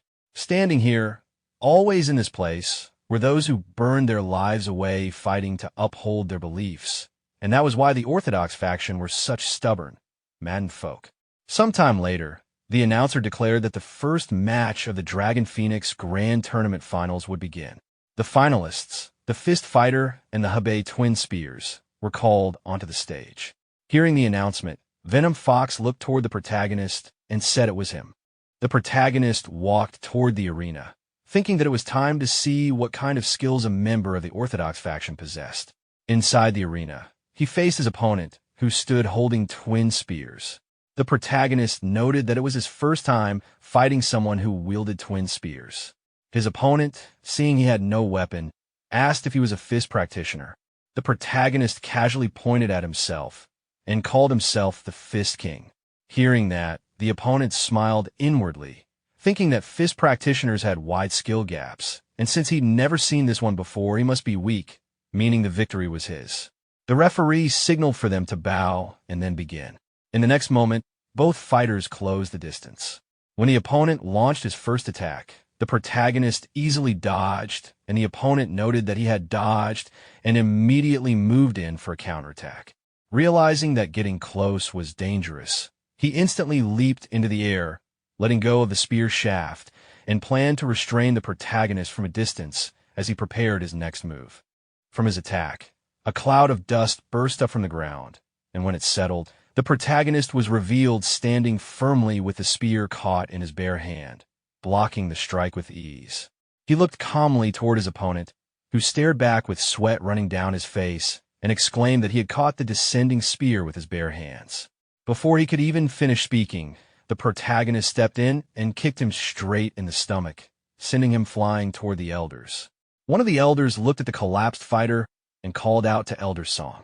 The old man simply laughed loudly, saying it was splendid, absolutely splendid, and reassured everyone that the fighter wasn't badly hurt. He had only fainted. The announcer then declared the victory for the fist fighter. The spectators murmured among themselves, surprised at how quickly the match ended, wondering who the fighter was, until someone mentioned he was the one who had supposedly cleared the preliminaries first. Venom Fox, overwhelmed with admiration, clapped joyfully while tears of happiness gathered in his eyes, thinking to himself that his friend master was truly strong and that his learning seemed endless.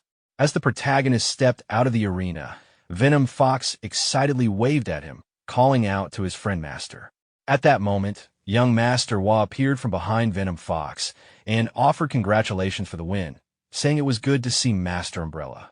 The protagonist thanked him politely, but Venom Fox quickly corrected him, insisting it wasn't Master Umbrella, but stubborn freak, Chiol Myongo. Young Master Wa responded with an awkward expression, addressing him as Master Chiol. Venom Fox shook his head and repeated that it wasn't that, it was stubborn. The next moment, a musical thud sounded as a bump appeared on Venom Fox's forehead from a hit, and the protagonist turned to young Master Wa to ask what his order number had been. Young Master Wa replied with a smile that he hadn't participated.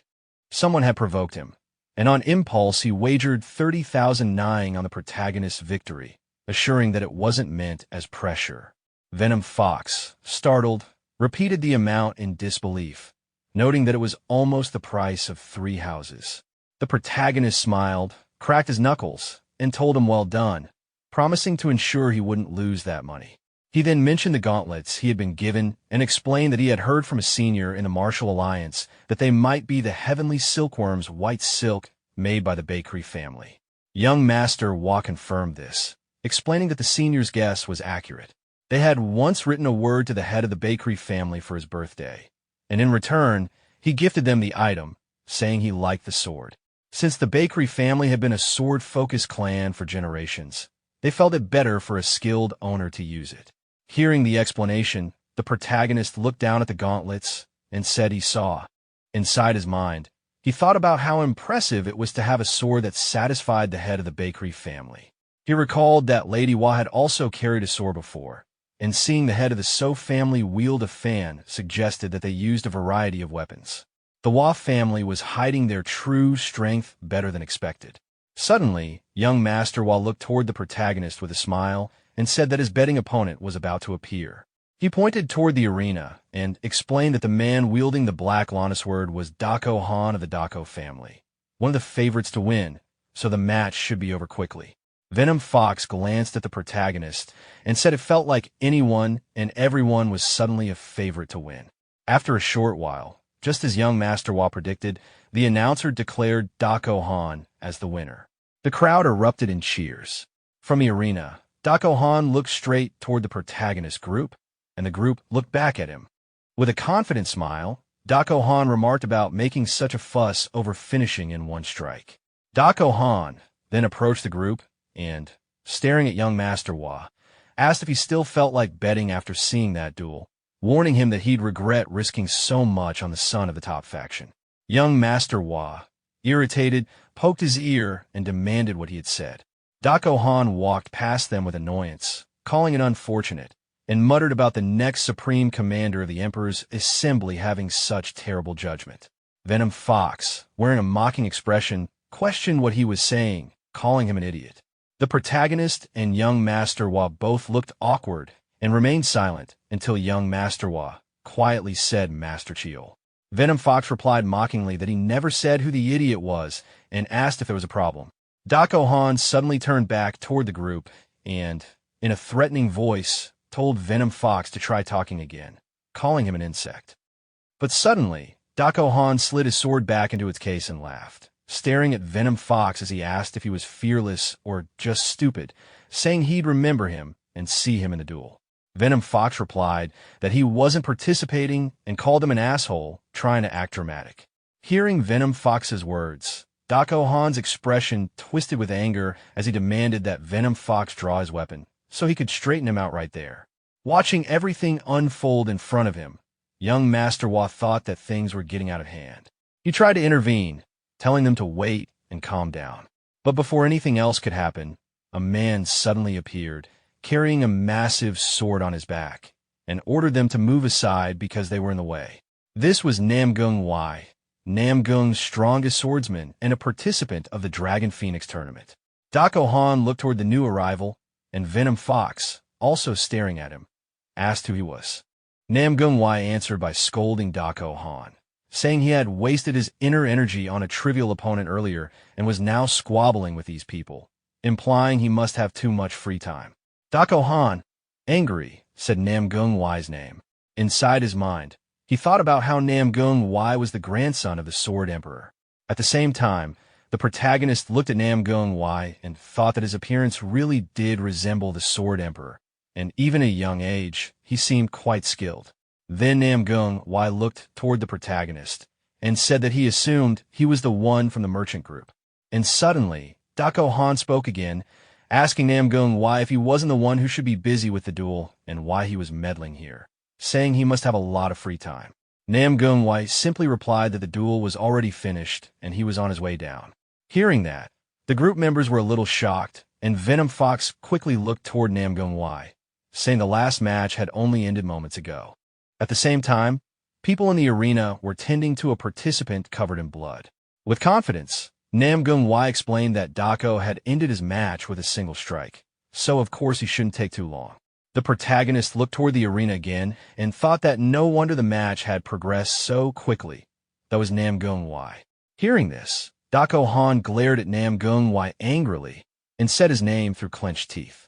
Then, young Master Wa's younger sister appeared with a green-haired girl and called to her brother, saying Rei-Eon wanted to greet him and questioning the strange group combination. Young Master Wa looked toward the green-haired girl and greeted her, calling her Lady Beck. She replied that it had indeed been a while and thanked him for the sword he had given her, saying she was using it well.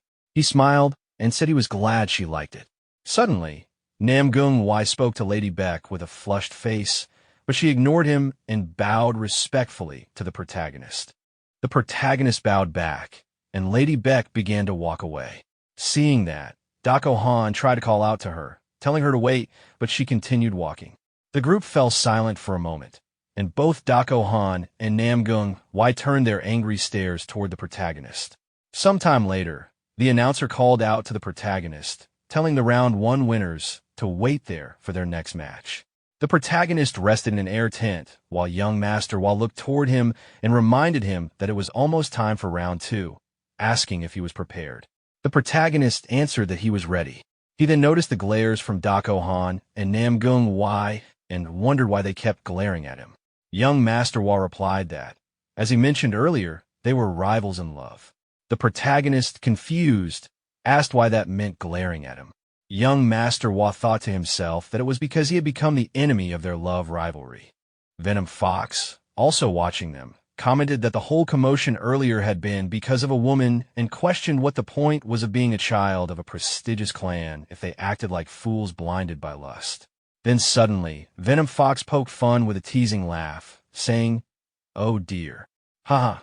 The protagonist looked toward him with a serious expression and told him to watch his mouth, saying young Master Dako had held back because of all the eyes watching, and that if he hadn't, Venom Fox would already be dead. Silently, the protagonist gave Venom Fox a thumbs up and thought that he'd done a good job. Venom Fox quickly responded in a respectful manner, saying he'd bear that in mind, while thinking to himself that the protagonist was welcome. Seeing their little act, young Master Wa's sister laughed, and young Master Wa spoke to the protagonist. Later, the scene shifted to the fighting arena, where the protagonist defeated his opponent again with a single hit, and the referee declared him the winner. When the protagonist came down, young Master Wa explained that the two of them really did seem like friends, and that with just 2 more wins, he'd reach the finals. He told him the next opponent was Dako Han, and that if he reached the semifinals, he would immediately face Namgung Wai, making things difficult. Because someone forfeited, the protagonist would fight strong opponents back-to-back. Between Hainan Sect's Golden Sandsword and the Manhwa Sect's Plum Blossom Wanderer, one of them would reach the finals. Soon after, the referee announced from the arena, calling Peerless Dako and Fist Warrior to step onto the stage. From the ground, the protagonist looked toward the arena where Dako Han stood, thinking about how he couldn't believe she was interested in someone who knew only crude physical techniques. Dako Han thought that he'd pour all his inner energy into crushing him. Pointing toward the protagonist with a mocking expression, he told him to get up there. Young Master Wa looked toward the arena with a joking expression, saying how murderous Dako Han seemed. Venom Fox angrily urged the protagonist to crush him. Once the protagonist stood on the arena, Dako Han glared at him and said why Yunwal was unlucky. The protagonist adjusted his fist guard and told him to watch his mouth. Dako Han, angry, raised his sword and said he'd crush that mouth first. He then slammed his sword onto the ground, the blast destroying the whole arena. People stared with interest as the protagonist watched his opponent, thinking that since it was an orthodox match, he had planned to go easy. Dako Han glared intensely, calling him a merchant worm and asking if he understood his place now. Hearing that, the protagonist finally grew angry. He lightly tapped the floor with his foot, and the whole arena collapsed instantly. Dako Han froze, sweating, staring at him and saying, "What?" The protagonist smiled slightly and said, "Know my place, you say?" Then he positioned himself, preparing to fight, and added that he liked that Dako Han would get special treatment from him. In the next moment, the arena lay broken as someone shouted that it had been shattered to pieces. The old judge turned toward the alliance leader. After a brief pause, the alliance leader raised his hand and instructed that the match proceed as planned, ensuring the spectators were not harmed. Inside the ruined arena, the protagonist and his opponent faced each other. Sweat ran down the opponent's face as he thought about how a single step had released such overwhelming power, questioning how much the protagonist had trained in external martial arts. Still, he convinced himself that this was probably all the protagonist had. He attacked in an instant. The protagonist remained still, expression blank, until lightning suddenly formed around his hand, and an illusory fist shattered the attack. The opponent's thoughts froze in shock at the sight of inner energy. From the audience, the siblings watched, and the young master quietly acknowledged that his earlier choice had been the right one. Lightning gathered again in the protagonist's hands as both fighters prepared to clash. As the protagonist threw a punch and the opponent drew his sword, the opponent realized that the protagonist's external and internal energy were perfectly balanced. Taking the punch head-on, he recognized that this was not just deep internal power, and that even as the son of a merchant group, the protagonist moved like a top martial master. No wonder Ouyang Sang had been defeated. The protagonist suddenly stopped attacking and questioned where the overwhelming force used to break the arena had gone, noting the opponent's excessive caution. Enraged, the opponent shouted back, only for the protagonist to flick the sword away with 2 fingers. Shock struck as memories resurfaced his father's harsh rebuke, the shame of losing balance, failing to master even the first stance of the heaven-destroying art, and whispers from others questioning his worth as the future patriarch. Back in the present, the opponent clenched his teeth, refusing to yield. He picked up his sword again, insisting he still had not shown his true strength. From the audience, the young master reacted in shock. The opponent declared his name and lineage and launched the heaven-destroying art. The protagonist observed calmly, recognizing the technique that concentrated all power into a single point. As the attack neared, he raised his hand and spoke coldly about the unity of sword and body, lightning flashing as he pointed out that while the sword was heavy, the opponent's mind was scattered. The clash sent shockwaves through the arena. Some spectators shielded themselves, while the young master protected Venom Fox. The alliance leader and the old judge watched closely as a massive crack tore through the ground. When the dust settled, the opponent knelt heavily, barely conscious, realizing in disbelief that his strength was dispersing everywhere. He asked how it was possible. The protagonist answered in a cold voice, expressing disappointment and stating that the Dako clan did not seem special after all, making it clear why the opponent had still not been recognized. Those words triggered buried memories. The opponent recalled a voice from the past, calling him an empty cart, making noise without substance. Panic surged through him as he muttered in denial, his mind unraveling. Grinding his teeth, he launched another reckless attack, cursing repeatedly. Inside his head, questions spiraled, why his attacks would not work, why the protagonist remained calm, and how those eyes could be so steady. Watching the desperate struggle, the protagonist reflected that children raised within powerful clans often carried inner demons more violent than those forged through hardship. Expectations and scrutiny cut deeper than any blade. When the body grew strong, but the mind remained weak, collapse was inevitable. What such people needed was a single clue to grasp and the composure to recognize it. He loosened his fist. Seeing this, the opponent suddenly understood. The heaven-destroying art was meant to gather scattered energy into one point, encasing drifting inner energy firmly. With renewed determination, he resolved to attack again. The opponent unleashed the heaven-destroying art once more. The protagonist dodged cleanly, acknowledging the success, then calmly stated that it was fortunate his opponent faced someone from the Orthodox faction. In the next instant, a punch sent the opponent flying out of the arena. Nearly unconscious on the ground, he stared upward in disbelief, realizing the gap was far beyond what his heaven-destroying art could reach. Even then, he struggled back to his feet, gripping his sword and insisting on continuing, swearing he would land his attack properly this time. An authoritative voice cut through the chaos, stopping both of them. The Alliance leader appeared, reprimanding Dako Han for failing to realize that the Fist Warrior had been holding back. He warned that further disgrace would not only shame him, but the entire Dako clan, urging him to take the defeat as a lesson and train harder. Hearing this, Dako Han dropped his sword and bowed respectfully, admitting his loss. He then walked away from the arena. The announcer declared the Fist Warrior the winner. Nearby, an observer commented that while it was a pity not to defeat Dako Han personally, this outcome was better, saving that satisfaction for later. The scene shifted back to the battle arena.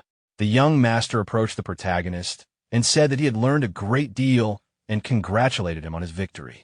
The protagonist replied that the young master was too kind. Nearby, a warrior sat quietly on a bench, watching the protagonist with focus. Inside his mind, he analyzed the previous battle, realizing that the protagonist had hidden his inner energy until facing Dako Han. He concluded that the man was more calculating than he appeared and resolved to fight carefully, at the very least avoiding the fate Dako Han suffered. He recalled Dako Han's fighting style, which relied on overwhelming strength, and how it had failed completely. Though the protagonist was far superior in pure skill, the warrior believed he possessed one advantage: information. His thoughts drifted to a memory from his past, sitting with his grandfather while playing a tile game. After losing again, he admitted his defeat and asked how his grandfather always managed to win. His grandfather replied that acting with certainty without calculation was the habit of amateurs. He then reminded him that those who carried the blood of Namgung must always rise above the board, control the flow, and never become mere pawns. The way of a Namgung clan was to read the board and command it. Holding green tiles in his hand, the warrior smiled faintly at the memory. Looking down at the board, he placed a tile and decided that the first step was to pull his opponent onto his own board.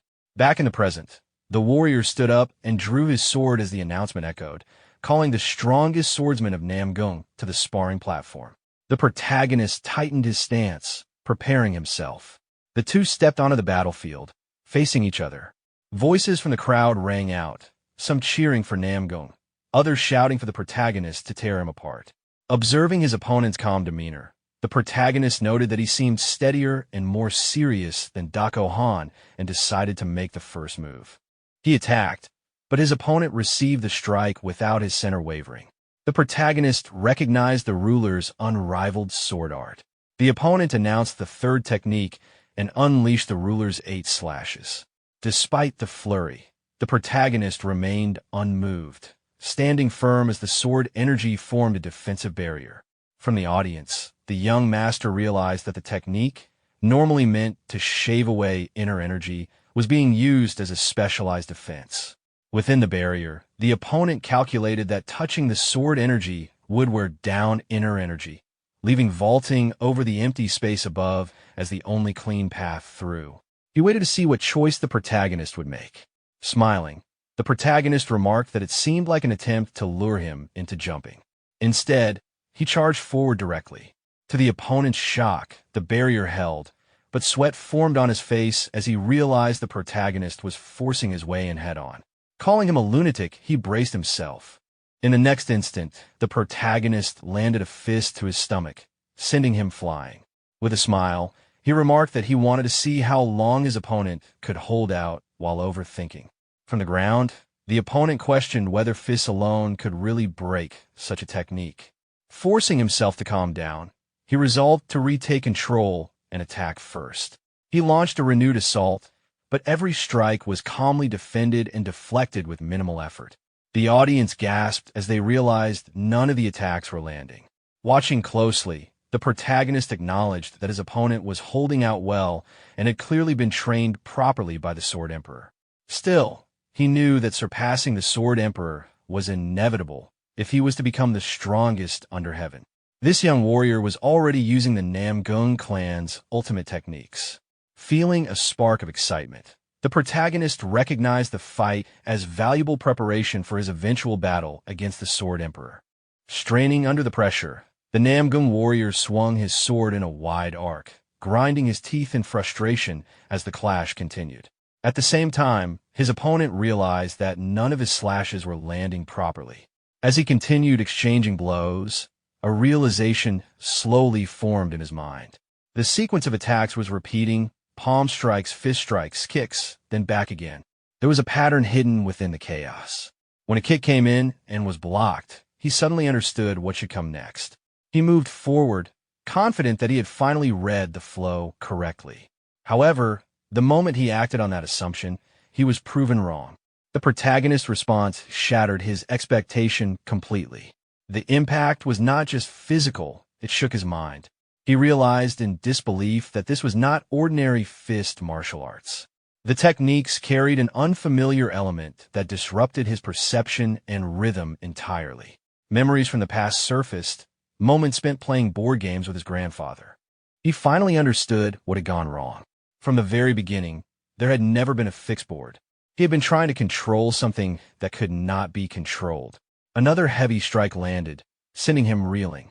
In that moment, the difference became clear. The Namgung clan's way was to dominate the board and dictate every move. But the man standing before him was someone who destroyed the board itself. Blood trickled down his face as he collapsed to the ground. Around them, spectators murmured in shock, unable to believe how decisively the Namgung clan was being overwhelmed. Someone rushed to his side in concern, pointing out the blood on his forehead. But his attention had already shifted elsewhere. His eyes locked onto a familiar figure within the crowd. Lady Bakley. Slowly standing back up, he smiled bitterly to himself. He questioned how he could have suffered such a complete defeat. All his life, he had believed the world was a board he could manipulate at will.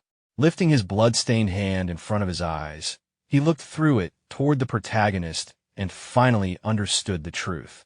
The board he thought he ruled was no larger than the palm of his own hand. With that realization, he bowed deeply and accepted defeat, acknowledging that the encounter had taught him a great deal. The protagonist simply closed his eyes and smiled, offering a brief remark before turning away. As he left the arena, the defeated warrior vowed silently that he would challenge him again one day, determined to construct a board that could not be broken so easily.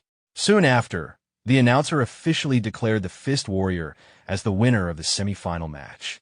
Not long after, another warrior approached the protagonist and greeted him enthusiastically, praising his performance. This man was known as the Golden Sandsword, Action. His energetic demeanor made it clear that he was eager for a future clash. The protagonist, observing his behavior, felt only mild irritation at the noise. Their interaction was interrupted when another martial artist appeared, asserting that he would be the one advancing to the finals. The tension between the two semi-finalists rose instantly. The announcer soon stepped in and declared the beginning of the semi-final match between the Plum Blossom Wanderer and the Golden Sandsword. Amid the rising excitement, shouts, and anticipation filling the arena, the protagonist ignored everything around him. His thoughts drifted to a much simpler concern.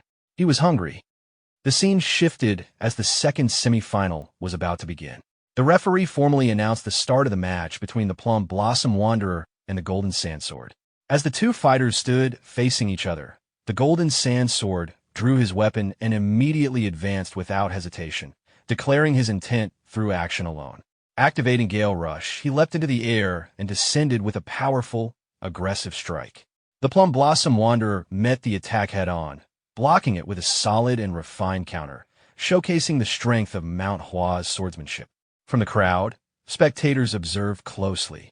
One noted how flashy and aggressive the Manhwa fighter appeared, while another reflected on the reputation of the Manhwa sect, how its disciples fought as if staking their lives, showing no hesitation in their blades. Watching the exchange, it seemed at first glance that the Plum Blossom Wanderer might overwhelm his opponent. However, the Golden Sandsword remained smiling throughout the clash, an unsettling calm in the midst of the battle. As the Plum Blossom Wanderer prepared his next technique, he unleashed the 24 moves Plum Blossom Sword Technique, leaping high and bringing down a powerful, descending strike. The Golden Sand Sword responded effortlessly. With a composed expression, he adjusted his stance and countered, acknowledging through his actions that his opponent always fought at full strength. Then, activating his own technique, Golden Thread Needle, countless strands of energy manifested around the Plum Blossom Wanderer. The threads bound him completely before he could escape, and with overwhelming control, the Golden Sand Sword slammed him into the ground. The impact shattered the arena floor beneath them. Struggling against the bindings, the Plum Blossom Wanderer attempted to rise, but was unable to break free. The Golden Sand Sword placed his blade near his opponent's throat, making the outcome unmistakably clear. Recognizing the situation, the Plum Blossom Wanderer finally exhaled and accepted defeat, exhausted from the fight and acknowledging that he had lost once again. The referee then declared that the finalists of the Dragon Phoenix tournament had been decided. The Golden Sand Sword helped his opponent back to his feet, signaling respect rather than hostility. Shortly after, the referee announced the two finalists, the Golden Sand Sword and the Fist Warrior. As the final match approached, the atmosphere within the arena intensified. The referee announced the beginning of the final battle, and the crowd erupted with excitement. Some spectators believed the Golden Sand Sword, hailed as a once-in-a-century genius, would undoubtedly claim victory. Others argued that the Fist Warrior still seemed to be hiding his true strength and would emerge victorious instead. When both finalists stepped onto the arena and faced one another, the referee stood between them to confirm their readiness. With no delay after the signal to begin, the Golden Sand Sword immediately launched a powerful kick toward the protagonist. The protagonist raised his arms and blocked the strike cleanly. As the impact resonated through his body, he calmly assessed the situation, noting with interest that a swordsman had chosen to open the fight with close combat techniques rather than drawing his blade. The protagonist caught his opponent's leg firmly and, with a swift and controlled motion, spun him through the air. Even while being swung airborne, the Golden Sand Sword remained calm, immediately assessing the situation and recognizing the counter for what it was.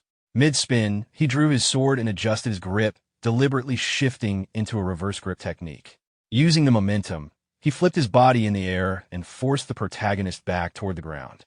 Rising higher, he activated his Golden Sand Sword technique, moving violently through the air before releasing Golden Thread Needle. Thin streams of energy spread rapidly throughout the surrounding space. As the protagonist observed the web forming around him, he identified the technique and quickly realized something was unusual. The particles were not ordinary sand, but grains infused with inner energy, suspended and controlled with extreme precision. Carefully testing his assumption, the protagonist reached out and touched one of the particles. When it responded to his control, he confirmed his understanding. At that moment, the Golden Sand Sword attempted to complete his attack, but the threads abruptly halted midair. The sudden stop shocked the spectators. Even the judges were stunned by what they witnessed. The Golden Sand Sword realized that he had not stopped the technique himself. His opponent had forcibly taken control of it. The protagonist gathered the scattered threads onto a single point, condensing them around his finger before redirecting them outward. The strands wrapped tightly around his opponent, completely restraining him from all sides. The control was so precise that the threads were barely visible.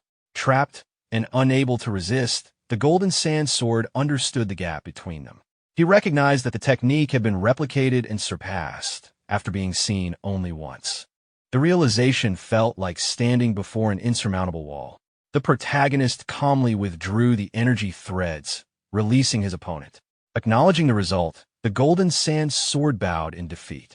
The crowd erupted in confusion and awe, many unable to comprehend how the sand had turned against its original wielder. One of the judges silently observed, realizing that this level of control exceeded what ordinary martial artists could even perceive. The implications of the protagonist's potential were deeply unsettling.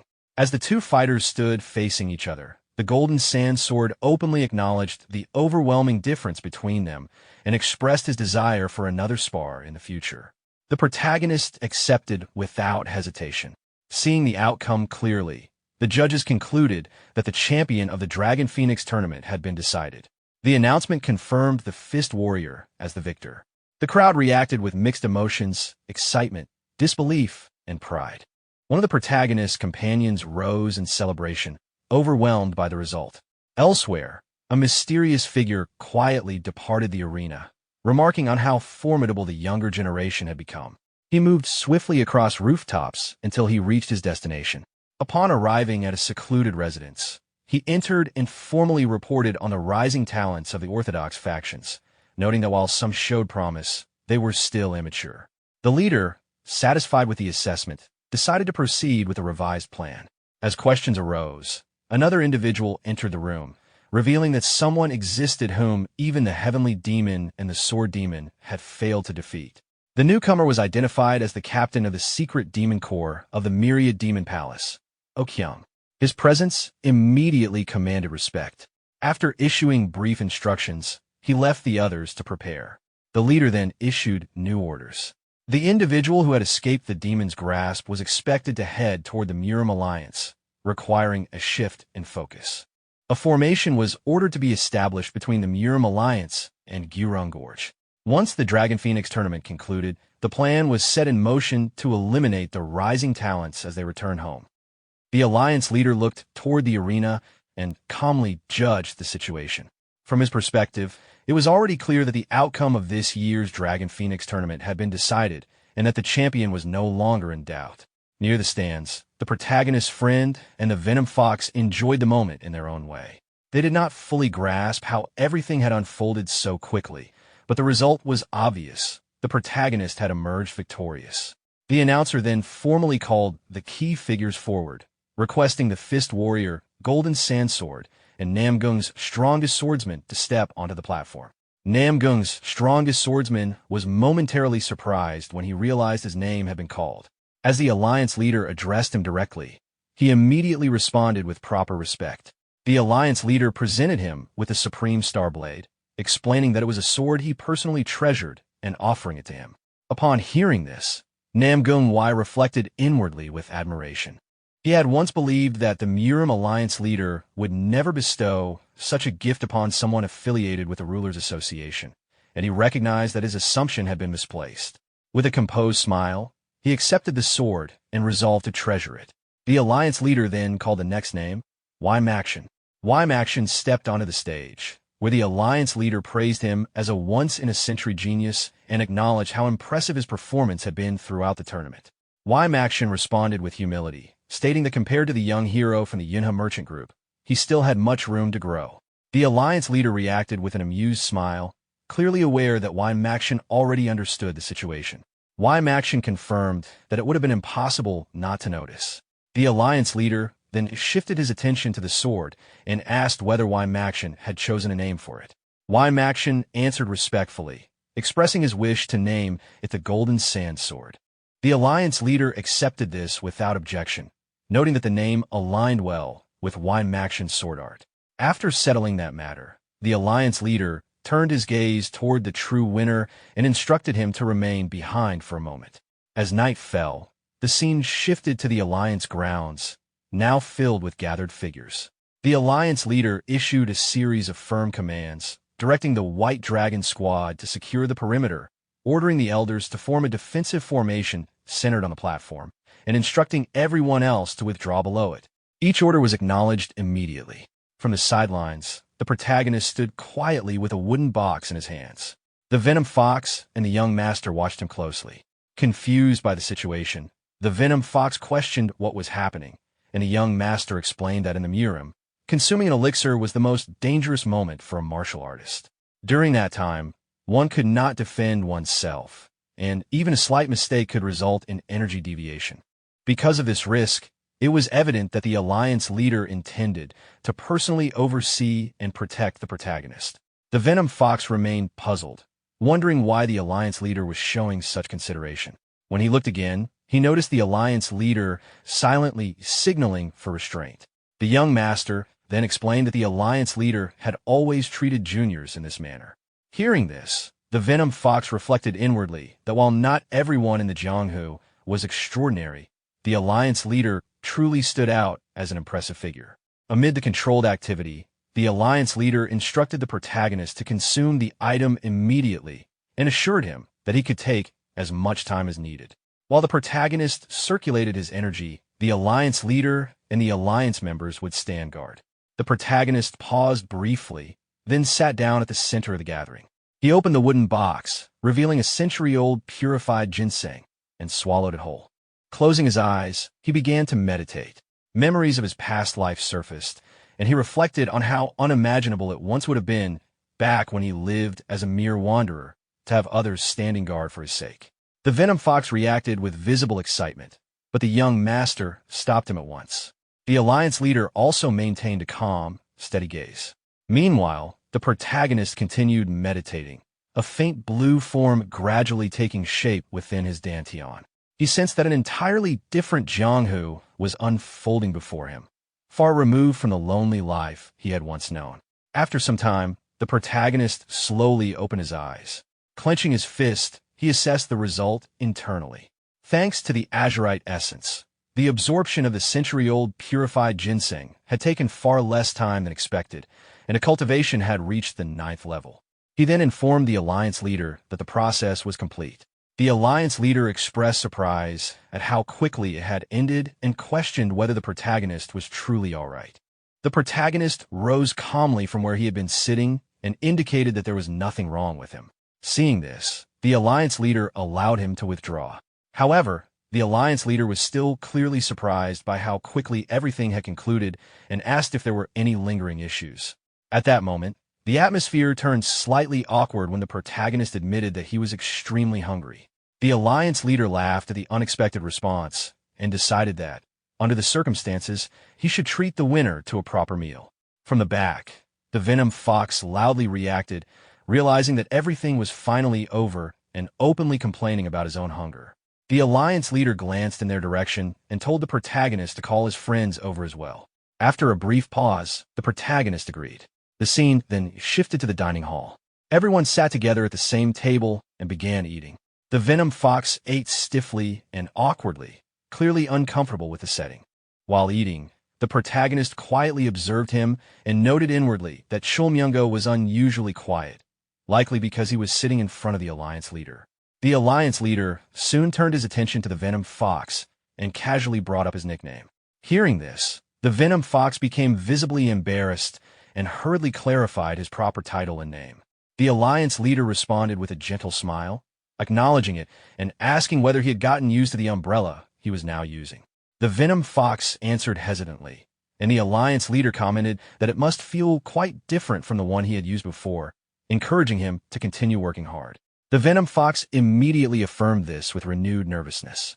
Watching the exchange, the young master found the situation amusing and smiled to himself. Noticing this, the Alliance leader shifted his attention to him and confirmed his identity as the young head of the Wa clan. After receiving confirmation, the Alliance leader asked about his father and the state of the villagers. The young master responded politely, though sweat rolled down his face, clearly surprised that the Alliance leader knew such details. As this conversation continued, the protagonist quietly focused on his meal and reflected that there seemed to be something hidden behind the exchange. The Alliance leader then reassured the young master, explaining that he had received multiple reports regarding the Wa clan's covert actions during the Great Battle of the Five Tombs. Seeing the young master falter slightly, the Alliance leader set down his chopsticks and spoke firmly, reminding him that as the descendant of a great clan, losing composure was a form of disrespect toward his ancestors, who had once been his comrades in arms. He emphasized that such behavior should be avoided, especially in front of him. The young master accepted the admonition and resolved to remember it. The Alliance leader then addressed everyone seriously, explaining that since the Wa clan had begun moving again, it was important for them to know that the Fist King and Moyon Chu had gone silent. As for the Sword King, a letter had already been sent, ordering him to return to the Murim Alliance for the time being. He instructed the young master to relay this situation to his father as well. The young master acknowledged this without hesitation. The Alliance leader added that if the demonic faction began seeking revenge, the Wa clan and the others involved would need to be especially cautious. Everyone present agreed to take extra care. The Alliance leader then turned his gaze to the protagonist and told him that he needed to become far stronger than he already was. He explained that he wanted the protagonist to become the hidden sword of the Orthodox faction. Although winning the tournament would spread his name to some extent, the protagonist had not yet gained true fame, meaning the demonic faction was still unaware of his existence. For now, their attention would remain focused on figures like the Alliance leader himself. He made sure the protagonist understood this point. The protagonist acknowledged this calmly. Inwardly, however, he noted that his own objective aligned perfectly with what had just been said. At that moment, the Venom Fox spoke up, admitting that he was completely lost and had not understood most of the discussion. The protagonist responded bluntly, making it clear that he did not need to know any of it. After the meal concluded, the Alliance leader stood and excused himself, explaining that it was late and that he needed to prepare for the Dragon Phoenix tournament the following day. Everyone present respectfully wished him a safe journey. After he left, the young master mentioned that since Yunseal had a spar scheduled for the next day, he would walk her back first, then suggested that the men gather for drinks afterward. The protagonist agreed, while the Venom Fox jokingly commented that the young master was quite the drinker now that he knew him better. As the Alliance leader departed, he overheard their exchange and smiled quietly to himself. Later, while walking through a corridor, the Alliance leader suddenly stopped and sharply sensed a presence. Two figures emerged from the shadows, greeting him after a long absence. Moments later, another man appeared, carrying an injured person over his shoulder. Recognizing him immediately, the Alliance leader reacted in shock, identifying the Sword Emperor and noticing the injured man beside him. The Sword Emperor confirmed the Alliance leader's suspicion, revealing that the injured man was indeed the Sword King's disciple, and that the Sword King had been attacked. Hello guys, I hope you're all doing well. First of all, thank you so much for the amazing response to the last action story video. As a token of gratitude, I'm uploading another action-packed story video for you. I'll pin the link to that video in the description. After watching this video, make sure to check out the link and enjoy even more action. The scene shifts to a quiet room where a doctor finishes treating the Sword King's disciple. The Alliance leader waits nearby with a long-haired man who carried the injured disciple there. After examining the wounds, the doctor confirms that the injuries are not life-threatening, but stresses that the disciple will need complete rest. The Alliance leader acknowledges the doctor's work, and once the doctor leaves, he turns his attention to the long-haired man, asking how everything happened. The long-haired man explains that he was also attacked by members of the demonic faction. There were two figures who appeared to be leaders, accompanied by 12 others. Even after cutting them down, none of them died, as if their bodies were immune to blades. This shocks the Alliance leader. After a brief pause, the long-haired man adds that it did not feel like ordinary blade resistance, but rather the effect of some kind of spell. After escaping, he went to the Sword King's residence out of concern, only to find that the Sword King was already gone. The Alliance leader reflects on the situation, mentioning Moyang Chu, the Fist King, and now even the Sword King. The long-haired man reacts in shock upon realizing that Wu Xing is also involved. The Alliance leader confirms that the demonic faction is killing people across multiple locations. He immediately issues orders, summoning both the Cloud Dragon Squad and the White Dragon Squad. The Cloud Dragon Squad is instructed to split up and investigate traces of the demonic faction, while the White Dragon Squad is assigned to protect the rising talents participating in the Dragon Phoenix tournament. The Alliance leader notes that the demonic faction's movements are completely different from their actions during the Great Battle of the Five Tombs and states that preparations must be made until their true objective is uncovered. The scene then shifts to an inn near the Murim Alliance. Inside, the protagonist, the young master, and their companions sit together around a dining table. They order wine and food before the conversation turns more personal. The young master asks Venom Fox about his earlier claim of running a gambling house. Venom Fox explains that he once operated a gambling den and had already mentioned this to the Alliance leader during their first meeting. He recalls advice from an old man who told him that living well in the present mattered more than dwelling on the past. Taking that advice to heart, Venom Fox decided to move forward, leaving the past behind. The young master agrees with this outlook, affirming that the past should remain in the past.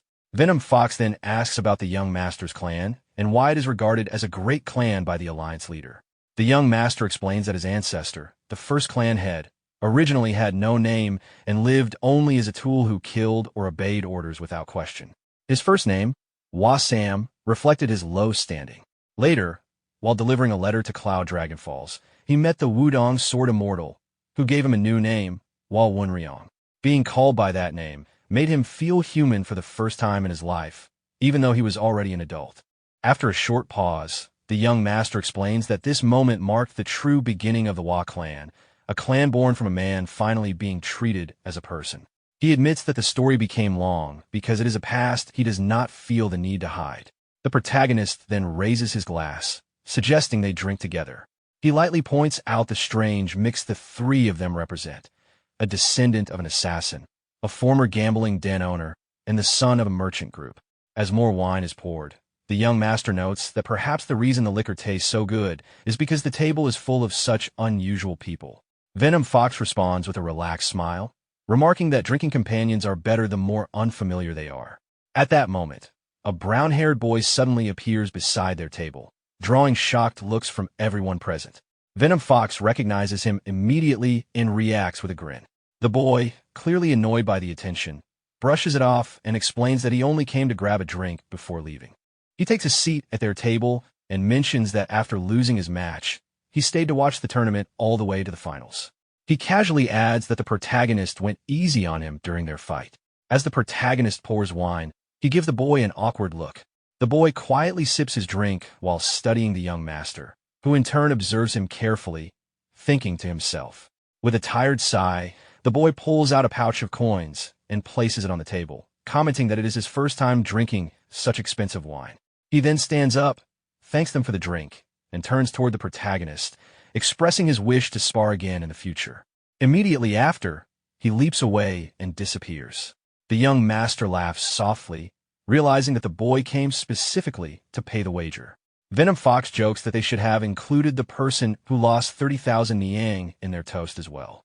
Holding the coin pouch, the young master insists that he cannot keep all of it since he did not even fight. The protagonist refuses, pointing out that he has no reason to take it and that the amount does not even cover the cost of the gauntlets. The young master keeps pushing the money toward him, but the protagonist firmly declines.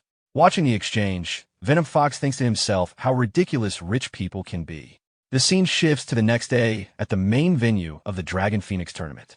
Among the crowd, spectators comment on how extraordinary this year's tournament has been, especially the highly anticipated match between the Snow Phoenix and the greatest beauty of Jiangnan. Sitting together, the young master thanks the protagonist for cheering for Yinseal as well, and the protagonist responds that it was no trouble at all. Venom Fox loudly cheers for Lady Wa. Lady Wa charges forward and lands the first strike. Her opponent attempts to block, but the impact knocks the sword from her hand. Lady Wa apologizes while holding her blade and immediately presses the attack again. Just as she prepares to deliver a decisive strike, her opponent counters with a powerful punch to her stomach, sending her flying through the air. Watching this, the young master realizes that body techniques are involved, while Venom Fox reacts in disbelief. Lady Wa rises again, regains her composure, and smiles as she acknowledges that her opponent has trained in body techniques as well. Her opponent explains that she learned a few techniques when she was young and states that mastering body techniques first allows one to overpower opponents regardless of other skills. Observing the fight, the protagonist reflects that Lady Wa has not forgotten her training, but also notes that she is still hesitant in her movements and has a long way to go. As the protagonist prepares to leave, Venom Fox asks where he is going. The protagonist explains that Lady Wa is likely to win for now and that he needs to handle remaining matters related to Ouyang Seng. Having left the Yunhe merchant group unattended for too long, he decides to go ahead while the others stay to watch more matches. Night falls as the scene shifts to a forest path. Walking alone, the protagonist realizes it has become much later than expected due to dealing with Ouyang Seng's affairs, and decides to rest for the night nearby. He recalls a past moment involving unfinished documents and the detained Ouyang young masters. Thinking it over, he reassures himself that he had them released and that the Moyong clan's guard squad should still be stationed at the Yunhe merchant group. Thanks to the Moyong clan head, he feels safe heading toward the Murim Alliance. Reflecting on the journey, he realizes how much he has gained. Immunity to poison from the century-old purified ginseng, the White Lightning 10-phase art reaching its 9th phase, a rare pair of gauntlets, and valuable new connections. One step into the Murim has yielded tremendous results. Continuing through the forest, he encounters two merchants traveling together. They discuss the outcome of the Dragon Phoenix tournament, initially assuming the Snow Phoenix won. One of them clarifies that the winner was someone unaffiliated with both the Rulers Association and the Murim Alliance. Hearing this, the protagonist realizes that Lady Hua did not win after all and recalls hearing the name Baekyak. Lost in thought, he suddenly notices a beautiful girl standing in front of him. Smiling, she reveals that she skipped the awards ceremony and chased him down after the tournament. The woman removes her hat, and the protagonist studies her appearance. She looks unfamiliar, her figure clearly different from that of women from the Central Plains. Her physique resembles that of someone naturally suited for martial arts rather than trained later in life. She reveals that she is the winner of the Dragon Phoenix tournament. After a brief, awkward pause, the protagonist offers a simple congratulations. As he listens, he notices that her manner of speaking feels unusual. She then introduces herself as Baekyak, explaining that she was impressed by his sparring and deliberately sought him out. With confidence, she requests a final match between the dragon and the phoenix. The protagonist declines and continues on his way, making it clear that he is in a hurry. Baekyak grows irritated and insists, emphasizing that she ran a long distance just to challenge him and that it would only take a moment. Nearby merchants overhear part of the exchange and completely misunderstand the situation, reacting with amused assumptions. The protagonist, however, only becomes more aware of how strange her way of speaking is. Suddenly, Baekyak bumps into him. Annoyed, the protagonist turns toward her with hostility, making it clear that if she were an enemy, he would fight her immediately. Startled, she hurriedly denies having any hostile intent. He tells her that they can fight another time and starts to leave. At that moment, something catches his attention. A faint but unmistakable scent reaches him. He immediately recognizes it as the smell of blood. His focus shifts toward a hut hidden within the forest, where the scent is coming from. As Baekyak tries to continue speaking, the protagonist suddenly breaks into a sprint toward the hut. He reaches it quickly, opens the door, and is met with a gruesome scene, dead bodies scattered inside, blood spilled across the floor. While examining the interior, Baekyak follows him inside. She realizes that he tracked the location purely by scent and notes that the extinguished lights suggest no one entered the hut before them. Moving deeper, the protagonist identifies the victims: 3 underworld thugs, a waiter, and a cook. Even people with no martial arts training were killed. Checking one of the bodies, he determines that they died roughly a day ago. Their backs were deliberately broken, indicating they were tortured and left to die slowly. This method does not match the underworld or unorthodox factions. Whoever committed this had no hesitation killing civilians. As she watches him, Baekyak senses the intense killing intent radiating from the protagonist. Without warning, he rushes out of the hut at full speed. As he runs, he becomes certain that the perpetrators belong to the demonic faction. The scene shifts to another location. A man arrives outside a house and enters to find several people already gathered inside. Their leader sits calmly, holding a scroll, and notes the arrival of the youngest member while dismissing an escort group. The newcomer reports that a single person is watching them from nearby. One member reacts with irritation, but the leader remains composed and begins issuing orders, instructing some to check the surroundings while assigning others elsewhere. A loud voice suddenly cuts through the night from outside the house, ordering everyone inside to come out. The people within freeze in shock as the voice follows up, making it clear that it can enter if they refuse. Fear spreads through the group, and weapons are quickly drawn. The group steps outside, where they find the protagonist standing calmly in front of them. He explains that someone was killed at the inn down the road, and that he is questioning anyone nearby. The leader claims they are merely escort guards and porters from a small establishment, resting on their return journey, and insists they have nothing to do with the incident. The protagonist shows no concern for the explanation. He points out inconsistencies in their story, calmly narrowing his questions.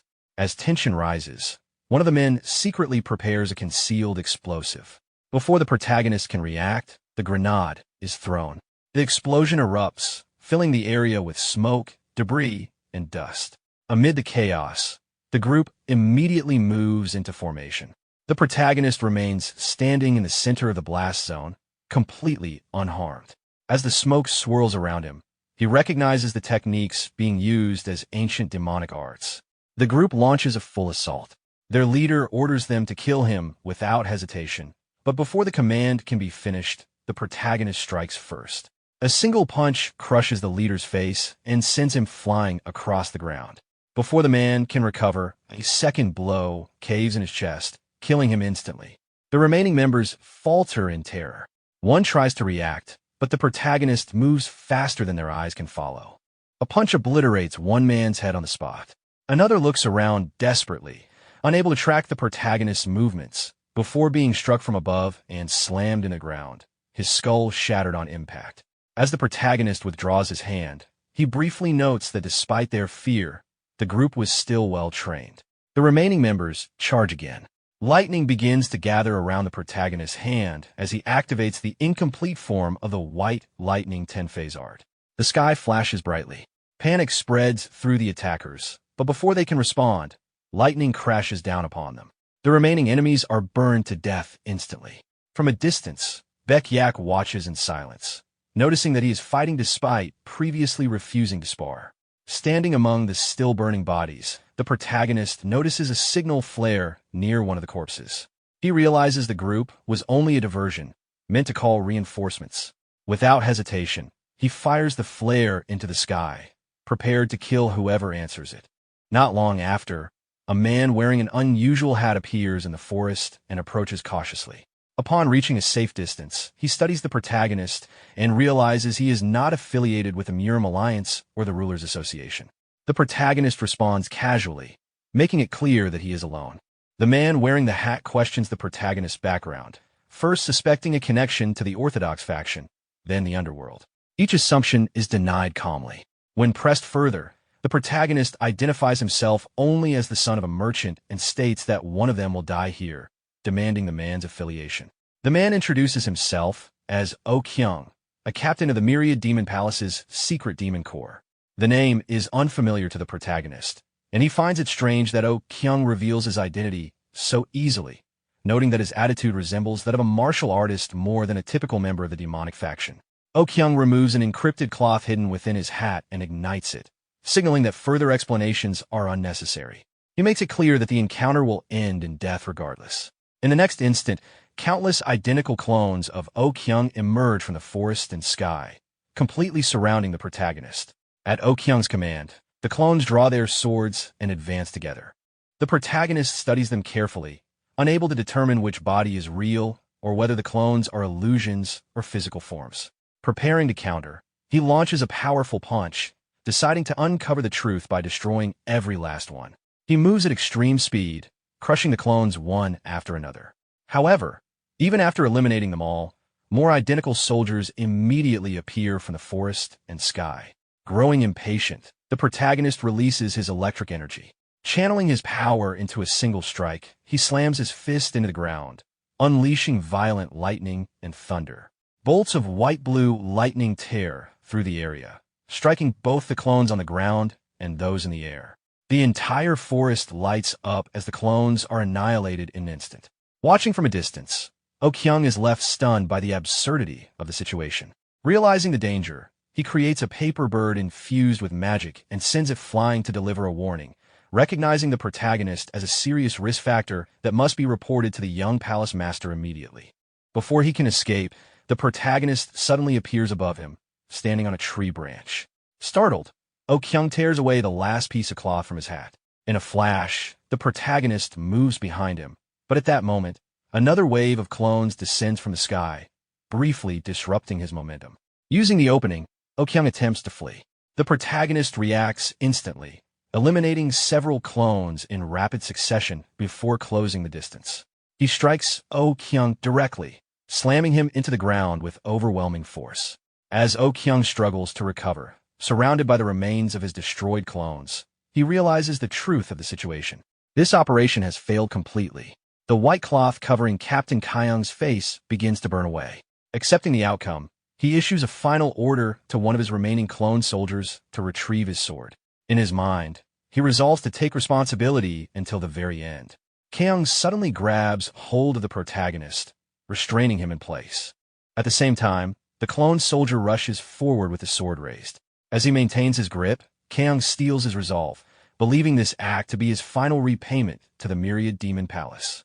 With a twisted expression, he prepares to sacrifice himself. At the instant the sword is about to strike the protagonist's face, the blade is caught between the protagonist's teeth. Using sheer strength, he shatters the sword into multiple fragments. The sight leaves Kyung completely stunned. The protagonist grows even more enraged, crushing the remaining piece of the blade, still lodged in his mouth. As the fragments fall, he snatches one shard out of the air and drives it straight into Kyung's head, slamming him violently into the ground. Pinning him there, the protagonist releases a concentrated lightning strike directly into Kyung's body. The impact scorches the earth beneath them, cracking the ground and igniting nearby trees as thunderous energy surges outward. A blue lightning aura envelopes the protagonist as he stands calmly amidst the destruction. Internally, he recognizes that the demonic faction he is facing is abnormal, one that does not behave like the demonic faction of his past, yet still seeks to rule the world. He realizes that his former level of power will no longer be sufficient. To confront what lies ahead, he must reach the 10th phase, the realm of enlightenment, where lightning can be wielded without limitation. Only by completing the White Lightning 10-phase art will he be able to stand above all others, becoming the Lightning Emperor when he next unleashes it.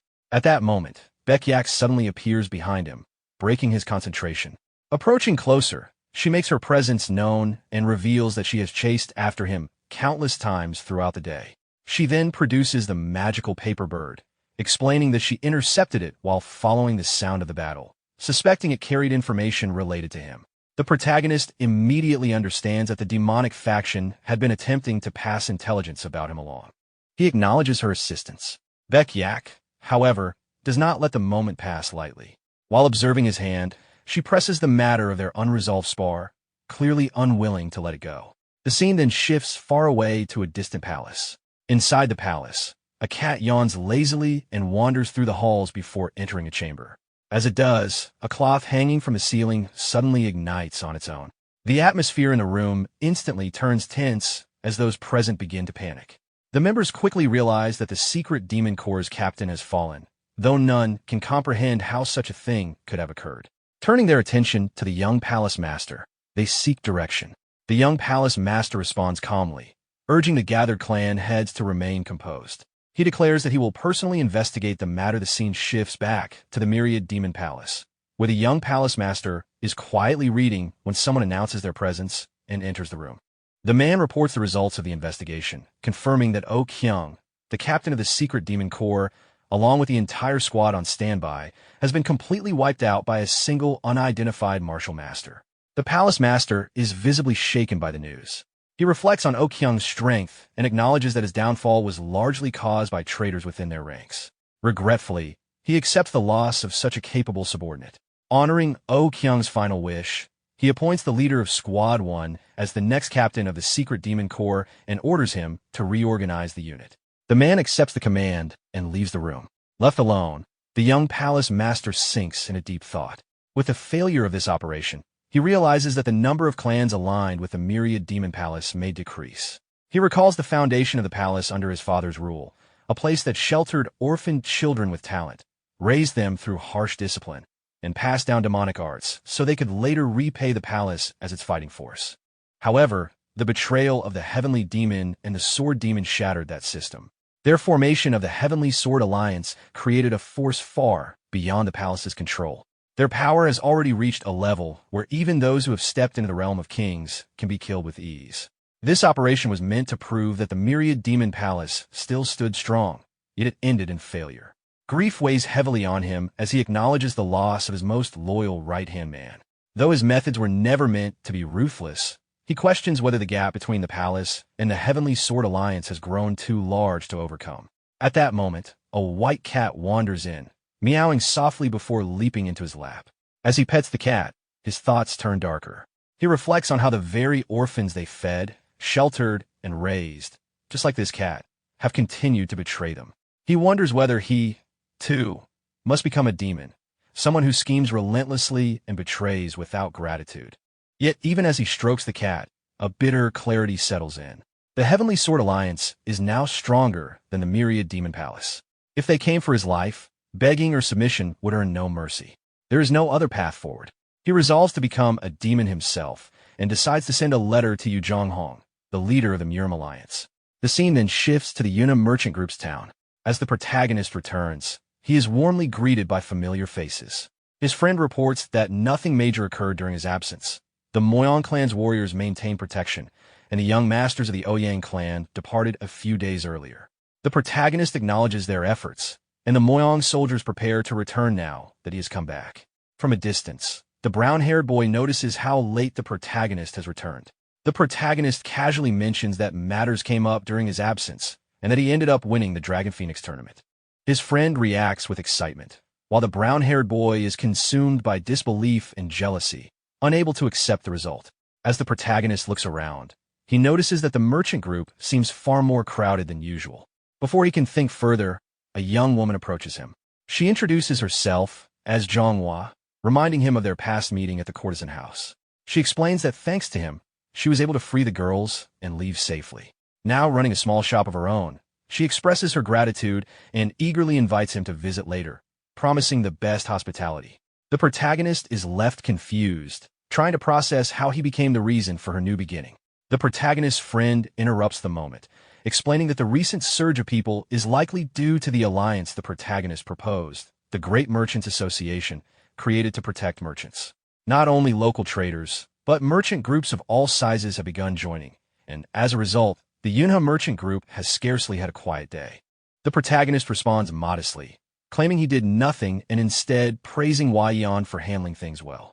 Wei Yan, however, has been curious for some time and finally asks about the people accompanying him. At that moment, Baekyak steps forward and introduces herself.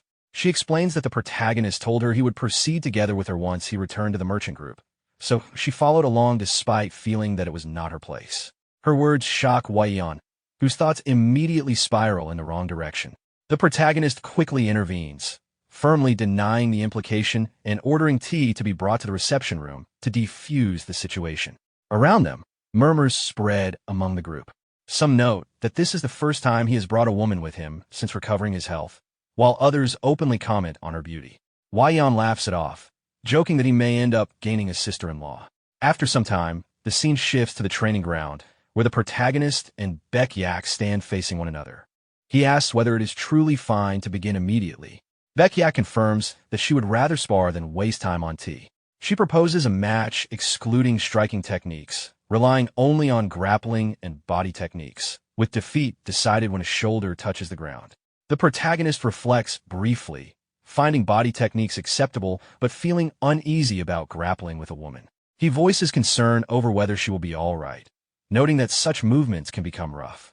Baekyak reassures him, removing her outer garment and explaining that what she is wearing is a martial arts uniform specifically meant for body technique training.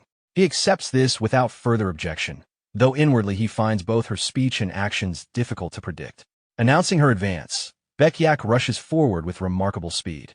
She leaps into the air, moves behind him in an instant, and grips him, criticizing him for lowering his guard. Before she knows finish, the protagonist counters effortlessly, lifting her and holding her upside down in midair.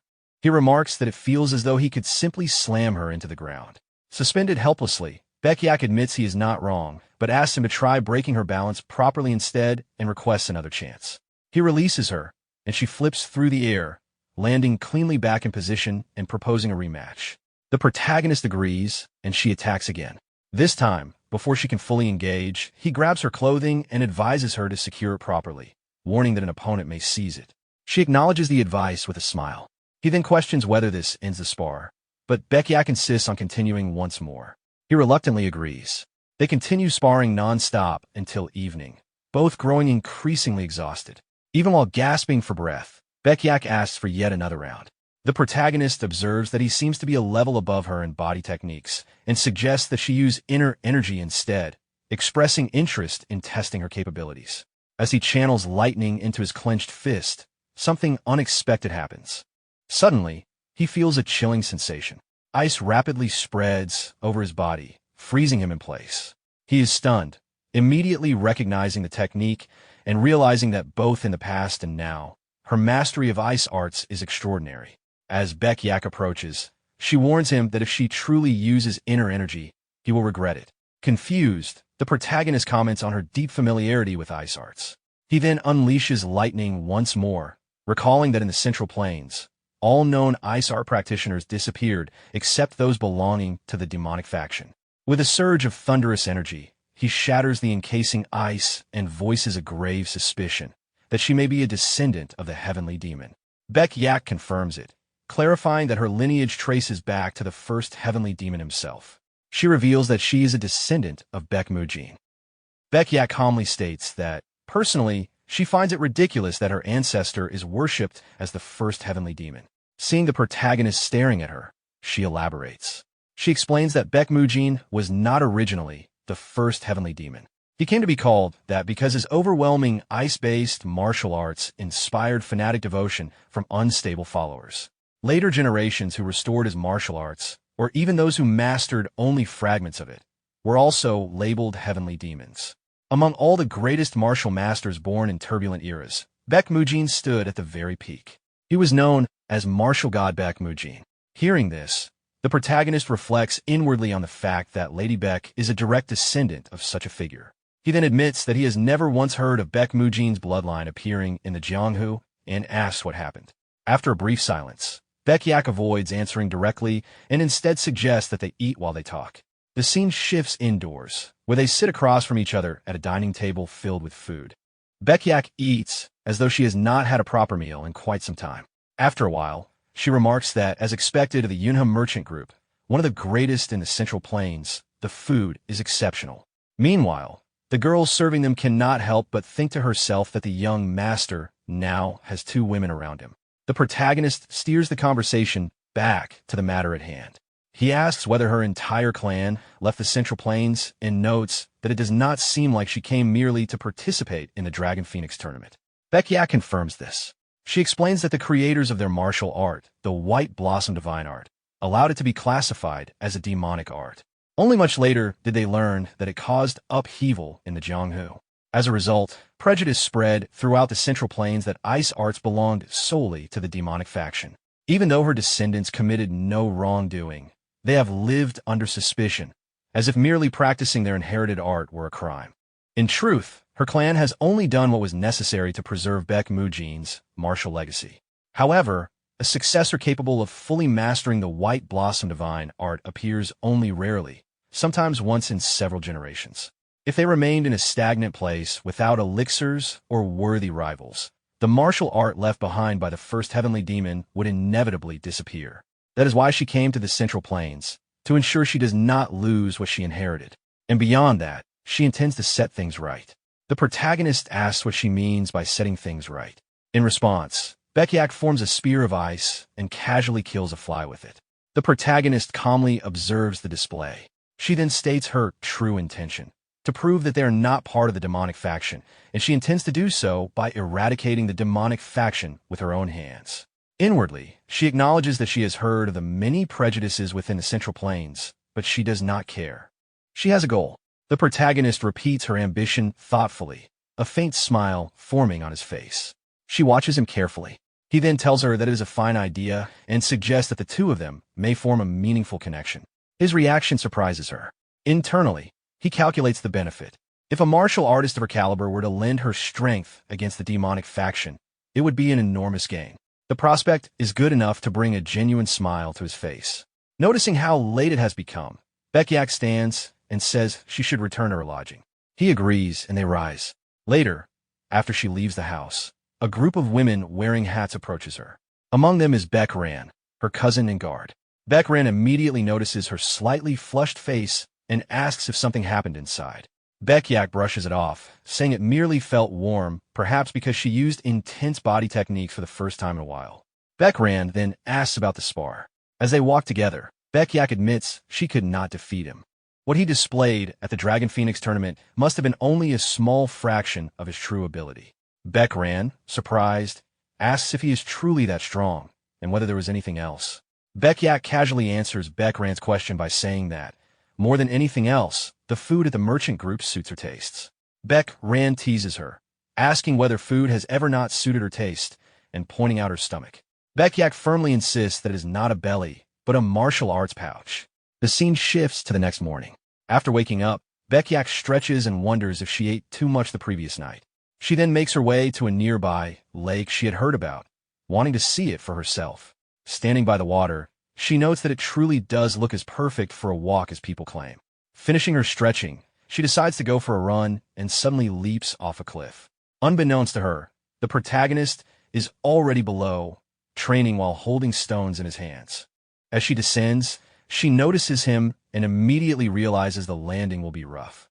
Just before she crashes, he catches her and calmly asks if she is all right. Shaken and sweating from the fright, she assures him that she is fine.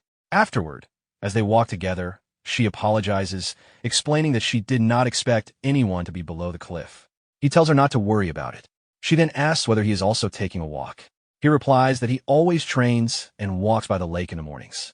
She acknowledges this, and they continue forward in silence. Breaking the quiet, Beckiak suggests that since they are already walking together, they might as well pick up the pace, declaring that she will head out first. He agrees. She begins running toward the lake. The protagonist notices the direction she is heading, surprised. As she steps onto the water's surface and runs across it as part of her morning routine, he observes inwardly how unexpected it is to see a woman treating the technique of stepping on water as something ordinary. Watching her glide across the calm surface, he remarks that her movement art is extraordinary. She glances back only to find that he is already caught up, running over the water as though walking on flat ground. She is shocked. In the Jianghu, only a handful of martial masters are said to be capable of matching her movement art, yet he has done so effortlessly. As they continue forward, he admits that even for him it is not easy to keep up with her speed, but that the challenge is stimulating. Maintaining her pace, she acknowledges that he is amazing as well. When he asks what she said, she brushes it off and instead suggests they run more. He agrees. After running for quite some time, they finally reach the shore, both breathing heavily from exhaustion. Beckiak admits she cannot even tell how far they ran. The protagonist replies that he became so absorbed in competing with her movement arts that they went much farther than intended and suggests heading back. As they return, Beckiak feels her face growing warm again and wonders why she has felt overheated since the previous day. She considers whether it is simply because the Central Plains are warmer than the Ice Palace where she grew up. Meanwhile, the protagonist looks around, slightly confused as he tries to estimate just how far they had run. Upon nearing the merchant group, a man stationed atop a watchtower calls down to him, informing him that he has finally returned and that the leader of the 8 Dragon sect is calling for him. The protagonist is puzzled and asks why the 8 Dragon sect leader would be looking for him. The man replies that it is karma, because the Crimson Reaper he killed belonged to the 8 Dragon sect. Confused, the protagonist questions who the Crimson Reaper is. The man asks again whether the protagonist truly does not know the Crimson Reaper of Yukwan Main Street. The protagonist thinks back and realizes he is referring to the large man he previously killed. The messenger confirms it and explains that the Crimson Reaper's master wants to see him personally. If he refuses, the Yuna merchant group will suffer consequences in one way or another. The protagonist agrees to go. When the man offers to send someone soon to escort him, the protagonist refuses, stating that he will eat first since he already has a prior appointment and that they can wait. The man studies him seriously before agreeing. Later that night, after finishing his meal, the protagonist follows the man to their destination. Noting the distance and the lateness of the hour, he casually comments on how far they have come and even questions the size of the building, jokingly asking if it was stolen. The man inwardly thinks that he is insane, especially considering he calmly ate dinner before coming to what could be a dangerous meeting. Upon arriving outside a room, the man tells him to enter. Inside, members of the leader's assembly stare at him as he steps in. The 8 Dragon sect leader introduces himself as Hajianik. The protagonist responds indifferently. Instead of remaining where he stands, he walks toward one of the seated assembly members, grabs him by the hair, and throws him from his chair. The man crashes violently into the wall. The other members react in shock, while Hajianik remains calm. The protagonist drags the chair forward, places it in the center of the assembly, sits down, and states that he heard they called for him. He tells Hajianik to speak. Hajianik orders a servant to move the man who is just thrown aside, and the servant complies. The sect leader then begins to address the matter of the Crimson Reaper, but before he can finish, the protagonist openly admits that he killed him. He demands to know what they intend to do about it, acknowledging that this is the underworld and that there must be rules. He then asks who the so-called master of the Crimson Reaper is. A blind old man speaks up, identifying himself. His servant quietly describes the protagonist's appearance and apparent martial training to him. The blind elder addresses the protagonist confidently, stating that he heard his disciple was killed. He remarks that the Yuna Merchant Group has established many businesses and threatens to eliminate several of their clients as an example, even suggesting he could cripple their ability to operate entirely. The protagonist turns to Hajinic and questions whether the sect leader has any novel method to render him powerless.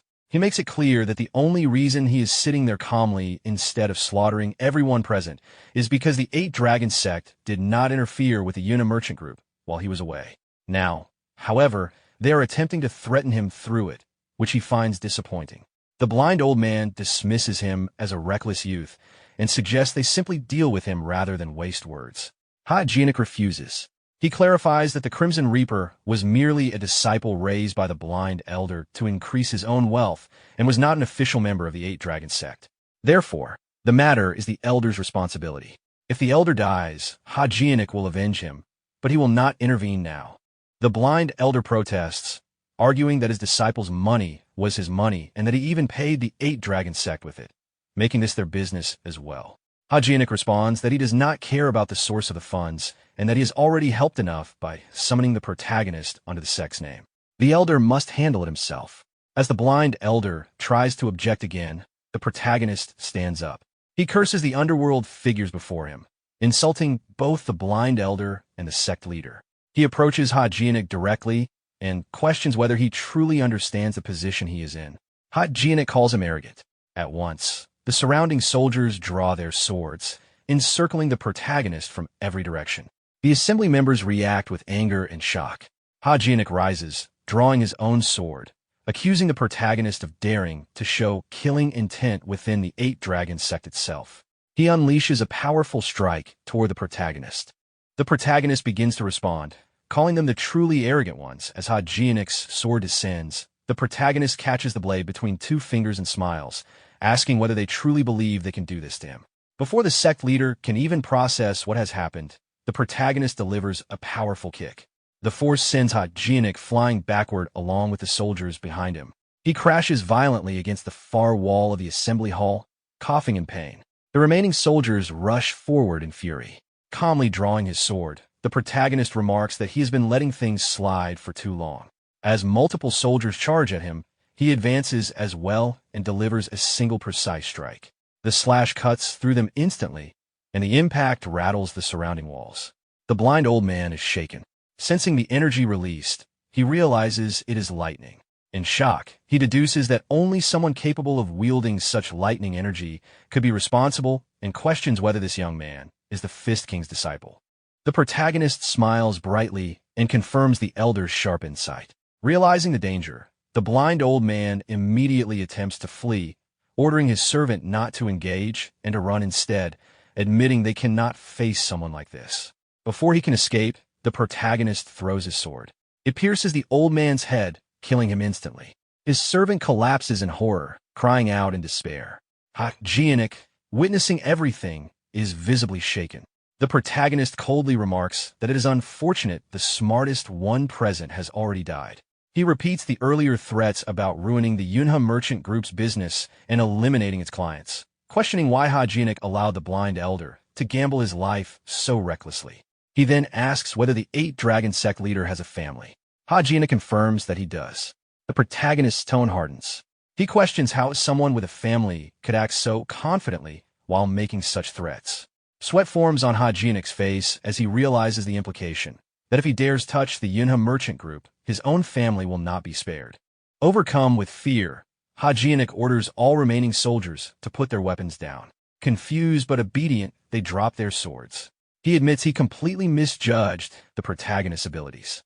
Then, together with his subordinates, Hajinic bows deeply to the ground. He confesses his grave mistake and pledges that from now on, both he and the 8 Dragon sect will obey whatever the protagonist commands. The protagonist reminds him that if he claims to belong to the underworld, then he must abide by the underworld's code. Hajinic had said that if the blind elder died, he would avenge him. He should uphold those words. The protagonist declares that he will accept that revenge.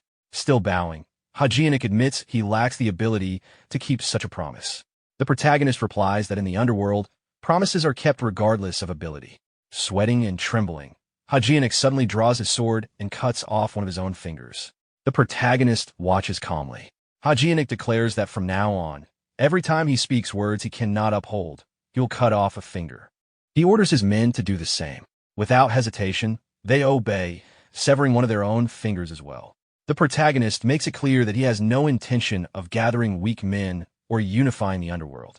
He does not possess some miraculous rebirth skill, nor does he care to collect trash beneath him. Hajionik, still bowing, renounces his identity as part of the underworld and states that he will simply follow the protagonist's commands. The protagonist steps forward and places his foot on Hajionik's head. He declares that even if the Yunha merchant group burns to the sky, even if his clients are destroyed, even if his own father and brothers were to betray him, what matters most is that he himself does not die. As long as he lives, nothing else matters. He demands that Hajionik understand this. Terrified, Hajionik confirms that he does. The protagonist removes his foot and tells him to follow. There is something further to discuss. The scene shifts back to the merchant group village. Upon entering a room, Venom Fox is greeted by a chaotic scene inside what resembles a gambling den. Confused and irritated by what he sees, he blurts out in disbelief, questioning what kind of absurd situation is unfolding there.